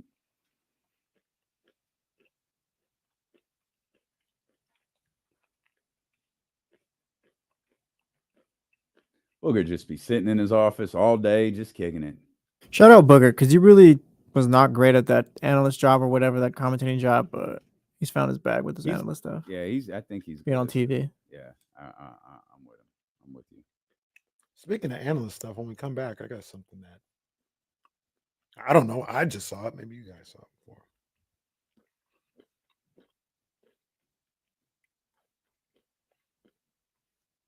Do we know where Jason Witten is? I don't either. Probably coaching high school football in like Texas or something. Probably at one of those $250 million stadiums. Right. He took a step down to go to the NFL. All right. We might have had a breakthrough here. Did you have something you wanted to bring us back with? Yeah, just something real quick. I don't know if you guys had saw this, but this came up on my feed that I did not see. Did you hear about that Peyton Manning, Bill Belichick show? Mm-hmm. I hadn't heard about that on ESPN Plus, where they look ahead at a game that week. That's going to be pretty good. I kind of feel like I'd rather them look back at a game. So I think Bill's doing some Manning cast. He's doing I thought I read he's doing every Manning cast, but just the first half. Okay. And yeah, that show that you're talking about had been kind of rumored, like alluded to a few times. And I think today was the day they announced it. Like official. I think that's going to be a good show. Peyton and Bill Belichick breaking down the game. I'm anxious to see what sort of personality Bill Belichick is. Doesn't he have a show with like one of the gambling? I think he's on Underdog. Oh, Underdog. Yeah. He was at the draft, did a good job there. Him and Nick Saban. I think they're both going to do really well on TV. Yeah. I'm with you. Well, speaking of rollouts, the rollout for the Netflix show. I forgot the name of it. It's on my story. That's what it is. Yeah. That's what it is. the rollout for that has begun, and Domantas Sabonis is a part of it, which we knew, like we always knew that. But that's pretty exciting, man. This thing is debuting as I'm stalling because acting like I remember the day, October 9th. October 9th, LeBron with a perfectly cut beard in this promo. Well, shout out LeBron. Along with Tatum, Ant-Man, Jimmy Butler, and our guy, Domantas Sabonis, starting five. I wonder how they got Domantas Sabonis on there. Yeah, it definitely feels different. How many times do you think they asked him to speak up while filming all this? Hey, Domas, can you slow down? Like, I know you want us out of your house, but could you slow down a little bit? You know, but from what Ham tells us, he's really comfortable in those types of environments. It's the pressers with 50 people standing around him, not 50, but a dozen people standing around him done ASAP. that he doesn't like. Yeah. I'm looking forward to that show. We didn't talk about this last week. Did you see Netflix teased one of those shows for the Olympic basketball? I did. I did. I did. I want to see that. It's USA. I just want Germany. Tatum mic'd. I just want Tatum mic'd the whole time. Camera zooms in on Tatum's face and he's just dead staring at Steve Kerr. Get Tatum in the confessional. Oh, do it. Do it. That was USA, Canada, Germany, Serbia, France, I think it was. The teams they were talking about. So they played Serbia twice. Played Serbia twice. Yeah, Serbia twice, France once. So that's Netflix doing their thing. Netflix is doing their thing right now. I did get a kick out of this, Michael, as me when LeBron said that Bronny can't call him dad on the court. I thought I got it. You should call me 2-3 or something. Go. Whatever you want. Bron. I can't wait to see that. Dad! I hope the first time they play together is against the Kings. Because that's the second game of the season. Mm-hmm. So hopefully Bronny gets benched in opening night. And then he plays his first game against the Kings. That would be a monumental moment. Full circle moment, except it's not in Sacramento, but still. Bronny making his so Bronny, tell us about that time you debuted in Sacramento. Do you know that your dad debuted here, Bronny? Oh, I can't wait for the questions. LeBron, what would it mean for you for your son to debut on the same floor that you debuted on? Well, see, it would be even more ridiculous because they'd be like, Bron, what would it feel like for your son to debut against the same team that you debuted? It ain't even in the same city. It's not the same. Kings are going to be on the road that game. Bronny, how does it feel? You debuted against the Kings. Oh, that's right. The home opener is the opener. Your dad opener. debuted against the Kings in Sacramento. It's got to be a moment for you guys, right? And then when he comes to Sacramento, Bronny, how does it feel They ask LeBron about that every year he comes to Sacramento. to be on the same floor that your dad debuted on? Well, it's not the same floor. It's an entirely different arena. The arena my dad debuted on was demolished in slow motion for like 6 weeks. And this entire city cried about it nonstop after wanting to get rid of it for a decade. Lakers Kings play each other like 3 times in 1 week, so we'll get that question ran up with a bit. Oh yeah, absolutely. Oh yeah, absolutely. D'Lo versus Arco Arena is one of the best. True, Dan. How does it feel to play in the worst slums in Sacramento? Oh, that is great. Put it on the shirt. That's what we need. Put it on the shirt. Great line. The worst slums of Sacramento. Who had a worse retirement, Brett Favre or Arco Arena? Well, everything Brett Favre does is the worst. Yeah, Arco doesn't need to be in jail. Like Arco Arena was annoying, and to be fair, it wasn't Arco. It was some of you. Oh, driving by the old barn one more time. Will you shut the hell up? We said goodbye to it like 10 times. Oh, the old barn. The old barn. What? Y'all hated that arena for like the last 8 years of its existence, and then cried for a month as that thing was being slowly demolished. Put some dynamite under that bitch and let me watch it fall to the ground. No, we're going to blow up this side. And then a month later, we'll blow up this side. Oh, it's finally gone. Okay, dude, whatever, man. Just ridiculous. Y'all was so ridiculous with that damn arena. Been going to the Golden One Center for 4 years, 5 years. Oh, but no, the old barn that's hilarious. Old barn. Stay tuned after the game. Morgan tours Arco Arena. All right. You know it's ridiculous.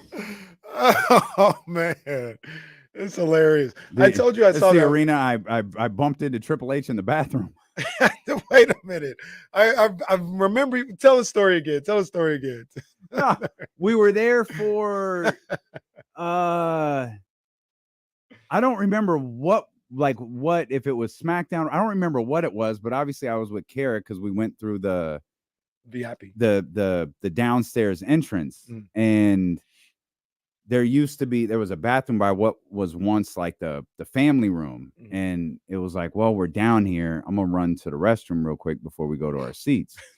And as I'm walking to the restroom, someone comes walking out, and we bump right into each other. Oh, excuse me. And it was Triple H. Like it was so he wasn't on the card. I think he was recovering from an injury, and I don't even know if he was like back yet. But yeah, ran like smack dab into Triple H. And my first thought was, well, I'm really glad we like ran into each other on his way out, and it wasn't one of those things where I had to stand in the urinal next to Triple H and just like pretend like that's not Triple H. And it wasn't even like, oh man, Triple H. It was just like, oh, sorry, bro. It's all good. Excuse me, bro. Kept moving. All right. And that's it. The great things, I guess, happen in Sacramento Kings bathrooms, because I told this story before. Well, do they? What? Well, look, you met Triple H. I did meet Triple H. So that's what I'm saying. You met Triple H. It sounds like it's been multiple things. Yeah, multiple things have happened. Well, no, because this is what I was saying. I've told this story before, but one time I was at the Golden One Center. Yeah. I was there for the NCAA tournament. Lonzo and UCLA were there, whatever. Shout out to my guy, Bo. Yeah. He said, yo, come watch the game. We got a suite. You know, my uncle, we got the suite. I was like, all right, bet. That's how you know what I mean? Bet. I'm coming up to the suite life. You know what I mean? Come there, watch the game or whatever, have to use the bathroom. You know, I'm at the stall, you know, using the bathroom. All of a sudden, Uncle V walks in. Uncle V, he uses the stall next to me. And I was about to say something to him, but I was like, I don't want to talk to nobody while either one of us are using the restroom. And then I just washed my hands. Like he didn't finish before I was done. So he didn't finish. Jesus Christ. So this freaking show, dude. I swear to God, we hit an entirely note. So I just washed my hands and got out of there. I didn't say nothing to him. He didn't finish before I was done. Damn it, man. And when I say that, I mean washing my hands. I know. No. Wow. Well, great things happen in that would have been Sacramento bathrooms, according to Kenny Caraway. That would have been bizarre. I finished, washed my hands, and I stand there and wait. To finish. Hey, Uncle V. Weirdo, get away from me. Oh man, no, what's going to happen next in the Darko Arena or Sacramento Arena bathrooms? Hopefully only good things. You know, it's football season, because I know you've seen a bunch of fights over the weekend. Oh yeah. I saw at least 3 videos. We was watching a couple yesterday. Was it or Monday during the show? Which ones? Where the dude beat up like 3 people. Oh, wasn't that at a game? No, that was just in. So they were saying it was in Vegas, and I thought it looked. Like that's right. It was. He was at a. He was in a casino. He was but at the cage. They said it was in Vegas, and I knew it looked a little off. That was in Maryland. Yeah, I saw they said Maryland after that too. Yeah, that was in the casino in Maryland. I think I walked. He was at the cage, right? The thing where you get the money. Yeah, I don't know. Maybe it's not called a cage. I mean, I know what you're talking about. I don't know if he was there. It looked like he was. You might have seen a different video. Yeah. Oh, okay. Beat up the so that had nothing. That was insane. They're still breaking that one down. But yeah, they had a Raiders-Niners fight. I saw that, and then I think there was the other fight I saw somewhere. It's ridiculous, bro. It's ridiculous. Every football season, like, come on, man. Well, it's happens. I feel like this That's doesn't just sports. happen. Yeah. Well, It I don't don't feel happen like in it happens with basketball like that. basketball. Feels like it happens with baseball and football. Mhm. And baseball, I don't mean to be this way. I don't know whose fault it is, but it happens a lot with the Dodgers. Happens a lot with the Dodgers. And don't let the Dodgers and Padres play each other. Oh my gosh. That's right, Cowboys and Chargers. That was a melee. Oh yeah, that was a circus. That was an absolute man. But it own. I know you say sports. It is like 10 times more in football. Well, Norm points out too. That's probably. I mean, it's alcohol in sports, and It's way more in football. Everyone's always I like agree. charged up all the time now too. I agree. So it's that time of year.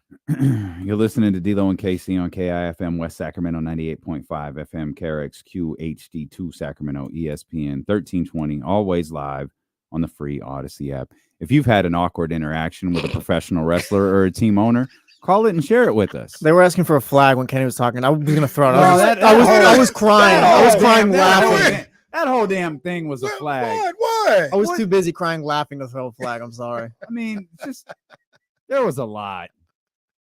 There was just a lot going on there. I'm trying to think if I've had any other awkward interaction with someone.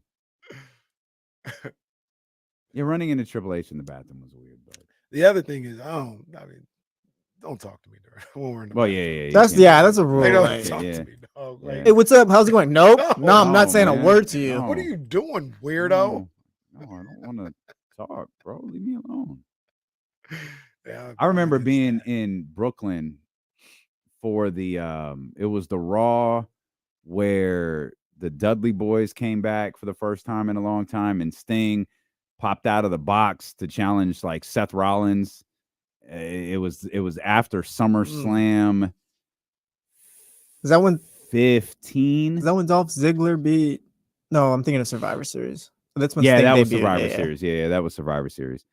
And Titus O'Neil had come to a couple of Mystics games. Mhm. So he, when WWE was in DC, so he invited us like, hey, when you get to the venue, call us. Mhm.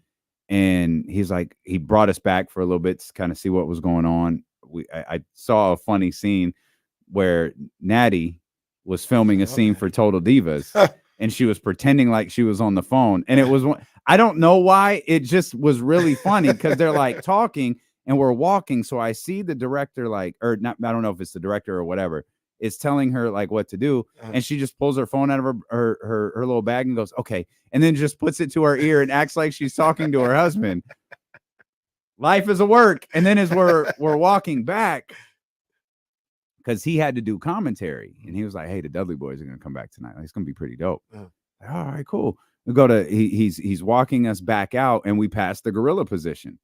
And I look over, and John Cena is sitting right there, and he looks over and he sees us, and I'm like, "What do I do here?"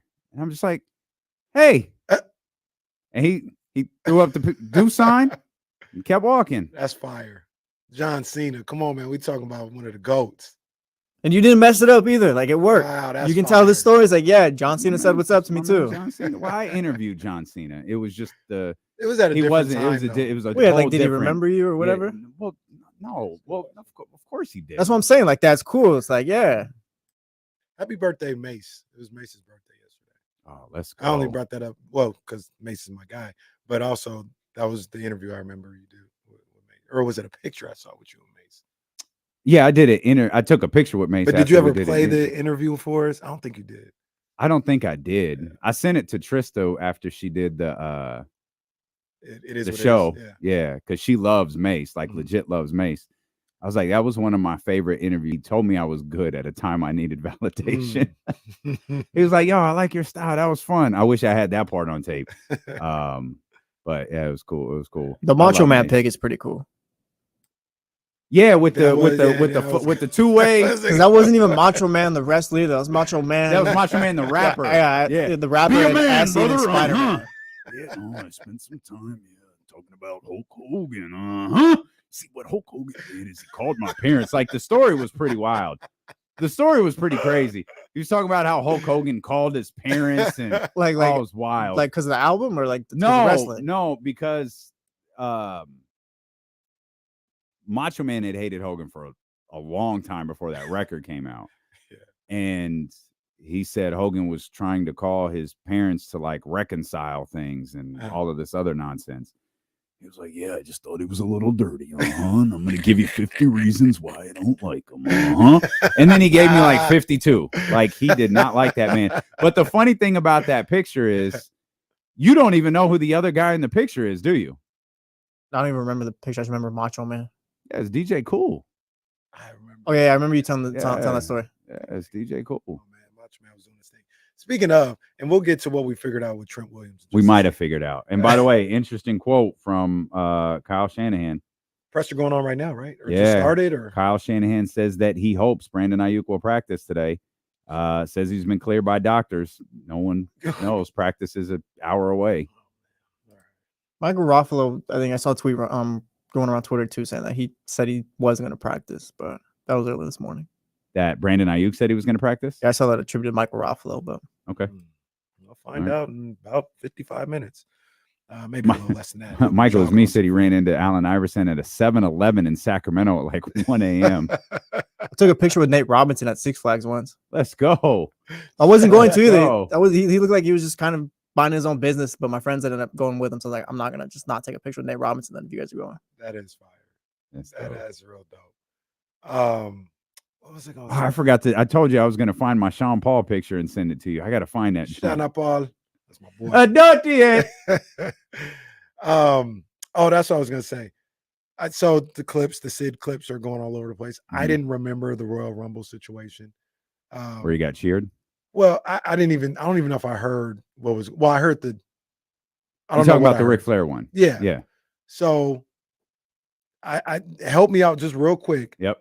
Was Sid and Hogan, were they supposed to be cool at the time? Like as a storyline? Yes. Sid had not turned heel yet. Okay. Sid was a babyface. So he dumps Hogan, and Hogan, being a giant bitch. Yeah. He just got eliminated. He basically got mad that another babyface eliminated him, grabbed Sid's arm. That was crazy. And pulled it. Hogan is the biggest heel in history. That was crazy. But our dumbasses talking about say your prayers and eat your vitamins were believing he was a good guy. Like, in the context of an adult, the Hulk Hogan is 100% the heel in the Macho Man Elizabeth storyline. Oh, yeah, for sure. Get your hands off my wife. Sure. Like, he is 100% the bad guy. This is your guys' fault. 8-year-old Kenny, 8-year-old D'Lo, this is your guys' fault. I guess, yeah, you can say You're that. not wrong. You can say that. You're not wrong. In that specific situation, again, think about this. Hogan gets mad because Sid eliminated him in the Royal Rumble. Fairly. What do you want fairly Sid to do? eliminated him, and the crowd popped. Like, yeah, get his tired ass out of here. How are you getting mad at somebody for eliminating you in the Royal Rumble? We were so stupid. We actually thought Hogan was a guy. Not to mention, for like 2 straight years, he beat up Sensational Sherry. Oh, man. Like, what? Like, jeez. How does a babyface beat up a woman and we just cheer it on? As soon as that music hits, though. Dun, dun, dun, dun, dun, dun, dun, dun. Ridiculous, man. He's the biggest heel in the history of the sport long before he grew a black beard. No, that's facts. That is absolute facts. Now he's just a jackass. Yeah. Hogan might be the biggest fraud of all time. Just as far as like just what you were cheering for and stuff like that. And just even down to his hair. His hair wasn't even real when he was not wrestling. Oh, what do you mean? That was a piece. Oh, you talking about the flat top? Yeah. Or are you the talking thing about that would hang out of the bandana? That wasn't real. It wasn't? No. Wait. What? No. When I don't know what he would do for game time, like for match time. That was his real hair. But like how it was like perfectly pressed. I remember seeing that somewhere. That wasn't real. I don't know that that's accurate. No, shame on all of you. Shame on everyone in Studio 2 right now. No, shame on you guys for cheering this stuff on for so long. I'm gonna need further proof I'm gonna try to see if I can that figure Hulk this out. Hogan's hair wasn't real. John Cena was teaching us hustle, loyalty, and respect. And you guys were cheering that on. Let me see, man. That first thing, Hulk Hogan hairpiece. Let's see what that.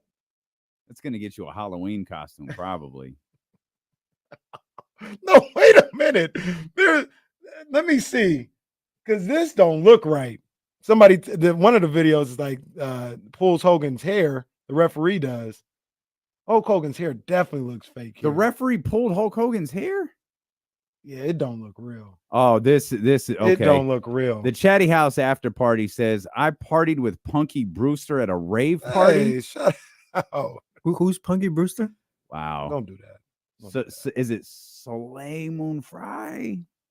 I couldn't tell you that one. I think that's her real name. I know that's close. Mm. Punky Brewster was a TV show. Yeah, she was wasn't she like an orphan or something like that? Yes. Yeah.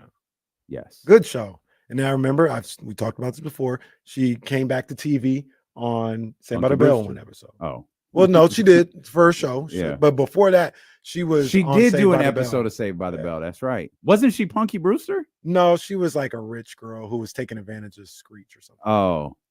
That was a Punky Brewster Saved by the Bell crossover. But yeah, but then I think on Netflix or maybe even Peacock, she came back to TV with the Punky Brewster show. She was like a mom or something like that. Right. Yeah. Running an orphanage. That right. They sounds tied about right, yeah. they tied the orphanage in somehow. Sticking with TV real quick, Macho Man TC threw it in the chat. Step into a Slim Jim or whatever. Like Slim Jim ate off that forever. Snap into a Slim Jim. Like they ate off that forever, huh? Oh yeah. Oh yeah. They still use the Macho Man soundbite. Like they tried the Warrior. They tried a number of different people. They were like, let's just use the Macho Man soundbite. I don't even know if it's good. I've never tried it. I know Macho Man and Slim Jim is around. I'm not gonna eat a processed stick. That's disgusting. But it was the Macho Man. Snap into a Slim Jim. Oh yeah. Huh? Okay. Are you still looking up Hogan hair pieces? Boy, we really botched this thing. This title we says, teased this Trent Williams thing, and man, Hulk Hogan admits to wearing hair extensions. Talking about fraud. Oh. Hulk Hogan finally admitted that he is bald, though of course he had an excuse. Well, we know Hogan is bald. It's bald because he took steroids. What's my local about the hair dye and put it on? I didn't know you weren't supposed to put it on your scalp. Kind of rubbed it. Oh, that's how he went bald or whatever. No, it's not, bro. Oh, he's such a liar, dude. Look at the pictures of him as like young. His hair is terribly thin. That man cannot lie. That man cannot talk without lying. Next time he tells the truth will be the first time. Oh, he is literally the worst. And here's another. He is the worst. Here's a picture I found on Twitter of him without the hair, without his hair extension. Now this is older. I ain't saying turn the camera to the turn the computer to the camera. Hold on. This is older. This isn't like him in '88, but there goes Hogan without the hair, the extension. That is not 1988. No, I said it's not. Oh. This is all, but he still go out there today. So what do you think? Like he didn't cut his hair in the left? All right. I think they were extensions. I think it was hair extensions. Yeah. We tell the truth about Hulk Hogan. I need a break. More and more every year on the show. I need a break. Just go. We'll be right back. Trent Williams.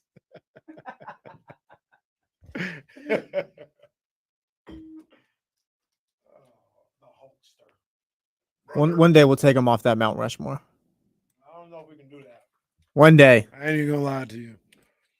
I don't know if we could ever do that. You wanna throw the Hollywood Hogan run in there, and that's the Mount Rushmore. That's fine. But '80s Hulk Hogan was, like I said, I go back and I watch. It's like this.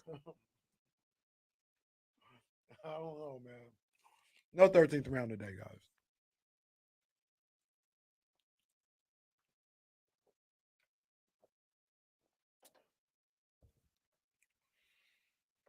Yeah, Cena got some things going on too. I ain't even gonna lie to you. I mean, not fake hair, but he got some balding situations going on. He's got a Manu Ginobili situation. Yeah.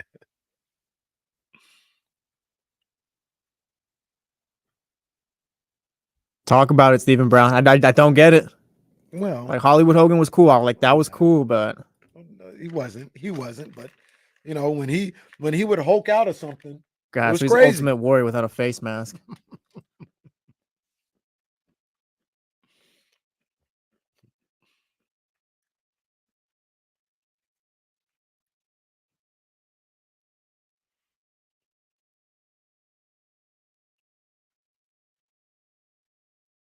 So I saw this morning.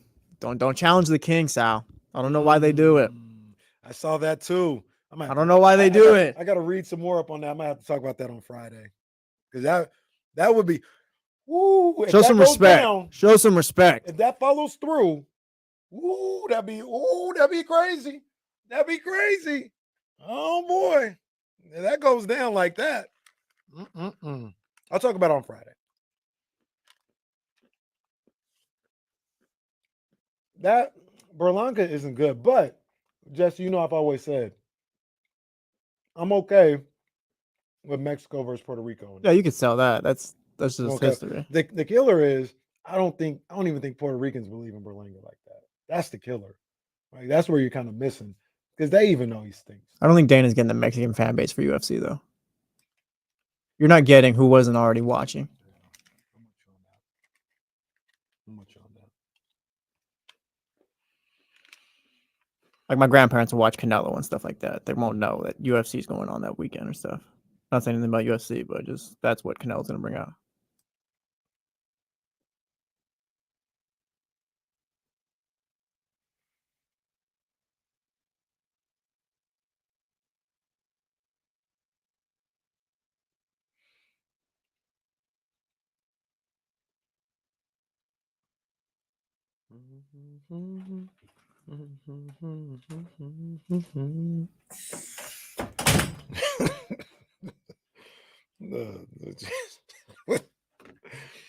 No, boy just said to hell with it.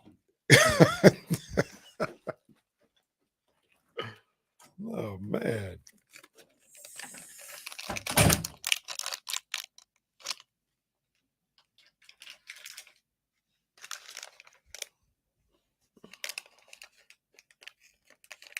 Nate Diaz, stand up, the Stockton slap. Also, fellow 49er fan.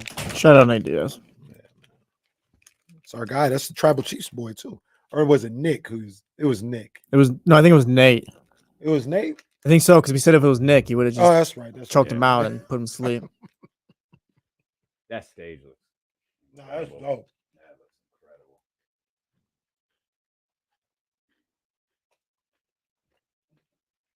Tinashe needs to be on the stage. For real. All right, back to your regularly scheduled program. I don't know what happened to the last 30 minutes. So. I don't even know how we got there. Sorry about that. We got that. there, though. Well, no, we're still in that weird stage of it's not football season just yet. We don't have enough kings, so it's like we're still kind of killing time till next week. And next week we'll break out 4 and 4 out. Yeah. Oh, look. Also next week, breaking news here to D-Lo and KC. Oh. The top last year was the top 25 games. We're not going to do 25 games this year, but it's back. The top 20 games of the Sacramento Kings 2023-2024 season is back. It starts next week. We will go from 20 to 1 for Beam Team 2. Oh, we're not going to have any Trailblazers tomfoolery in there. Well, they barely beat the Trailblazers this year, so that I think what Jesse's alluding to is ridiculous. Well, don't do that. That was a legit top 5 moment. Don't both of you guys stop. All right, dude. Stop. That was very that was very wrestler of the year WWE Slammies type right there. That was strong Slammy Awards vibes to that. Hey man, come on now. That was a top 5 moment, man. The streak was broken. That was the ultimate this is wrestling game of the King season. Do you guys want the list beforehand? Yep.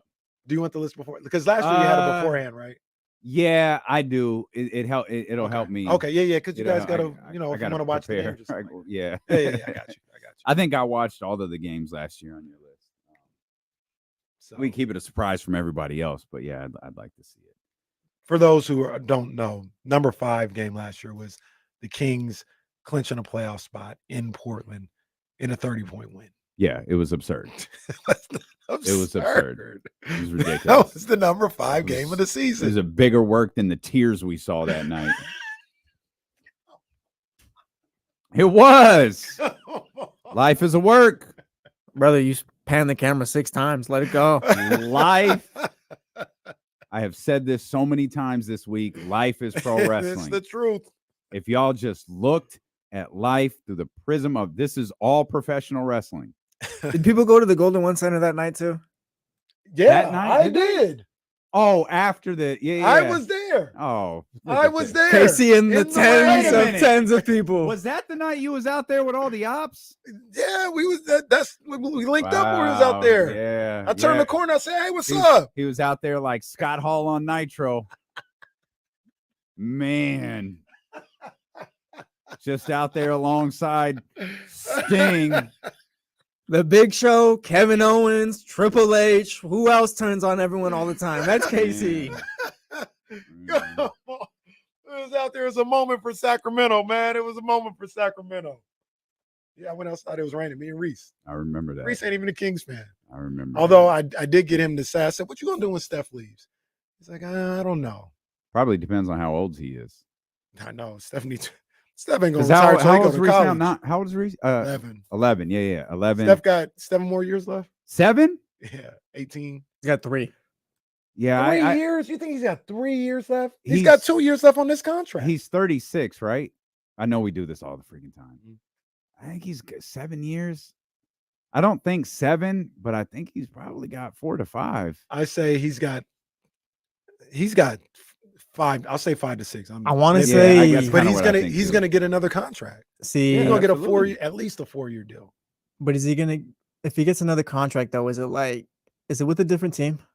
No, No. You think he's a Warrior like I think up a until Warrior he's for life. 41, 42? I think because of the way the timing is, he'll be a Warrior. The contract he's going to sign is going to be with the Golden State Yeah, Warriors. Yeah.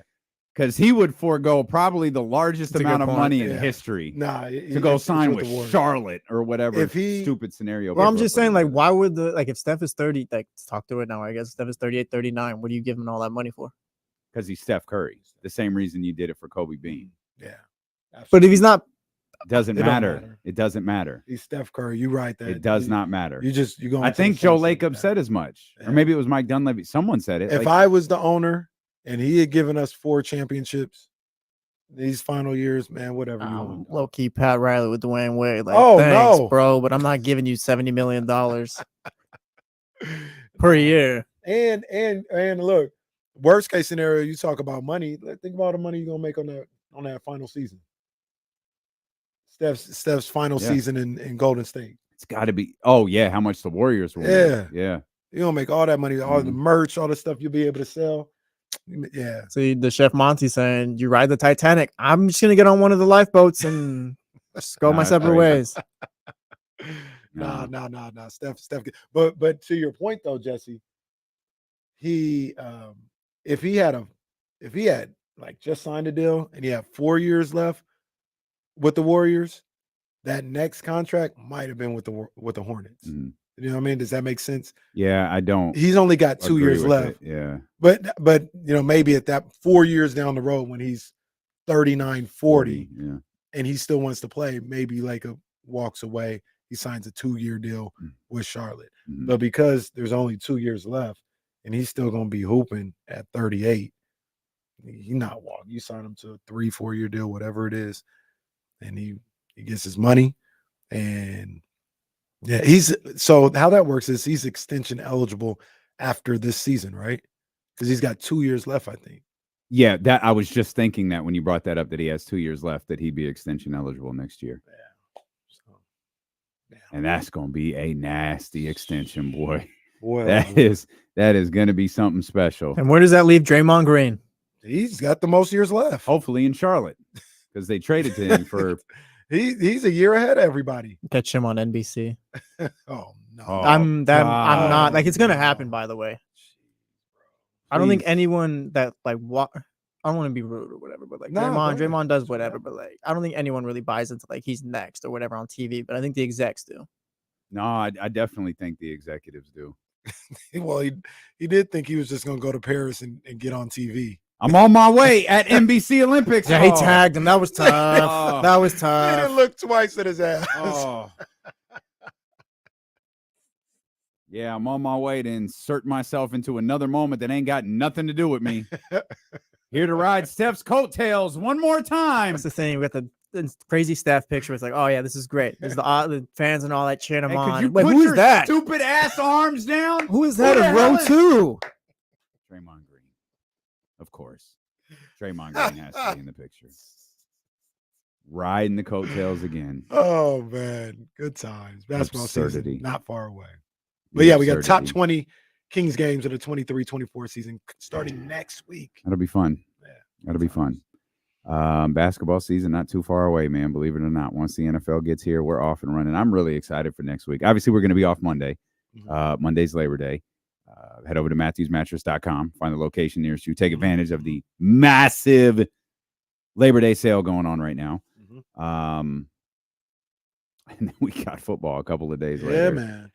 And then for cats like us, football will start tomorrow. Yeah. Let's go. Yeah, College is back. Let's Yep. cook. And I mean, no, I'm not gonna do that. You want to talk about Trent Williams? No, go ahead. Go ahead. This is honestly the last week we can do this stuff. This is the last week, what because were next week we get back to business. What were you peeing next to Nick Saban too? Like what? Oh, there's the title. Good stuff. What? That's how all of this started. It's your little bathroom running with a back run at eBay. Well, no, it's because you ran into Triple H. No, I did run into Triple H in the bathroom. No, but this is going to be along the lines of current sports. But I didn't know if we wanted to. With the thing with Trent Okay, Williams. look. Yeah, let's I'm play gonna that off. maybe we figured this Trent Williams things out. Maybe we didn't. I don't know. I think we see the same thing. Though. Yeah, They could get out of it after this year. When they say Yeah. 2024, they mean after the 2024 season. Right. He'll make it looks like about, well, I don't know, 30 million with the base salary, the prorated signing bonus, and the restructure, combined with the roster GM bonus, the roster bonus, sorry. It's about 30 and some change. And the cap hit, if they cut him after this year, which I'm still confused. I'm not sure that's because it feels like the cap hit would be if they cut him this year. That's this year's salary, right? Right. So if they cut him this you know, year, we the did cap all of hit this. I don't think we figured it out, because why would there be a cap hit his final year at the end of his final year? Because it's $37 million in that 2026 season. Right? Why there wouldn't be a cap hit if they cut him after the season, because he doesn't have any years left. Right. So an hour later, we got nothing.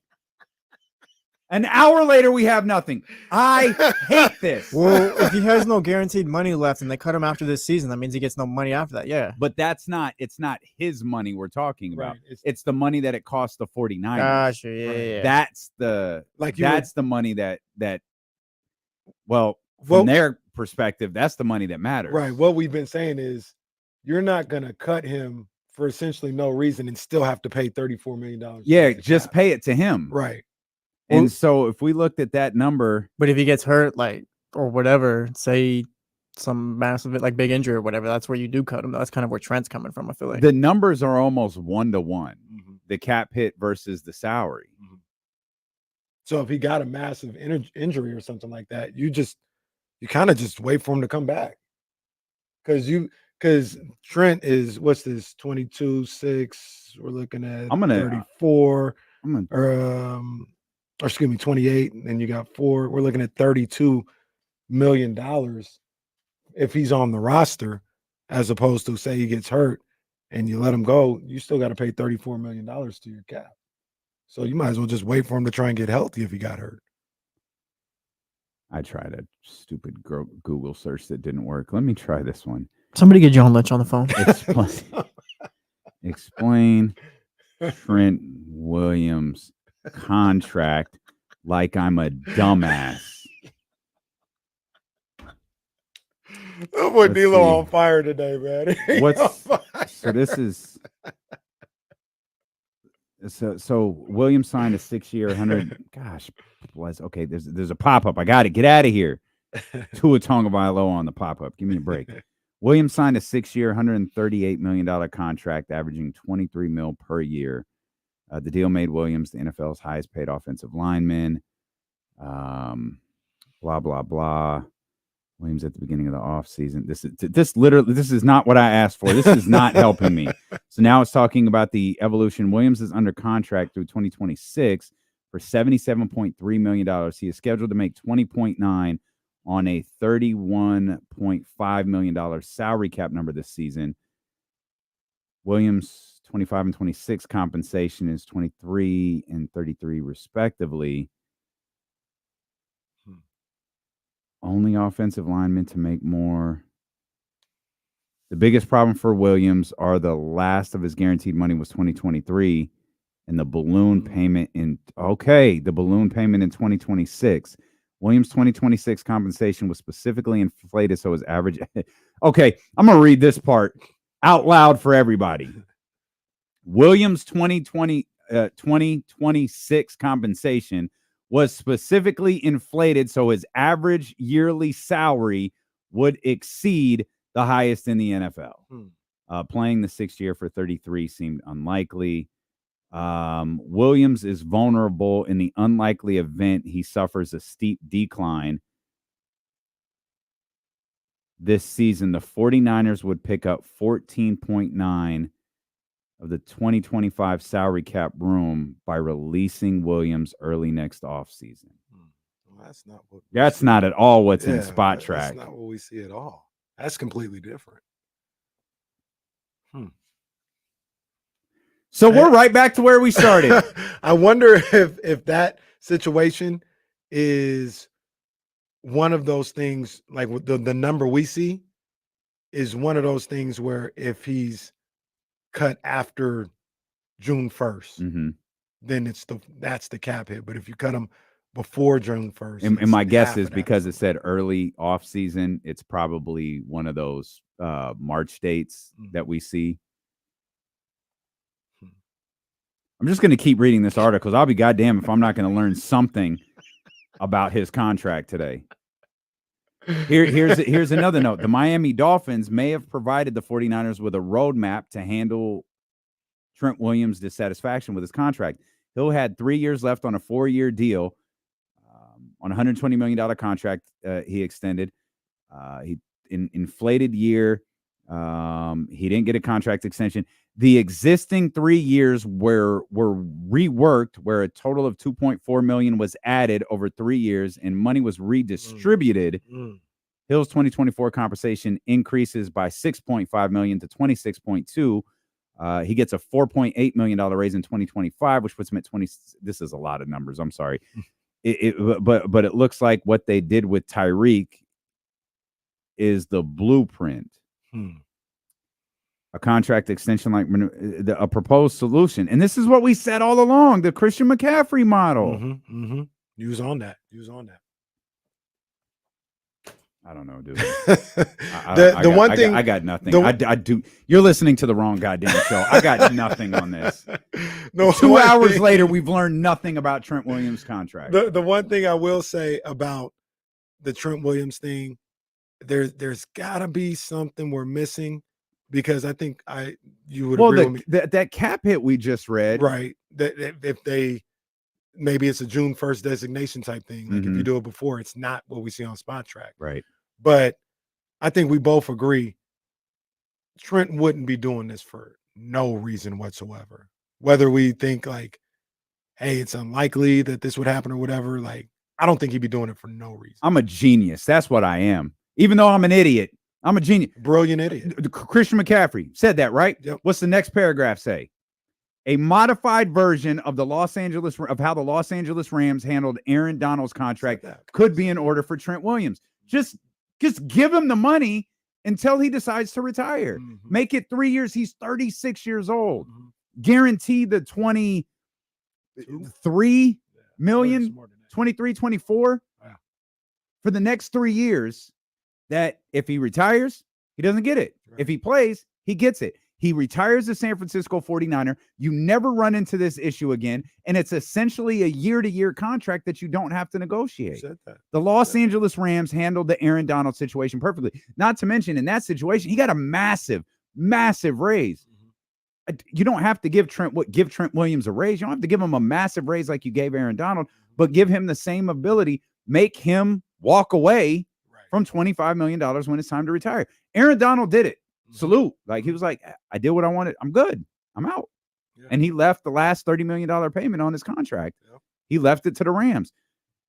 Do that with Trent Williams. That's it. Well, again, I know I'm not in the books. I'm not in their pockets, but it can't be that. We just named 3 teams. One of them was the 49ers that have done this. Why can't you do this? It seems simple. It's not like Matt Stafford's not making money. Right. And I'm looking at this. Or Tua Tagovailoa, because everyone's thinking about Brock Purdy money. It's not like those quarterbacks aren't making money. Right. And everybody's looking at this. And I think worst case scenario, if you're the Niners and you're worried about money, worst case scenario, you'd probably be holding on to them for the last year where maybe you would have thought you wouldn't. I don't think anybody believes they're going to cut them after this season. So you already plan on having them there next year as well. Mm-hmm. You're just maybe got to bite the bullet for one more year that maybe, I'm just saying worst case scenario, maybe you didn't plan. Maybe the plan was that final year, we're going to move on from him there, or he'll retire, or whatever the case may be.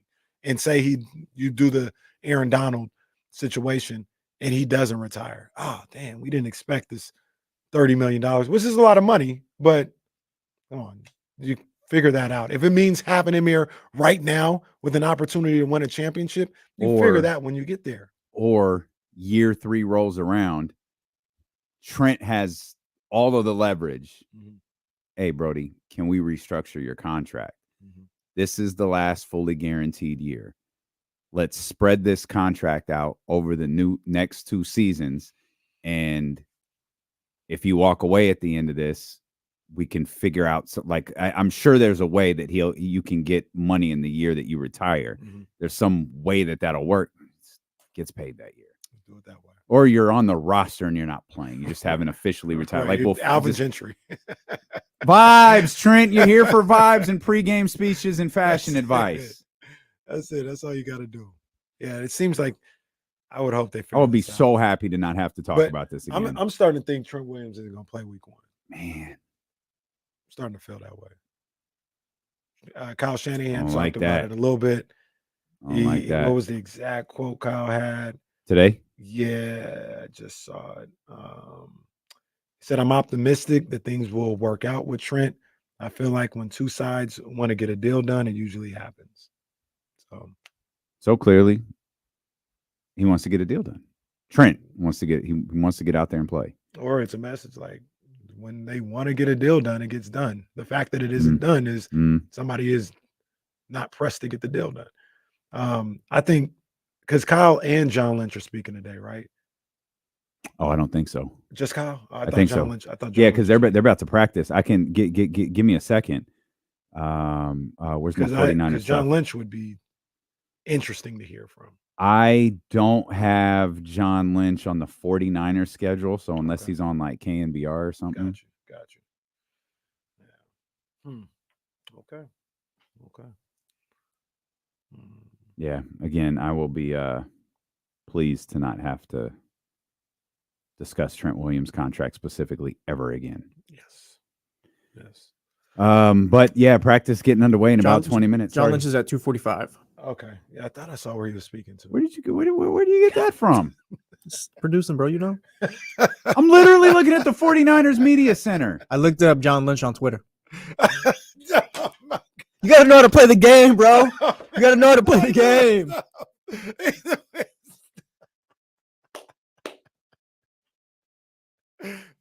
Can't be going through the proper channels.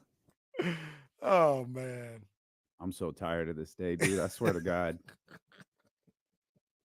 I'm literally. Oh, man. Come on, man. I got to help my guy out. What do you want? No, just leave it there. Leave it all there. Just leave it there.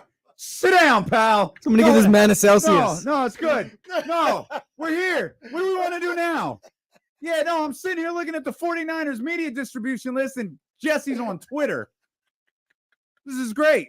What do you guys want to do now? No, this is all-time day. This is an all-time day. I think, Casey, you had something before we got to Trent Williams. This is the stupidest day in the history of this show. Man. From the jump, from the start of the show. From the start. Still don't know what's wrong. It's fine. Oh man, we're here. This is great stuff. Great stuff. That's why we're number one. That's why we're number one. You imagine listening to this show going, we're losing to that. This dummy looking at the 49ers media center.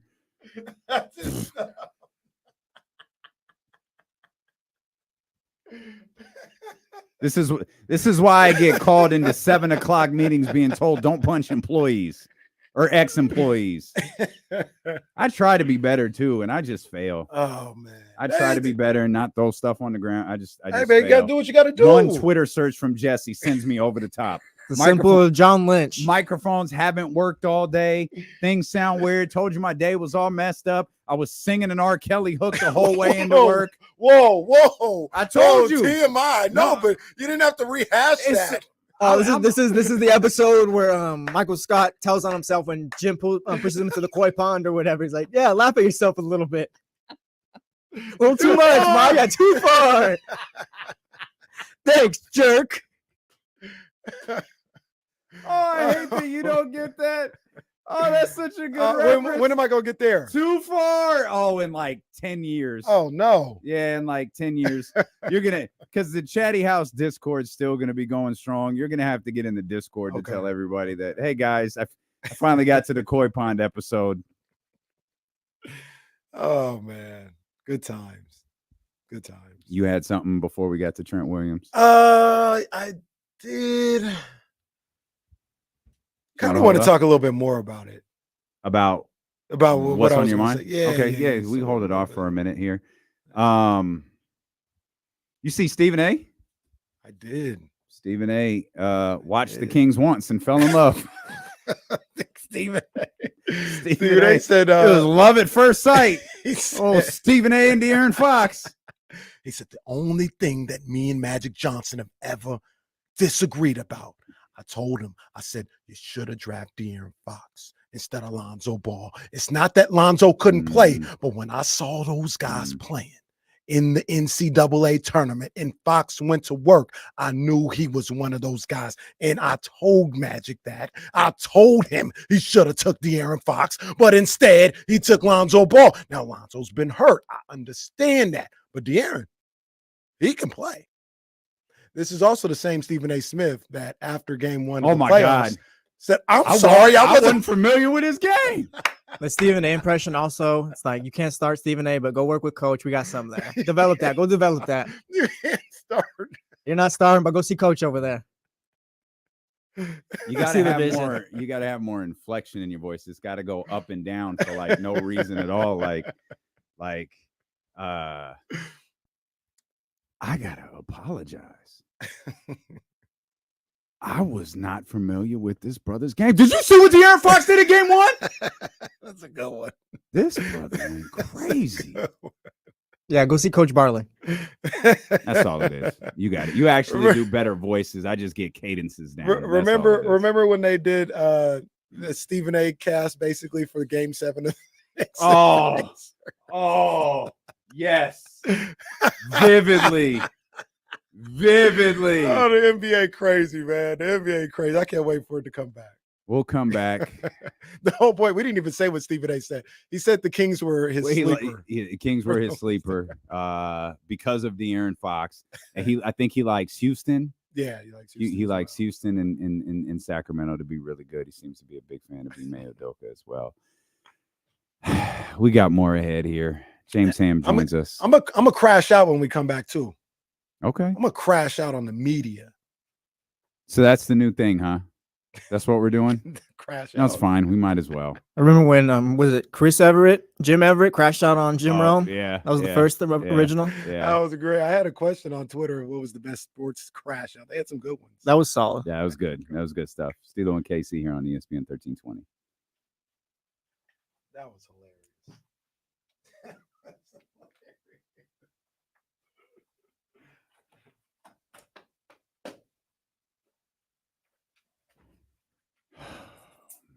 Are they in? No, because we didn't want any bridge on this. I saw a complex. Is everybody else in San Francisco? Yeah, everyone else is in San Francisco. Yeah. Complex is here. Yeah, we're early Friday, though. Like, I'm literally counting down. Those days are like gold.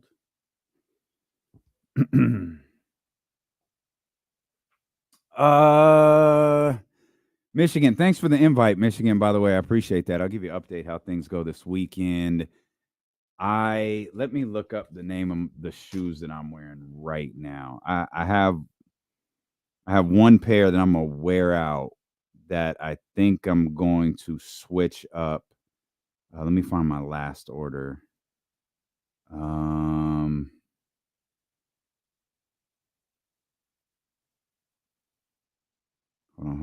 on. Let me try this name.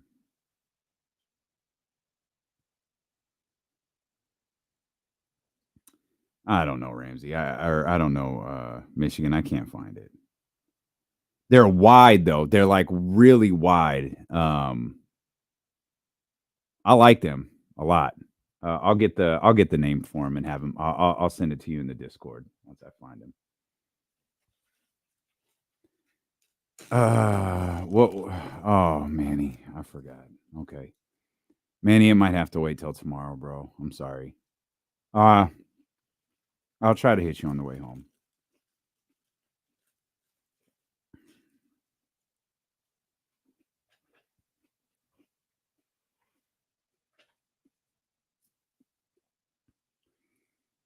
Oh my God. What a day. First the Fat Boys break up, and now this.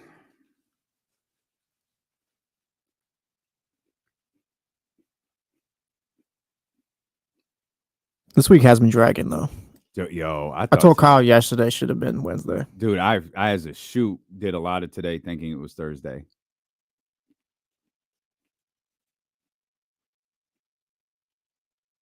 John Lynch says Brandon Aiyuk is on site, and like Kyle Shanahan, hopeful that he's practiced. Oh. I think Aiyuk plays without a new deal this year. Man, that's tough. I think he might be right. But I think the Niners need to just figure it out with Trent Williams, because I don't understand like willing to go into the season with that.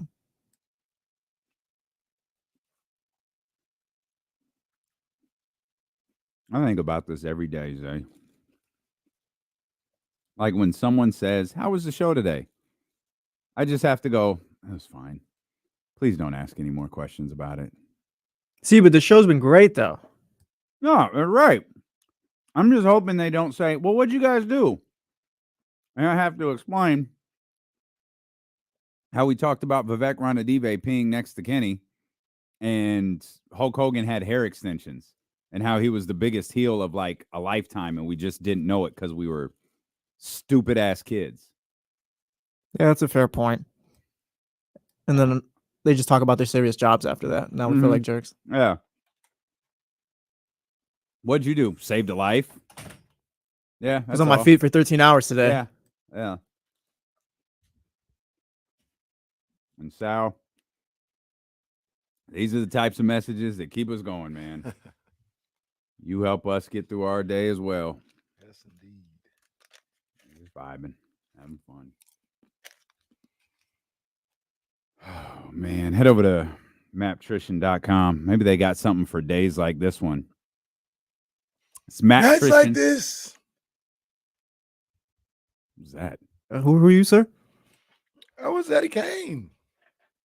Nights like this. I still got it. Still got it. Come on. All right, Eddie, let me call you a cab. Yeah, maptrition.com. That's what they did. Use the promo code. That's right. Delo 1320. Maybe these all BCAAs, all day BCAAs could turn the day around. Maybe I need the pre-workouts with caffeine in it. But whatever you're looking for in terms of your supplements, whether you're looking for meal planning, you just need a little guidance, a little push. Maptrition.com can help you. The people at Map Training in Granite Bay in Roseville can help you. It's a great group of people that is invested in your well-being, and that's the shoot, man. They put these supplements together. They have all of the say-so and what goes in them and how much and how healthy it is and what it does for you. And they're a really great group to work with. And again, they have an interest in your well-being. It's maptrition.com. Use the promo code Delo1320 to get 10% off of your order. James Ham set to join us at the top of the hour, and you wanted to crash out, as the kids are saying on Twitter. Crash out on the media. Media kind of pissed me off in the last 24 hours. Yeah. Because I started to dive a little bit more into the Deion Sanders situation. And Jason Jones, he said what was going to happen. He said how this was going to play out. And spot on. Been playing out that way, yeah. The media is just going in on Deion. All of them. Round the Horn, Dan Patrick, all these people going in on Deion.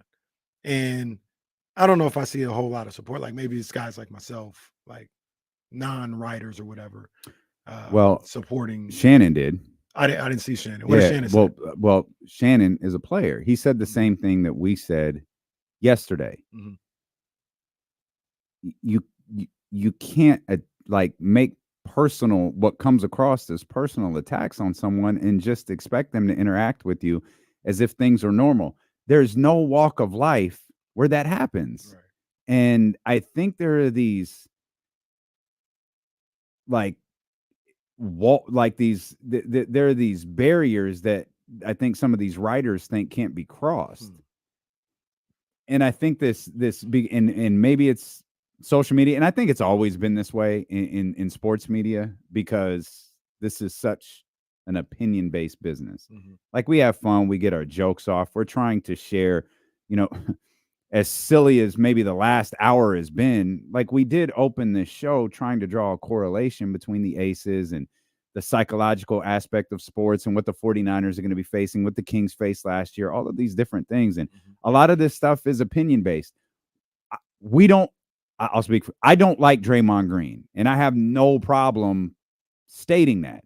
We've also stated very clearly there are people who have tried to get us to go out to dinner and talk this out. He's a family guy. You'll love him. Like, yeah, no, we'll tell you, like, we don't like the way that this dude is. And if it's a public act, I don't like his public act. Right. But with the few exceptions, I don't think we've ever called anyone outside their name. No. These dudes, particularly the Colorado stuff, it feels like they're writing out of jealousy or anger or stuff that's not really a breakdown. It's the line between, definitely sounds like jealousy. It's a line between reporting and an op-ed. And that's what I was really trying to get through with Jason Jones yesterday, because there is a very big difference between what Jason Jones does and an op-ed. Reporting and an op-ed are not the same thing. Right. And a lot of reporters have now started covering sports in an op-ed form. And a lot of that is because of the way television is done, podcast is done. You got to have your take. You got to have all of this stuff. And it's like, fine. That's perfectly fine. There's consequences to that. Yep. And Deion has made it clear, you can be here, but you've chosen a certain way to cover this program. Why are you going to ask me a question when you're going to trash the program? It's all you've done. You can be here. You can cover my program. You can write however you want to, but you can't pass yourself off as a reporter anymore, because you're not a reporter. You're writing an op-ed. The way you're criticizing the program is not in a reporter form. Right. You're doing it through attacks. 100%. And this is why I don't like the things that I don't like about the media and all this other stuff is they want to act holier than thou. And he said, how are you not going to let him do his job? And all, first of all, it's 2024. He can do his job without asking a question. Like, it may not be the way he wants to do it. He can do, even if he was a reporter. I don't know if he's a reporter or a columnist, but either one, you can do your job without asking the questions if you need to. So your job is still just fine. Second of all,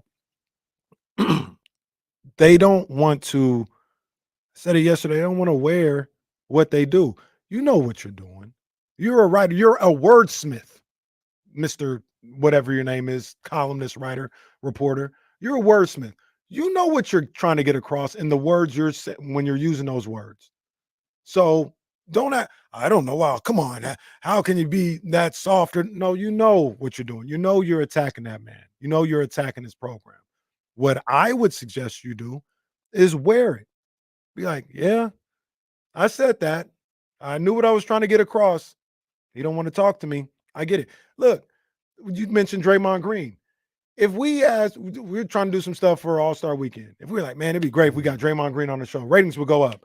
And Draymond's like, I'm not talking to you. How could we be mad? That's perfect. That's a perfectly fair response. How could we be mad? Mm-hmm. You know what I mean? Absolutely. Like, we got to wear that.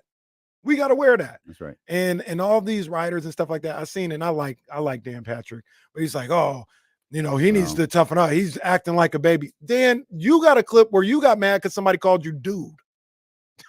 You got upset because your guest called you dude. You're like, wait a minute. First of all, you called me dude. What? Yeah. So I don't want to speak too strongly. I want to say I loathe when the media act like this, and they all are acting like. Jason's the only one I've seen that has been like I see both sides. Like it's kind of whatever. Mm-hmm. I'm watching Around the Horn. All four of those guys. Even what's the guy's name? David Dennis or whatever. Mm-hmm. He's like, oh, Deion, this is, you know, he did the same thing at Jackson State and all that. Like, bro, stop. Like, I hate that they're absolving this writer from any responsibility for what he's putting in his stories. I'd ask all of those guys to just tell me another walk of life where this happens. Mm-hmm. Like, it doesn't. Mm-hmm. It absolutely doesn't happen. If we spent this entire show trashing Abe, like, hey, Abe, come in and do the segment with us. What is that? Right. Abe, hey, hit us with his pocket watching championship belt that he has. Right. It's ridiculous. It's not his. It's a belt. He held it like It's a belt, but he it's not held it his above his as head the in front of the champion. entire audience. Bro, it's not his. Man, we see it all the time. Right? They beat up the champion or whatever, and then they hold the belt up. You're not really the champ. Well, It is what it is. Well, we only saw one Yokozuna though. But you're 100% correct. Hell, I talked about this yesterday. Deion can't do the same things to him. Would he be okay if Deion critiqued his writing and called him names at the podium for what he wrote or something like that? No, people would talk crazy. And about then Deion. had to ask him something to help. Right. He asked for help because that's essentially what a question is, right? Mm-hmm. A question is to further your story. Like it's to these reporters might have a focus that they want to write about as it pertains to the program, especially when you see a coach or a team kind of day after day after day. You're trying to pick a certain slant, right? Mm-hmm. What can I write about that was different than yesterday? And you've got to stand up after writing your Deion Kool-Aid and your deposition Deion and your false prophet and ask for help. Yeah, I'm not going to help you.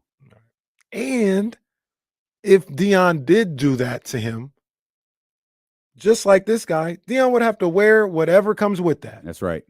If Deion felt like this is just what I got to do to this guy. All right. If I get reprimanded by my bosses, if the media is telling me I'm such a jerk or whatever the case may be, you got to wear all of that. Mm-hmm. And that's my biggest thing. This is a free country and you have freedom of speech and you can write whatever the case may be. But there are consequences when you do that. You gotta I can say whatever. It might get me fired. Mm-hmm. I'm not, you know what I mean? Like I might lose my job or get reprimanded. I'm not gonna get thrown in jail for it necessarily, but there are consequences that come with it. Yeah. And like I said, this guy, the biggest thing I always think about is he knows exactly what he was doing. This guy he uses words for a living. Mm-hmm. He knew what he was getting, the point he was trying to get across every time he wrote one of those things. Mm-hmm. Don't act like woe is me now when somebody calls you out on it. You got called out on it. You got to wear that. And I guess that was the basis of my rant is I hate when all these other writers come to his defense like, oh, poor guy. Like, no, it's not poor guy. It's not Deion is childish or anything. No, Deion's giving you the same energy that you gave. You got to wear it. The idea of unrestricted access because of an individual's salary is kind of absurd. Now, there are things written into contracts that say you have to speak to the media a certain amount of times. It's written for players. You have to follow NBA, obligations as it pertains to availability for games and all of that. And that is a part of the deal. And to the best of my understanding of some of these different rules, though, from what I understand, Deion has specific language in his contract. Deion's broken none of those. Hell, DeMarcus's name came up. DeMarcus didn't break any of those. I don't agree with the way DeMarcus went about some of the stuff that he did. I don't agree with that. However, as a man-to-man situation, not a 6'10" professional athlete man to an older gentleman sports writer man. Just as a man-to-man situation, I would have a big problem with what Andy did. You brought someone into this story that had no business being here. It had nothing to do with nothing. You brought my brother into this, and that was completely unnecessary. And so I think it was his brother. And so, I understood it from that perspective. The optics are different because it's not man-to-man. Right. It is 6'10" professional basketball player man versus, older gentleman sports writer. Yeah. Not good. Right. Not good. Doesn't work. But it just feels like this has been going on for eternity. Yeah.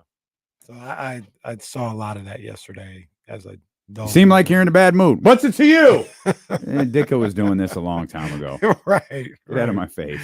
Yeah, man. So that's what's going on. There's not news going on in San Francisco, but headlines, I guess. Okay.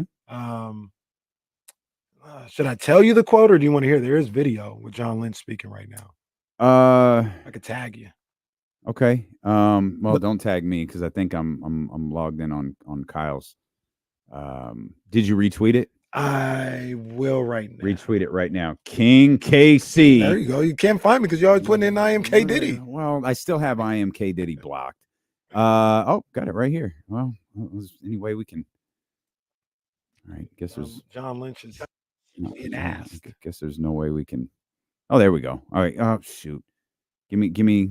Talk amongst yourselves. I gotta add it to the screen. Well, in other news, the Phillies are getting beat up by the Astros as they went for a sweep today of the Astros. Oh, God, I'm proud of you. You didn't go to. Well, I wanted to talk about Tank or Canelo whatever. taking over Vegas. Here's John Lynch speaking. I guess just moments. I don't ago. know if the question is going to be here. We'll see. But the question. It sounds like it is. But Okay, go ahead. Because it sounds like it's faint. What's the question? The question is this thing with Aiyuk and Trent has really dragged on. Is this driving you crazy? You told us you're impatient. This thing's really driving on. There it is. Just driving crazy. Yeah, fortunately, there's 90 players here. There's preseason games. There's the work of getting better, and that goes into putting the team together. But no question about it, when you've got some of your better players, two of them in particular, that aren't out there, and that's your job. Yeah, you take a lot of pride in that, and I think one thing, we got a lot of really good players. We've rewarded a lot of good players, and that makes things tougher at times. But I remain optimistic. We'll find a way to put the best squad out there, and really happy with where this team's at, and what we do have now. Players out here that have been here and working really hard. We got a lot of love for the two guys that aren't, and we'll continue to work on that to try to bring that to a resolution. Thank you to KNBR for that. Yeah, that's John your Lynch job kind of stuck out to me. Yeah. The thing that stands out to me is John Lynch looks like he's getting ready to go practice. Right. He is going to go hit somebody on that football field. He's pissed off. He said, I'll go play, damn it. I was going to say that should tell you everything you need to know about how John Lynch is feeling right now. What's up, Hammer? Yeah, he wants to hit somebody. That's for sure. Give him some pads. Yeah, understandable. The first 49ers practice is it's beginning right now, and we know Trent Williams isn't there. There's a lot of speculation as to whether Brandon Aiyuk is going to practice today or not. He's at the facility. John Lynch has acknowledged as much. You just heard John Lynch talking about him. He, along with Kyle Shanahan, both said they hope that Brandon Aiyuk practices. I'm guessing this was a conversation amongst the two parties. Because if it wasn't, I feel like they would. He's not practicing. Right. We were told he's not practicing. Right. Like, John, we'll see. John, also in another quote, talking about Aiyuk, he just simply said, at some point you got to play. Mm-hmm.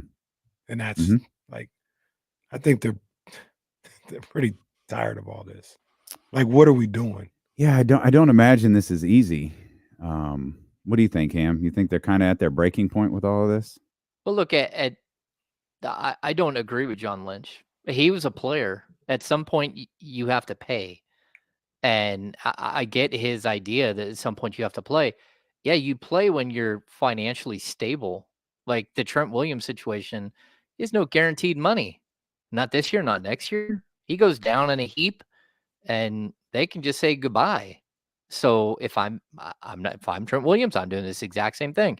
And with Aiyuk, it's like, okay, like you want me to play for 14 million, and then if I blew out my knee or pop an Achilles in week 2, like my return on the dollar, what he might get another big contract. He also might have the same situation that DeMarcus Cousins had here in Sacramento, where one he left and then he blew his Achilles and he didn't have that giant $220 million extension. He lost upwards of $200 million because of that injury. And never got anything close to that. Yeah. So Lynch, I get it, but man, you're a player. You were a player first, and you understand the dangers that you put yourself in every single time you step on a football field. And so I don't agree with John Lynch. At some point you have to play, but that's after you get paid.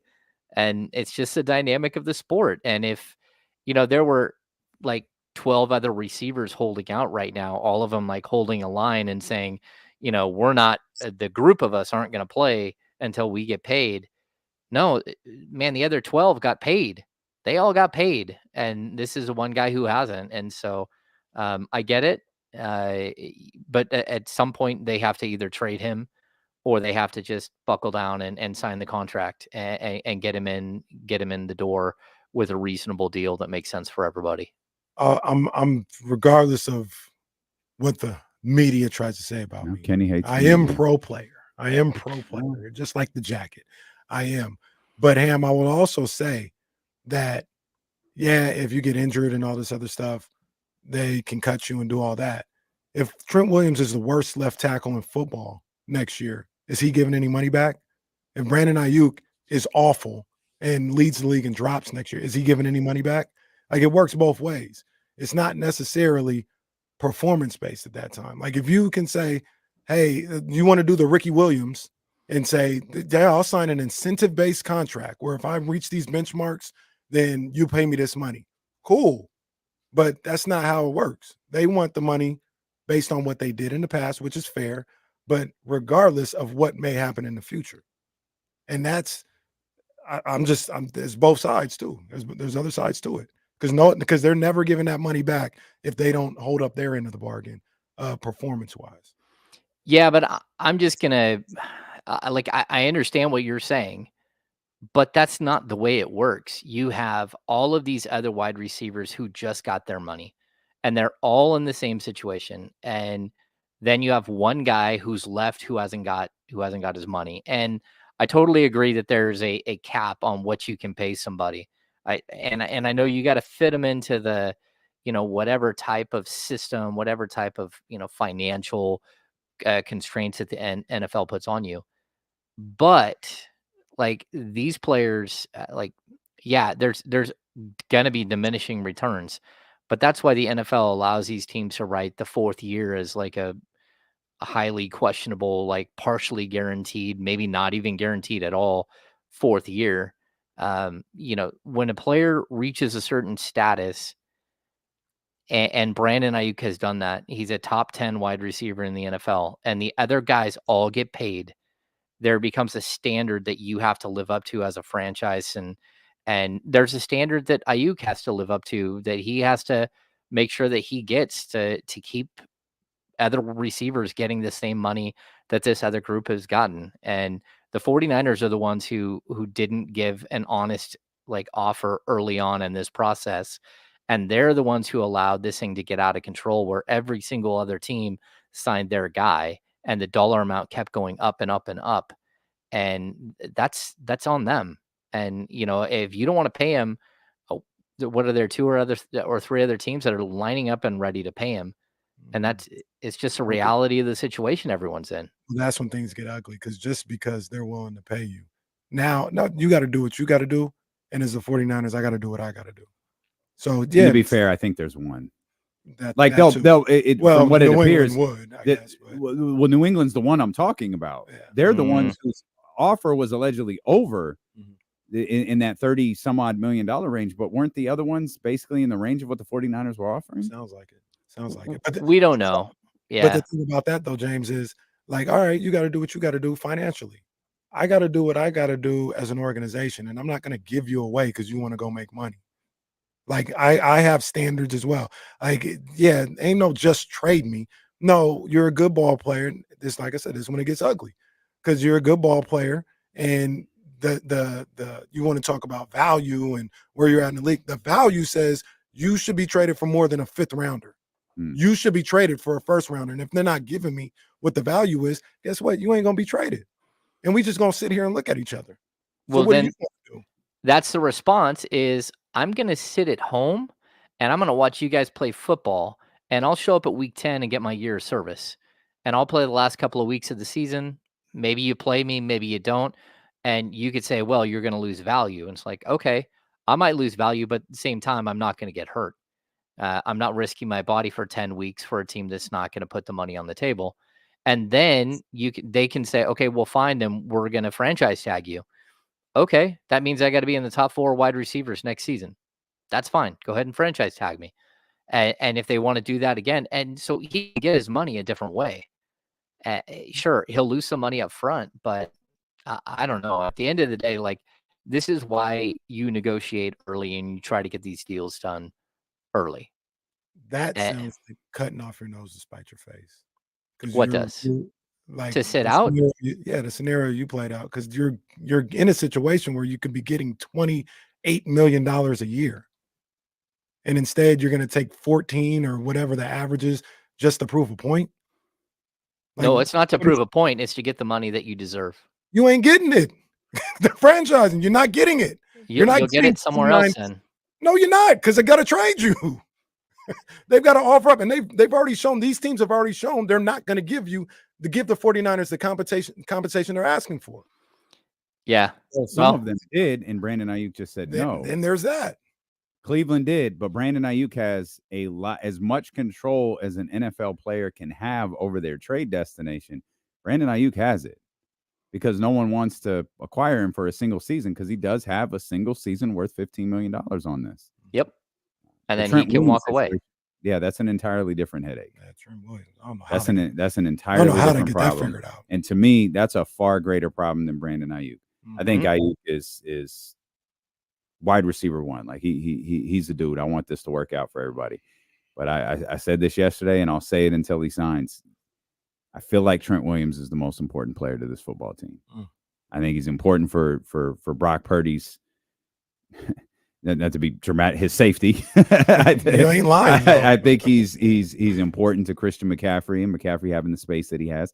I think he's important to making Debo a big time player. Not that those guys aren't without Trent Williams, but he adds something to that. And not having him is killer. That is just absolutely brutal, James. Yeah, he's a guy that makes sure that your quarterback stands up straight. I mean, to me, I've said it for the last couple of years. He's the most important player on that team. Yeah. And you can argue Purdy or McCaffrey or Bosa or Warner, whoever you want to argue. And I'll tell you, okay, well, when you don't have Trent Williams, what happens? You lose. Straight up, you do. And so look at the middle of last season, those games that they lost. Where was Trent Williams? He wasn't playing, right? And so he played in one of them? Yeah, Debo's the one that was going all 3. Yeah. Yeah. But either way, I get it. Debo's they lost by a field goal, yeah. Yeah. They missed the field. That's goal. right. That's right. Yeah. That's right. That's what it was. Yeah. Yeah. So for my money, like, look, you got to figure out a way to guarantee some money for him. You have to fully guarantee this year without any question. But then next season, you got to at least give him a partial guarantee so he knows that he can come back. What you don't want him to do, what you don't want to have happen is that you give him a deal for this year with some guaranteed money for next year. And then he just up and retires at the end of the season. And you're like, oh, well, that's a bummer. Now we have guaranteed money on the books for a guy who's not going to play. So I can understand sort of hedging your bet with a 37-year-old guy. But at the same time, like, there needs to be some things put into place here where he feels financially stable moving forward, and that he feels like that money that you're giving him right now actually comes with some sort of guarantee. And it's sort of the way it goes. I mean, this is so many other guys on this team have had their contracts cashed out. And like, if you're Trent Williams, you want to be one of those guys, and you should be. You're the best left tackle in the game, and you mean more to this team than I believe any other player does. And they don't have anyone who can fill in for his spot. And the deal is the Damian Barling deal. Just do it like the Rams did Aaron Donald. Just do it that way. Like, give him his money Guarantee that way every year, and it's all on him. Like, That's if you play, you'll get your money. If you want to retire, we're not on the hook. That's it. Straight up. Yep. And Aaron Donald signed a 3-year deal that paid him a stupid amount of money where it was all guaranteed. And after 2 years said, cool, I'm done. We are forgetting one point about that, though. That is the Rams, and they don't have a salary cap. That's alleged, but yeah, it does appear that they don't have a salary cap. I looked up at the TV, saw El Duncan, and lost my train of thought. Need to turn. No wonder James and Kyle watch CNN all day. Look at just completely obliterated my train of thought. Everyone is yelling at each other when we turn on the TV in the morning, and I don't want to listen to any of it. Stop yelling at each other. Your boy, Matt Mayoka, says wide receiver Brandon Aiyuk is not at practice. That's not. Just like that, hope is dashed. One tweet, hope is dashed. Yeah, I was always surprised at the thought that he would be at practice without a new contract. Now I'm curious, like, why that thought was out there. I feel like some conversation had to have been had for Kyle and John to both talk about, like, yeah, we hope he's out there. Like, there had to have been a discussion about it, but the answer clearly wasn't maybe it was, we'll talk about it, we'll try to figure this out. Maybe it wasn't a clear yes. It clearly wasn't a no, because I feel like they both would have said that. It clearly wasn't a yes. So maybe it was one of those things. We'll talk this over. We'll do what's best. Obviously, he wants to play. He's been around. He's operating in good faith. Let's talk this over. And then I guess he decided not to. Let me ask both of you guys this question. Is there a point in time? I know we talked about how valuable both of these guys are, but is there a point in time when you got to focus on the guys that are there? It's right now. This is the first practice of the season. It's right now. Yeah. Like, it's all this other stuff. Like, both sides had time. But here's the thing. John doesn't need to be out. John doesn't need to be at practice. Neither does Parag. Right. Like, so Kyle needs to Kyle can shift his focus to the guys that are out there, and he can say that with 100, and be 100% genuine with it. Mm-hmm. John doesn't need to be on, even though he looks like he about to go hit a pad. He doesn't need to. John can be on the phone, and he can be in his office, and your boy Parag can be up there with him, and they can navigate these two contracts while the rest of the guys prepare for the New York Jets. Yeah, and for me too, like, Kyle Shanahan's been preparing for this forever. Like, this is a job, because today it's whether Aiyuk or Trent Williams are going to be there, right? But tomorrow it can be whether Kittle will be there. The NFL is like, injuries happen so quickly, and they change everything. And so you have to constantly be ready for what's next. I think more than any other sport, they're NBA players. You just pencil in for 34 minutes every single night for 82 games, and you just, okay, it's happening. But in the NFL, like, there are so many injuries, and they happen, like, I think Dre Greenlaw jumping up and down on the sidelines. He's too excited and pops his Achilles in the Super Bowl. Like, okay, game plan just changed. Like, what do we do now? We can have somebody who might be able to fill into his shoes, but not really. And so you got to just keep adapting and keep playing. James' internet appears to be on the verge of an ACL tear. Always. So it's just I can switch internet. I can dip out and switch internet. No, you're fine. You're fine. James, you might not understand this reference, but your shoulders have been on the mat for like 2.5, and the referee's coming down for 3, and you kick out and you get the shoulder up. Sounds like wrestling. There you go. Yep. Wrestling indeed. You know the other thing real quick about this 49ers thing is I think they haven't fined Brandon Aiyuk yet during this whole training camp. I think fines are going to start coming. Yeah, so I think that was the significance behind the physical. He's medically cleared to play football. Mm-hmm. He's choosing not to. Mm-hmm. And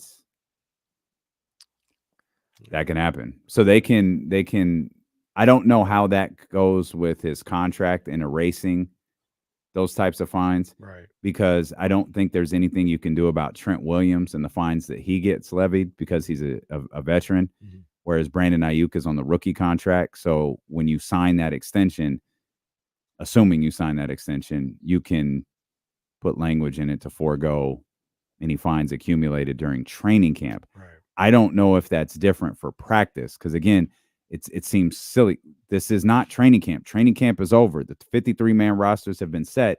They're now preparing for the New York Jets. Mm-hmm. Like week 1, for all intents and purposes of the NFL season, is here. Yeah. They're preparing for their opponent. And so I don't know how fines work in that regard, but that was pointed out by a number of people, and I think you're onto something right there. Yeah, we're gonna have to wait and see. Yeah, that's not going to help anything, and that's the problem. You want something positive to happen for both of these entities, and it doesn't. You know, Kyle's tone was a little bit. I don't want to say his tone because we didn't hear it. Mm-hmm. Reading what Kyle said read a little bit differently than hearing what John Lynch said. Mm-hmm.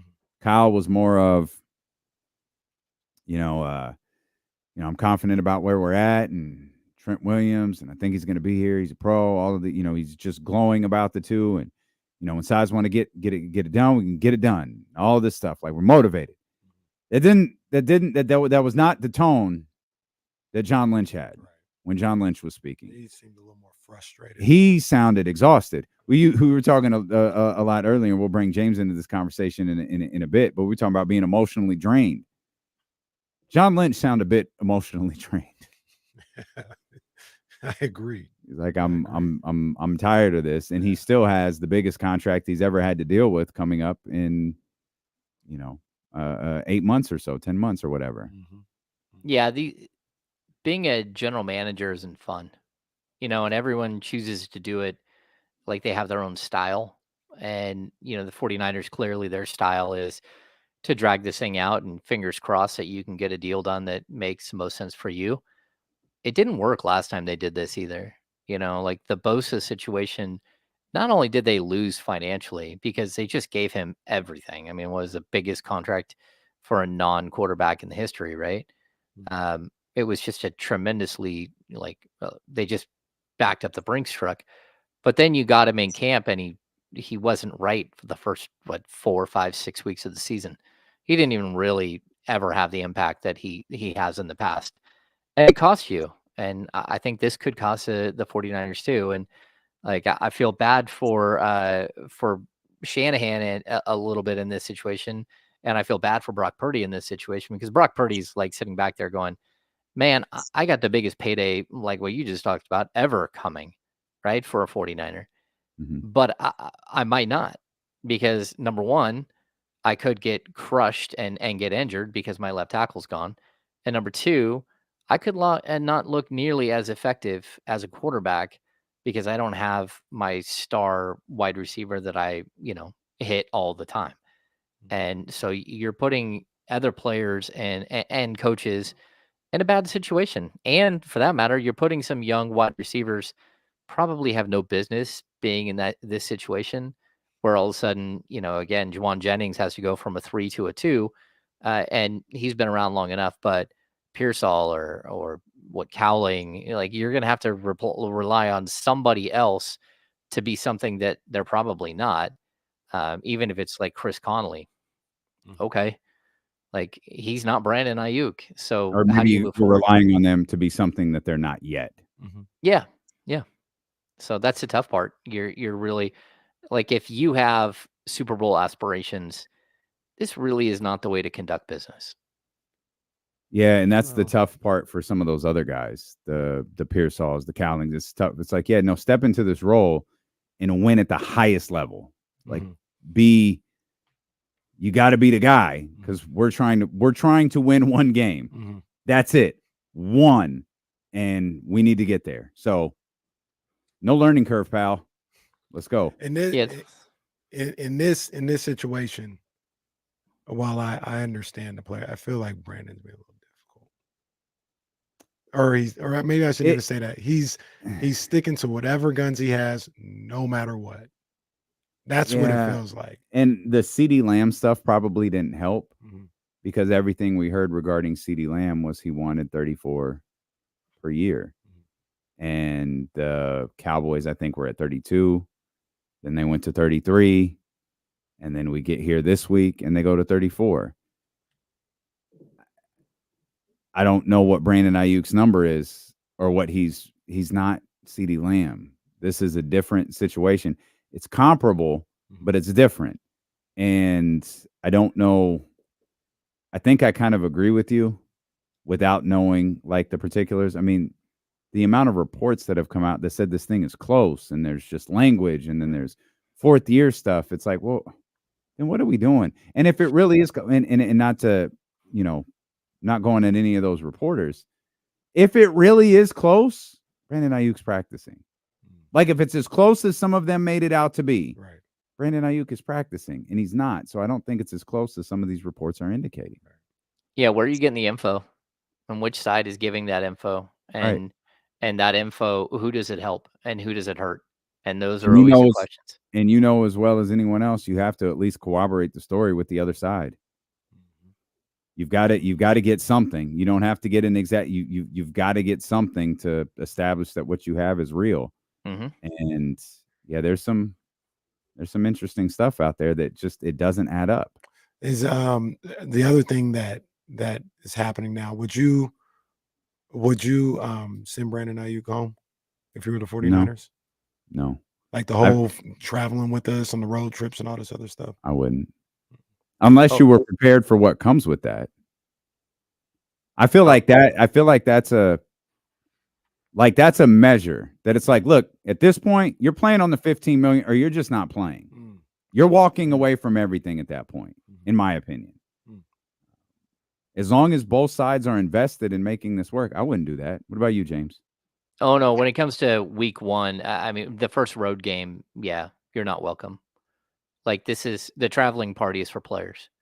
And if you're going to play the game that, oh, well, I'm still showing up, it's like, okay, well, we'll make sure we leave a trainer behind. You go ahead and show up and you do your thing here, or you don't. And if you don't, we'll fine you. And if not, like, whatever. But like, there does come a point where, like, you do have to play under the assumption that somebody is not going to be there and that you can't rely on them.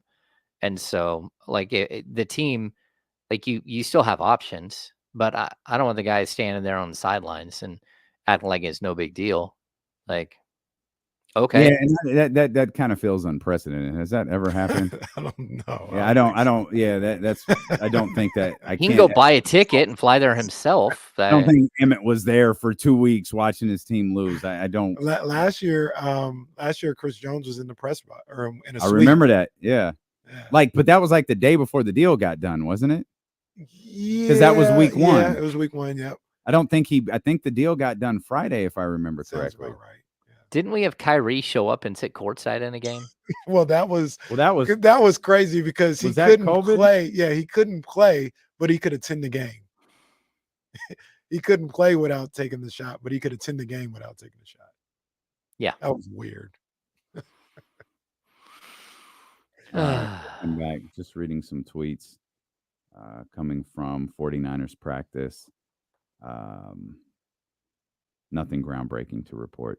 We'll come back with more. We'll bring James into a conversation we were having earlier that pertains to the Sacramento Kings, perhaps the San Francisco 49ers, as well, and the Las Vegas Aces. That's when Dylan and Casey return here with our insider, James Ham, on Sacramento Sports Leader, ESPN 1320.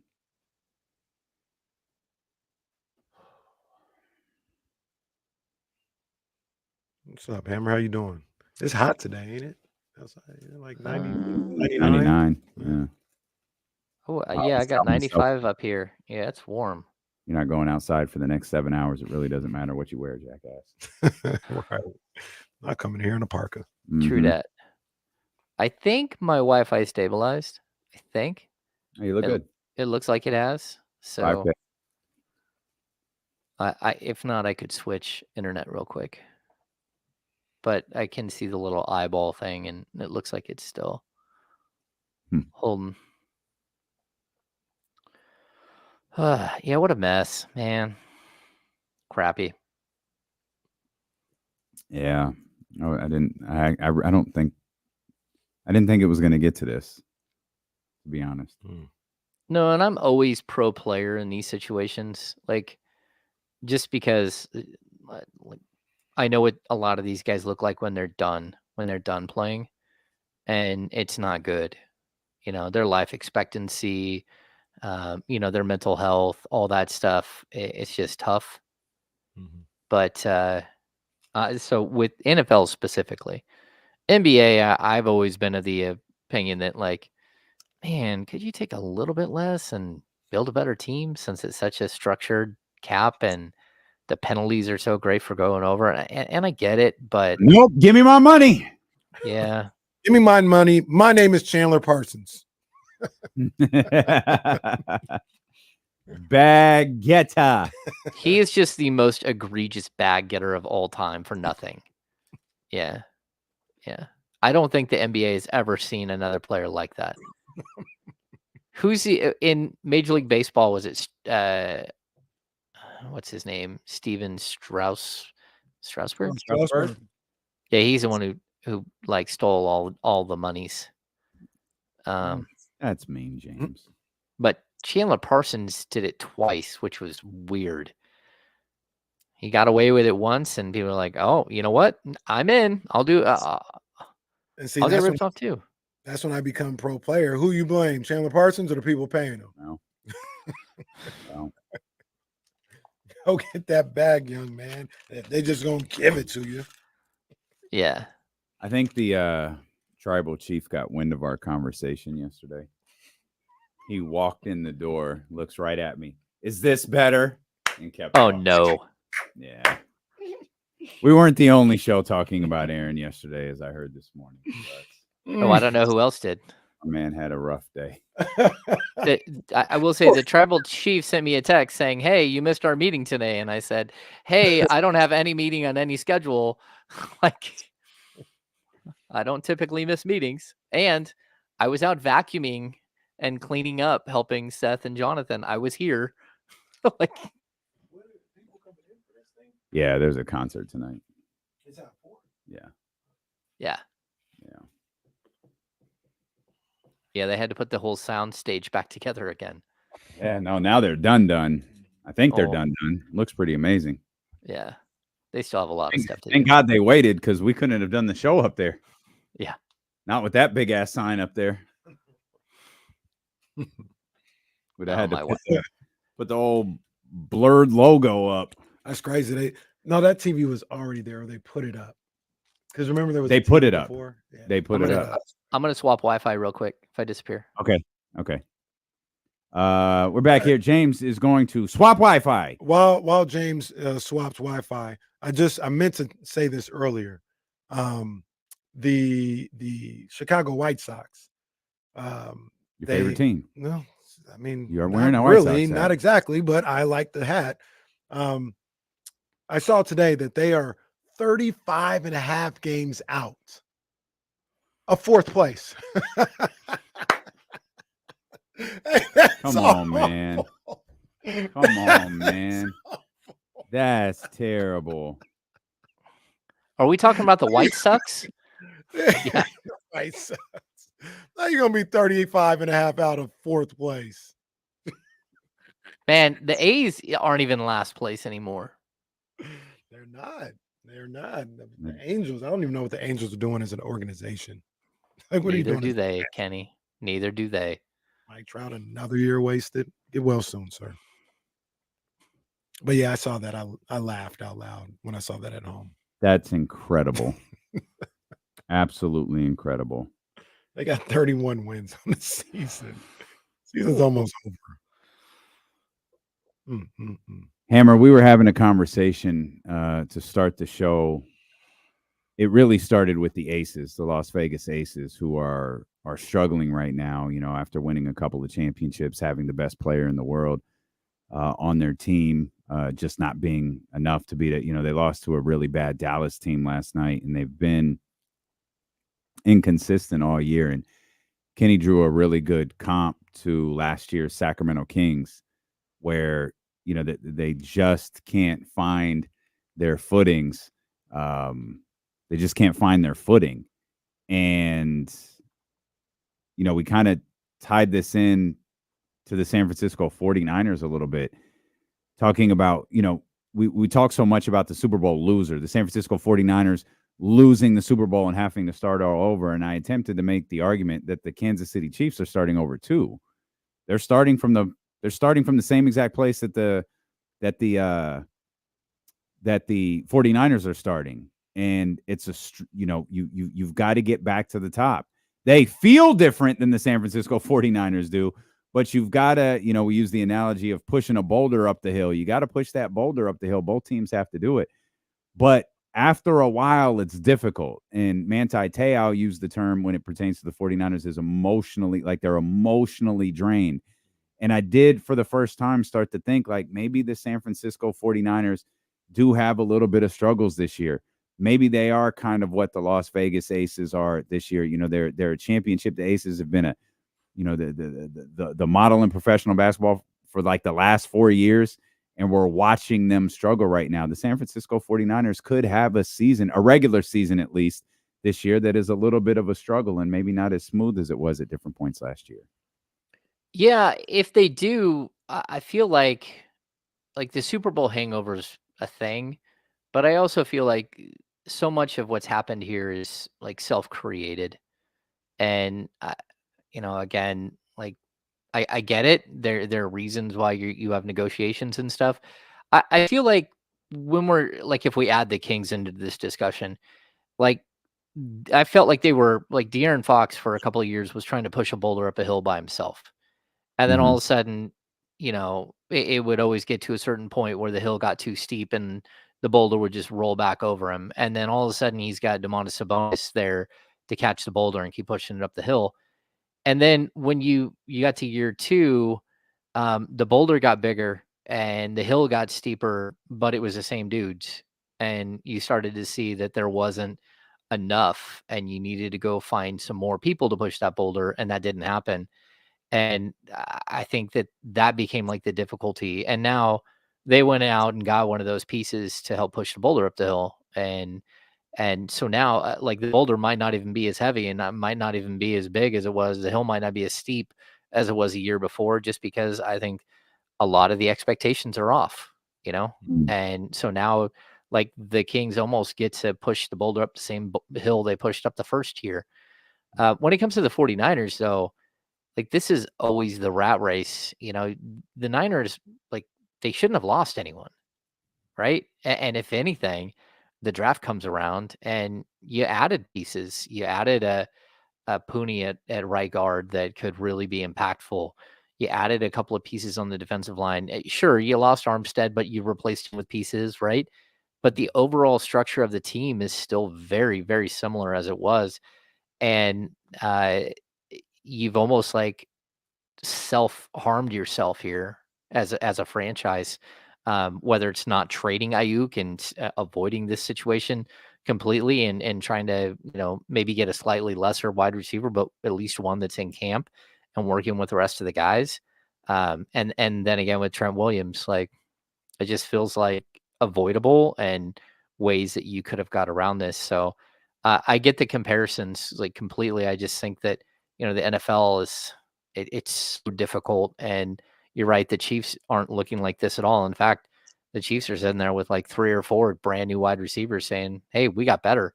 And now the 49ers are the team that maybe hasn't got better, even though they got a lot of the same talent around.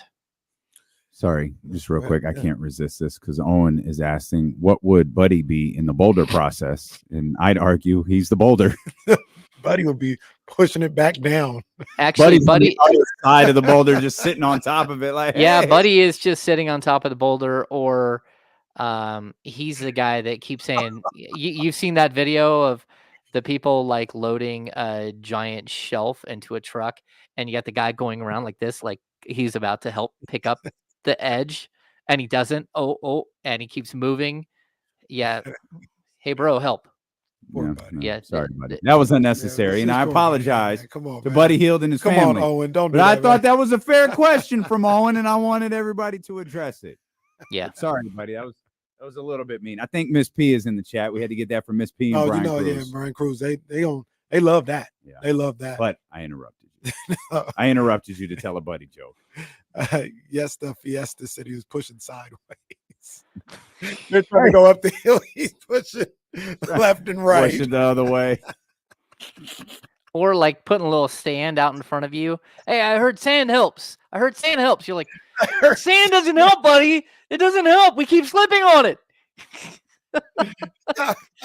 It be Oh, like that. man. Poor Buddy, man. Poor Wait, it was Crisco. That's what's supposed to help. Like, no.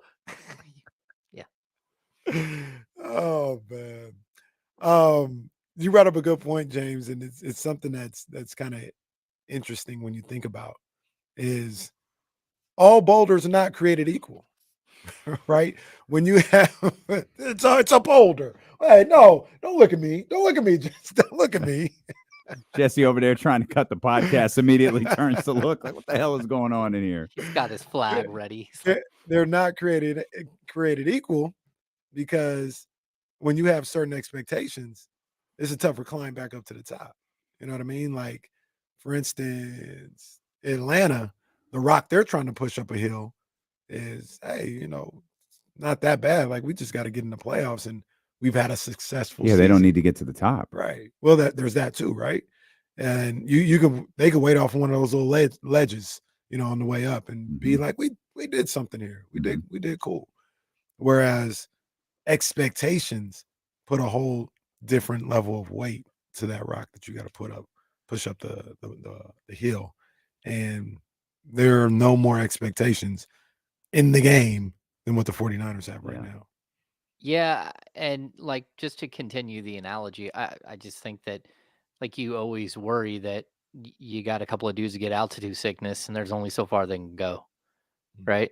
You get 14,000 feet and we can't go any further than that because we keep getting lightheaded. And you hope that your team doesn't reach that point. And so for me, like, again, we could talk about windows and stuff like that. Like, what is it the 49ers, how long is their window here and how much can they win and all that. But at the same time, you kind of get the feeling like, okay, man, you put yourself in this situation where you're fighting, each other to push the boulder up the hill. And that's not the way you win. What's happening here is just not the way you win. And you hope that, everything happens here right at the last second. There's jubilee and they're like, you get right back to it and all of a sudden you're winning and everyone's happy, but I don't know if that's the way this story is going to end. And that's always a tough part because you can only be so hopeful at a certain point. Reality is going to set in that you've done some damage to yourself here. And like, there might not be time to fix that damage. Adam L asks, is it possible to dribble the boulder off your foot? Certainly possible to accidentally trip your teammate. Sorry, the boulder rolled over you. That was my bad. I think the only thing funnier than the Buddy tweets are some of these White Sox tweets. The White Sox could go on a 30-game win streak and still finish 40 games below 500. Oh my God. CCG hit us with that one. That is crazy. That is absolutely crazy. That is awful. Jeez, that's the worst team I've ever seen. That's incredible. It's the worst baseball team I've That's ever seen. absolutely incredible. Damn. Do you think? Adam do you L. that Buddy means Adam L says Buddy means boulder in Arabic. Oh my God. Buddy, you win. Adam, Bro. you win. I don't have a prize for you, but you win. That's funny. Oh Wow. Buddy means boulder in Arabic. Come on, man. Poor Buddy. Well, Buddy's just fine. Buddy gonna make an all-star team from what I read Well, in that's one of what these. they- yeah. Buddy gonna make an all-star team with the Golden State Warriors. Do you think the 49ers struggled during the regular season? I don't know. I mean, certainly they're playing a really tough opponent in week 1. Mhm. Like you're just going up against one of the great defenses in the league, Yeah. and you hope that you've got enough to get over the hump. But I mean, it's possible. It's possible they struggle. I mean, we've seen it time and time again. The slow start by teams that lose a Super Bowl or win a Super Bowl, but the extra games and stuff. You definitely have to. You've got to pull the same way, right? Everyone's got to be on the same, like coming out of the gate here. And I think the biggest thing is you can see, like, the Niners are a playoff team no matter what. Like for me, if something disastrous happens, they lose a quarterback or two, they lose McCaffrey for a long stretch of time. Trent Williams' situation never gets figured out. Whatever. Like they're still going to be a playoff team under most circumstances. But what you don't want to do is lose the first, 3 out of the first 5 games or something, and put yourself in a situation where you're not going to be able to get home field advantage in the playoffs. Because in the NFL, it means a ton. And you just kind of want to put yourself in a situation where, like, look, 13-4, 12-5, like you want to put yourself in a situation where you're finding success and you're setting yourselves up for the postseason. I just think back to that 2013 season, Jim Harbaugh's 3rd season. They got out of the gates real rocky. It was 1-2. They had a crazy game against the Packers, where Cap threw for like 433 yards to start the season. Then they got beat up by the Seahawks in week 2. Lost to the Colts in week 3. And everybody was like, yo, this team don't look like they got it, all this other stuff. But they were able to pick themselves up and have a good season the rest of the time. They lost like to the Panthers, lost to the Saints, a couple other games. But I really think with this team, if something like that were to happen, the competitive nature in a lot of these guys and in this group that's been together and won so many games, I think they would lock into that in the middle of the season, like, or after, if they started 1-2, game 4. All right, guys, we know it's time to turn up and things of that nature. I think they still have that in them. They're still well coached. I mean, we saw them. It was a different league, obviously, but we saw them with nobody able to play, able to compete in 2021. Because they are well coached, and there's a culture there in that locker room. So, yeah, I think they'll still be around, but there's just, talk about it again, man. There's just the vibes, the emotionally drained, all this other stuff. There's just a lot of stuff swirling around that I'm not sure if they can recover from to become a champion this year. Yeah, I don't disagree. Like, this is a lot. It's like too much. And we always talk about distractions and stuff like this. Has been like a huge distraction. I don't know. It's somebody I saw on Twitter put out, Debo posted something on Instagram, said something like 1 sack allowed in his last 983 pass protections, with a picture of Trent Williams. Like, it's not just one guy who's feeling this. It's everybody. It's like, if you're Debo, the world looks a lot different on an end around with Trent Williams leading your block than with Brandon Moore. And it's not a knock on the other guy. It's just, there's only one Trent Williams in the NFL, and all 32 teams would love to have him. even at age 36, 37. He's still the best that there is. And so if you're a wide receiver, you should be looking at it that way. You should think, hey, I want my man Brock Purdy back there having time to throw me a good ball. So I'm not going over the middle wondering if the ball is coming out late or coming out high, and I'm going to get crushed because Trent Williams isn't there. So there's a trickle down with all of this. And again, life is a lot easier for Debo with Brandon Aiyuk running a 30-something yard route on the other side than when you're just out there on your own and the other team doesn't have to worry about who, the second or third wide receiver is, and they don't have to, hedge their defense. And, Debo's going to face, until Aiyuk is there, he's going to face the best defensive back on every team. And that's just a reality.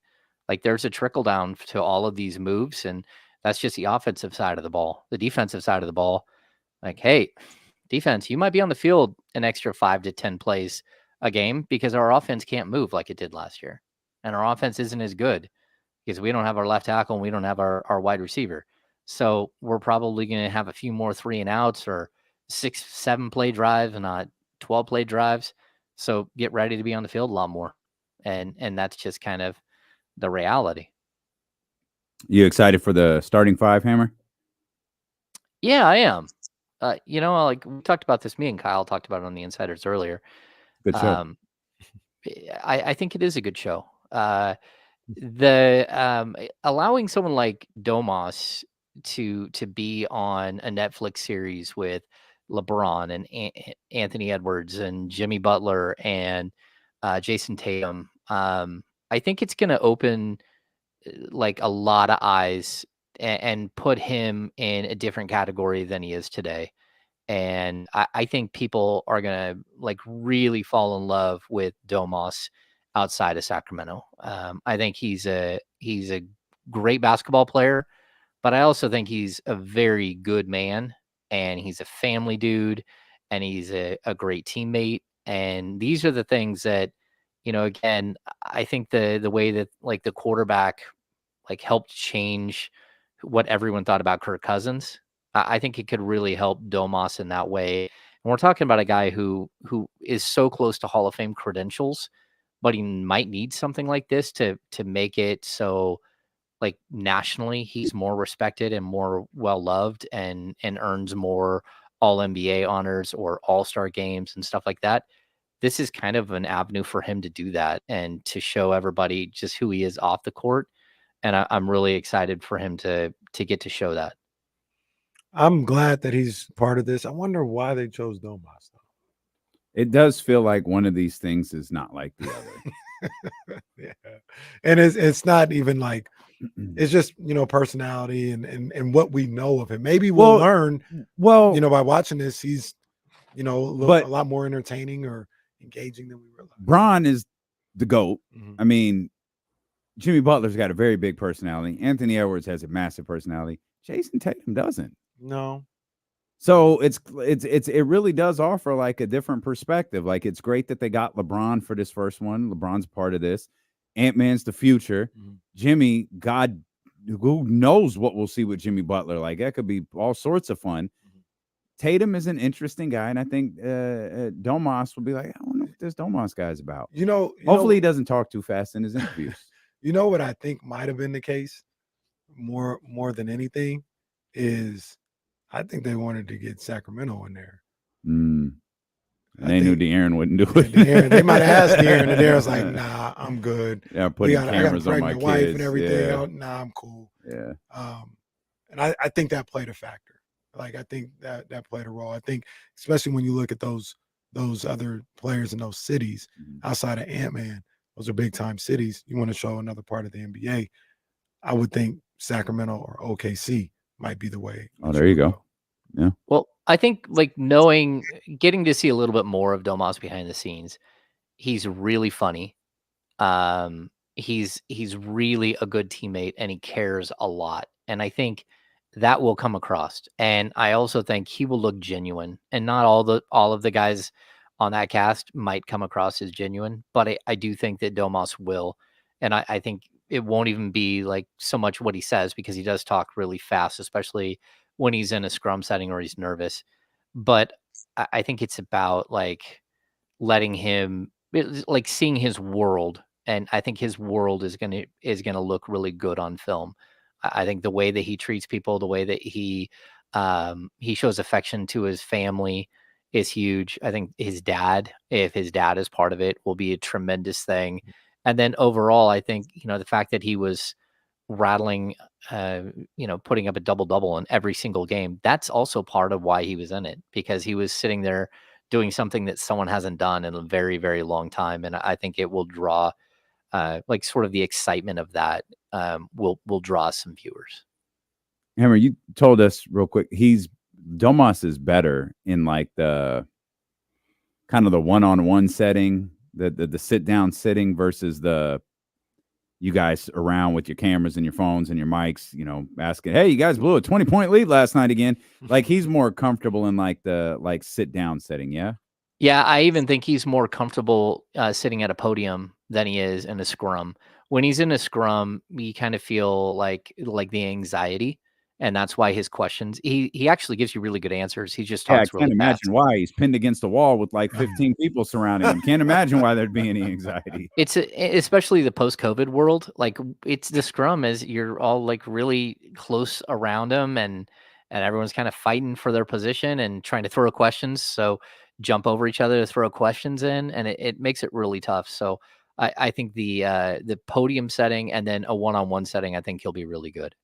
Can't wait for Tatum to just like on all the scenes, job's not done.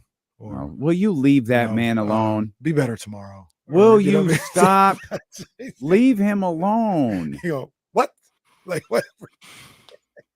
That's what he goes. All right. This I quit. Yeah, this show is over.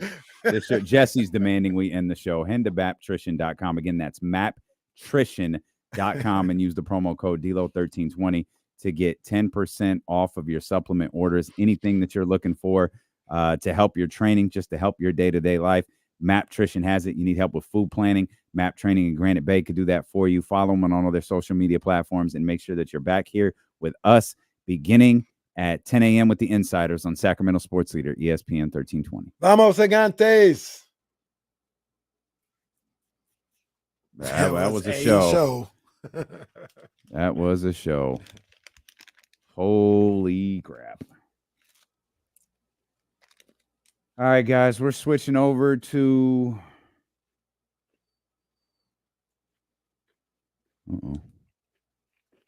Yep, we're switching over to 102.5. Everything's still in place. Appreciate you guys. Thanks for having fun with us today. Collins, happy birthday, bro. Hey. Happy birthday, Collins. Appreciate you, big dog. Yes, sir. Yes, sir. We'll see you guys tomorrow. Holla. Hit end stream.